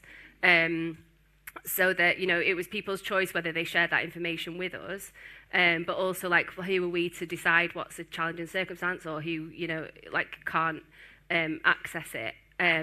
So there was some wording around that. So hopefully it spoke to people who might have thought, oh, well, actually, I do have a lot of barriers to get to maybe getting on this, getting this type of job. That's me. But personally, it was through where I put that call out first. So we'd link in with lots of different organisations who did have direct contact with young people from different intersections, and who could personally pass that on. So Youth Mentors, Multicultural Cumbria, and different organisations who had better reach to certain young people than we did, basically. And they would they would be mailed directly, so they're basically inviting people to apply, you know. But I think that it's really important to, if you realise and understand or recognise that there is a particular underrepresentation within your organisation, just be bold and brave with that, and decide. You know, we all have the power to decide what we want to sort of call out and say. So I think that if it does need to be more specific, like just say it, like, you know, and because it's valid, there's reasons, there's research to back it up.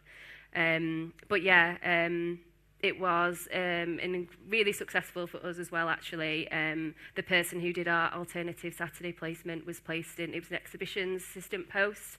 I barely saw them. I thought I'd needed to have lots of hand-on support, but the exhibitions manager was amazing, and they now work in an art gallery in the Lake District, so it's really great. Probably worth saying just very quickly, if you don't know what we mean, we keep saying alternative Saturday job. That's a model that Curious Minds have used a lot over different programmes. That's a 1 day a week job for 6 months, and we've used that as a stepping stone for young people. It's a paid job, which is important, and we've used that as a stepping stone for people sometimes who would find a full apprenticeship too much for whatever reason. So we've just found it a really useful way to smooth the path into full-time employment or bigger commitments that young people sometimes can't make because they're juggling lots of other things, or they're not quite confident that this is for them. So they often get extended, they often get repeated. So we think it's a model people like. Question at the back. Hello, so from our online audience again, I've got two, so I'll start with the top one. Laura asks, how would you suggest engaging young people as part of broader engagement projects, or which might be delivered in a short period? We've put a bit of that one. Say that again for me, Sal, sorry. Laura asks, how would you suggest engaging young people as part of broader engagement projects, or projects which might be delivered in a short period? So how would we suggest engaging young people as part of a broader engagement project, or engaging people in projects that must be done over a shorter period as well? Okay, any ideas? I would say that this work takes time. So you can do short projects with young people, but the most rewarding ones are ones that are kind of drawn out over a longer period. What we found really useful about the Festival of Hope was that the time before it was spent with our group, inspiring them, taking them to different kinds of festivals, taking them on days out to see other kinds of things and to raise their ambitions. And then they did their own festival after that. And I actually think that the festivals that they produced would not have been anywhere near as successful if they hadn't had that time beforehand to bond together as a group, to trust us as an organisation, to work with us more, and to also just get inspired. So I would advocate for, if you do have to do it in a shorter space of time, building at least a section in at the beginning, that you're not just jumping straight into a project, because I think the one thing that we learned from the festival was how successful it is when you build up and you give them that space to explore things, and don't just expect them to hit the ground running on day one, because that's a lot to ask of young people, especially if they're new to the sector and they've never worked in this, in this environment before, and it really helps build their confidence. So yeah, if you're planning projects, I would always try and plan at least a little bit in at the beginning to try and to build that, and the longer the better, really. I think we've found as a pattern that if you do things fast, it narrows who can get involved, and we don't want to narrow who can get involved generally. I'm aware that we're out of time, so I'm just going to, off the top of my head, say one top tip for youth-led work for everybody, and I've pounced this on them. I didn't tell them I was going to do this, so I apologise. Just one top tip for anyone who's sat here going, right, we need to get on this, we need to do more, I'm going to go and do something. But perhaps one that you wouldn't have picked 5 years ago. What's your top tip now? Shout out, whoever. I'm going to just echo what I just said, which is take your time and listen, and really engage with them as individuals as well. That's mine. Check that young people can actually get into the museum, and you're only opening hours on 9 to 4, Monday to Friday. Fundamental but important, right? If we don't get over these barriers, forget the rest. I think ask them what they want, because coming in at the end and sort of trying to look what we've done before and what we're going to do forwards, sort of realise that they need to lead what they want to do, because it's no good us telling them what they should be doing or what they should want. Otherwise they're just not going to engage with us at all. So yeah, ask them from the beginning, see if we can accommodate it, see how we can work it, sort of make it work together. Yeah, Brill. Thanks, Ian. Always bring food with you to any youth engagement session. My top tip, that you will get young people turning up if you mention there is free food. And really lay your groundwork before starting the youth project, because the recruitment side takes a long time, and to gain that relationship with the young people and the communities surrounding them, not just them, will take a lot of time and effort, and it feels exhausting, but it will be worth it in the end. Yeah, thanks, Amy. Okay, so that's the end of the panel discussion, but we've more to come, so I'm going to hand back to our wonderful producer team to find out what's next. Thank you so much.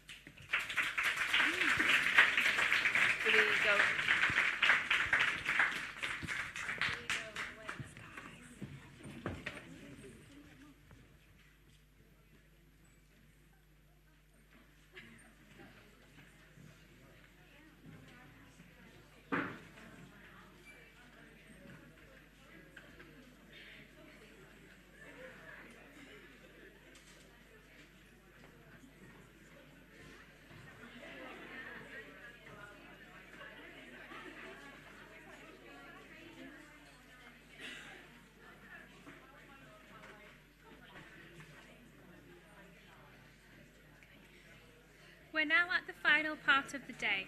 Youth Focus Northwest have been a key partner for Curious Minds on Hope Streets from the very beginning, and we're really pleased to invite Shekinah to speak on their behalf to help sum up today's events.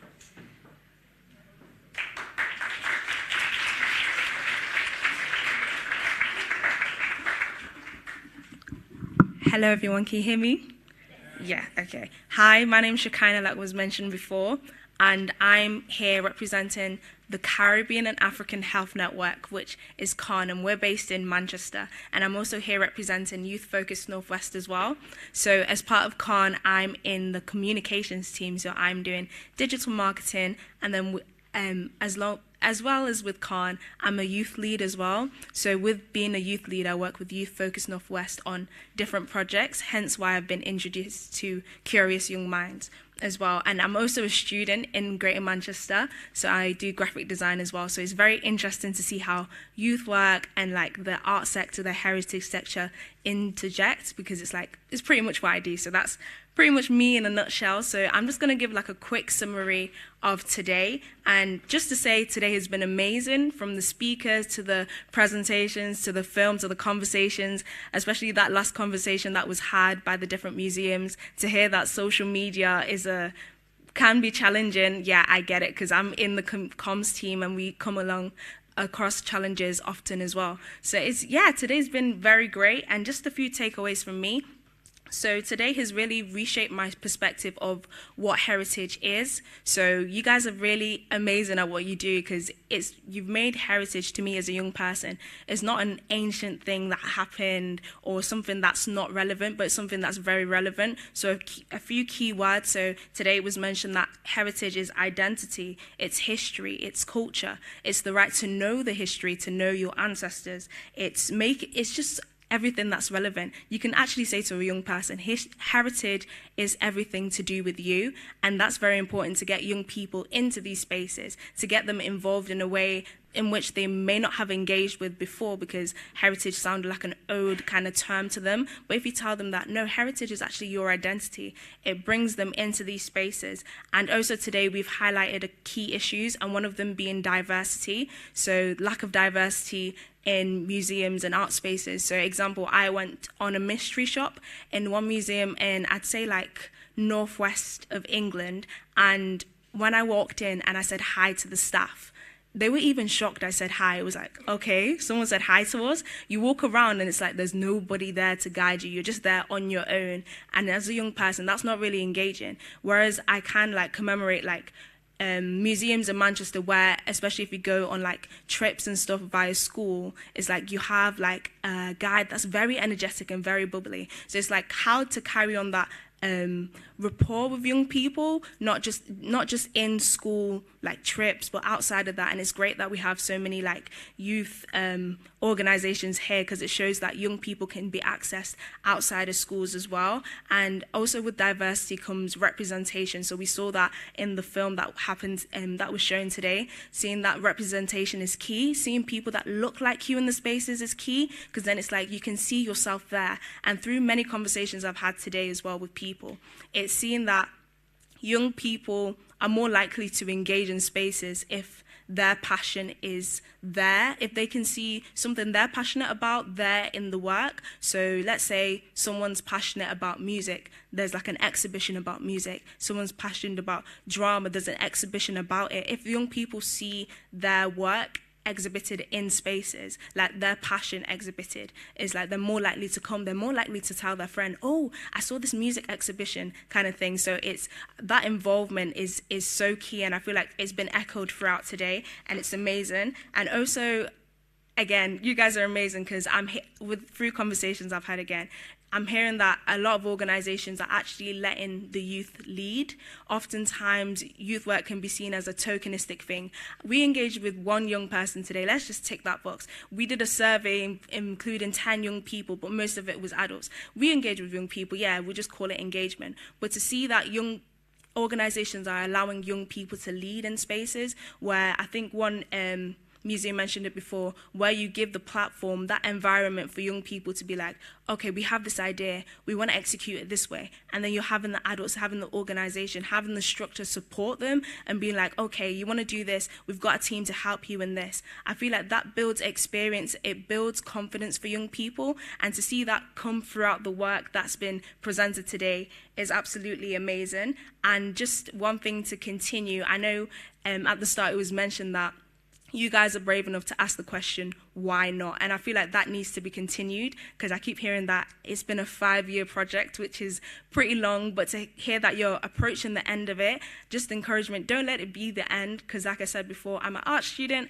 I also interested in working with youth as well. So seeing that intersect is so amazing, because I've never really been in rooms where so many people are working with youth and then with heritage as well. I feel like more young people like myself need to see this in play, in action, because it's like it might be something they hear about but never see, because when you hear something but you don't see it, it's like, why bother talking about it? So it's very important, the work you're doing, so keep going. Please don't let the end of this like Hope Street project end, because I know this event is called Hope Evolve, so just a challenge to you guys, how can you continue evolving the work that you're currently doing? And yeah, massive thank you, and thanks for listening.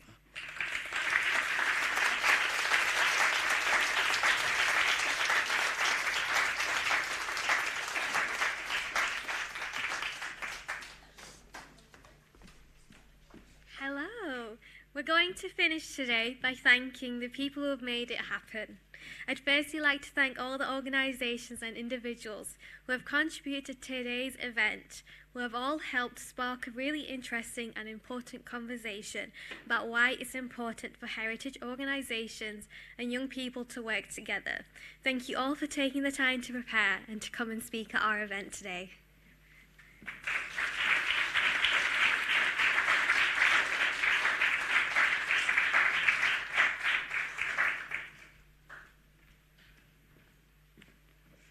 Our final invited speaker is Wanda. Wanda is a rapper based in Manchester who we've connected with through her work with Reform Radio, a brilliant organisation who ran a series of heritage projects with young people as part of Hope Streets. Wanda has been seeing as much as she can today and turning it into a brand new spoken word piece, which we are really excited to hear for the first time now.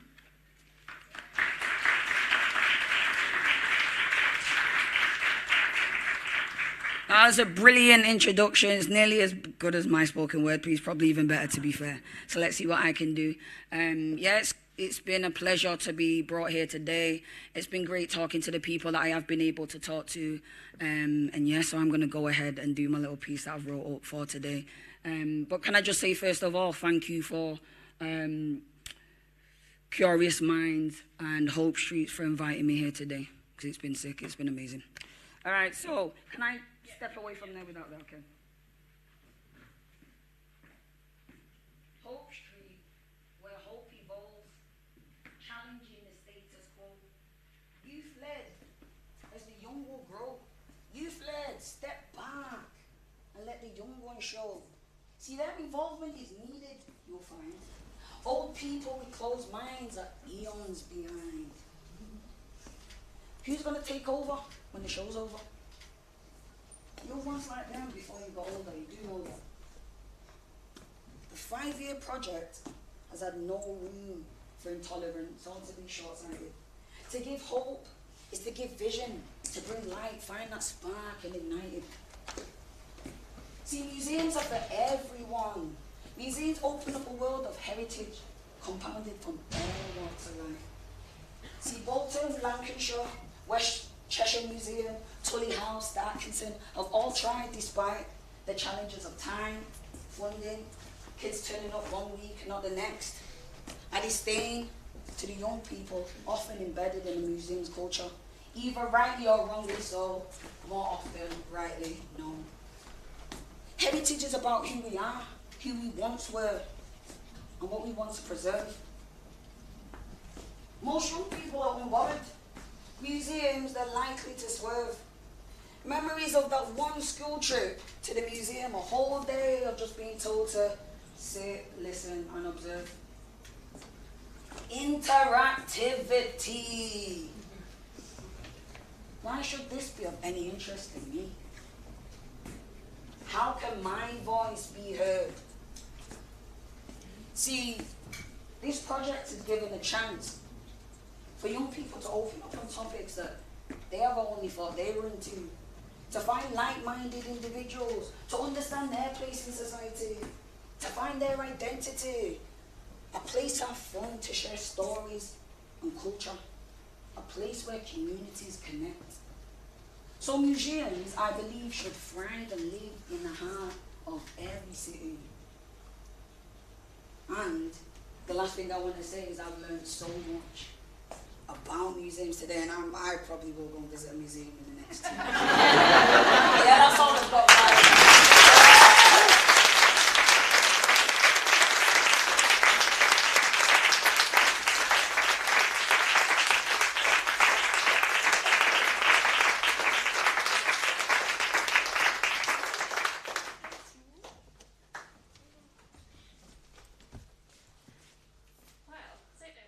Follow that. Absolute masterpiece. My spoken word will not be that good.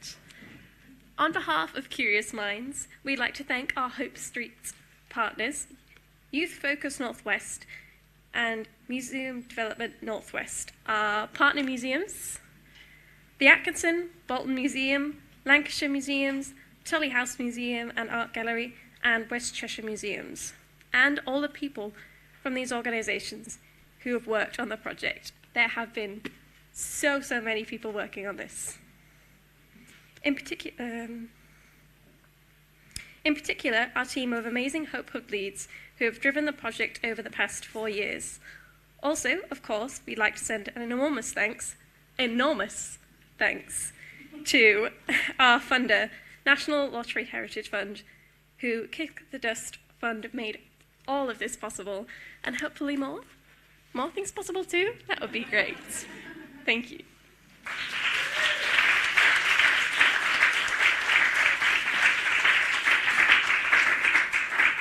I'm not supposed to be doing this bit, but Mariana had to shoot home. I'd like to add to that with a massive thank you to Helen Brady, who has been the most amazing producer of this event and has made it run so smoothly. And to our brilliant team of young event producers, so the 5 young people who you've seen speaking, running activities, introducing people. They're 5 young people who've given a huge amount of time to the Hope Streets project first and then been a part of producing this event. So to Alina, Beth, Sally, Sadia and Mariana, massive thank you.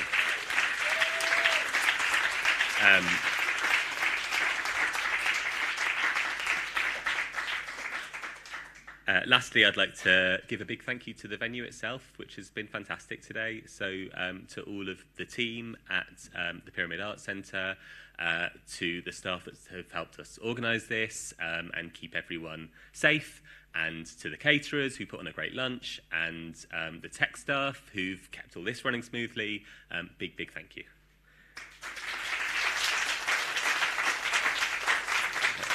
Yeah, that's it from me.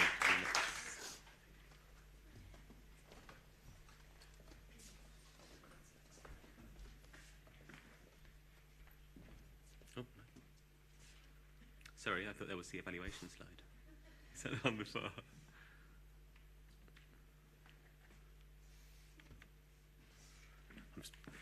This is when the technical difficulties kick in, isn't it? At this point, I've got the wheel of doom. Look at that. There we go.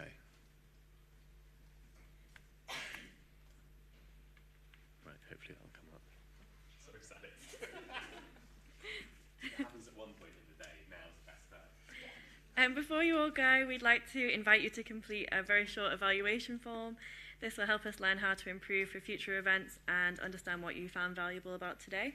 There are QR codes around that will allow you to access the evaluation on your phone, or you could have gone to the web address on the screen, but that's not there. So once you've done the evaluation... Yep. Once you've done the evaluation, feel free to start making your way home. Wish you a safe journey. Thank you for coming.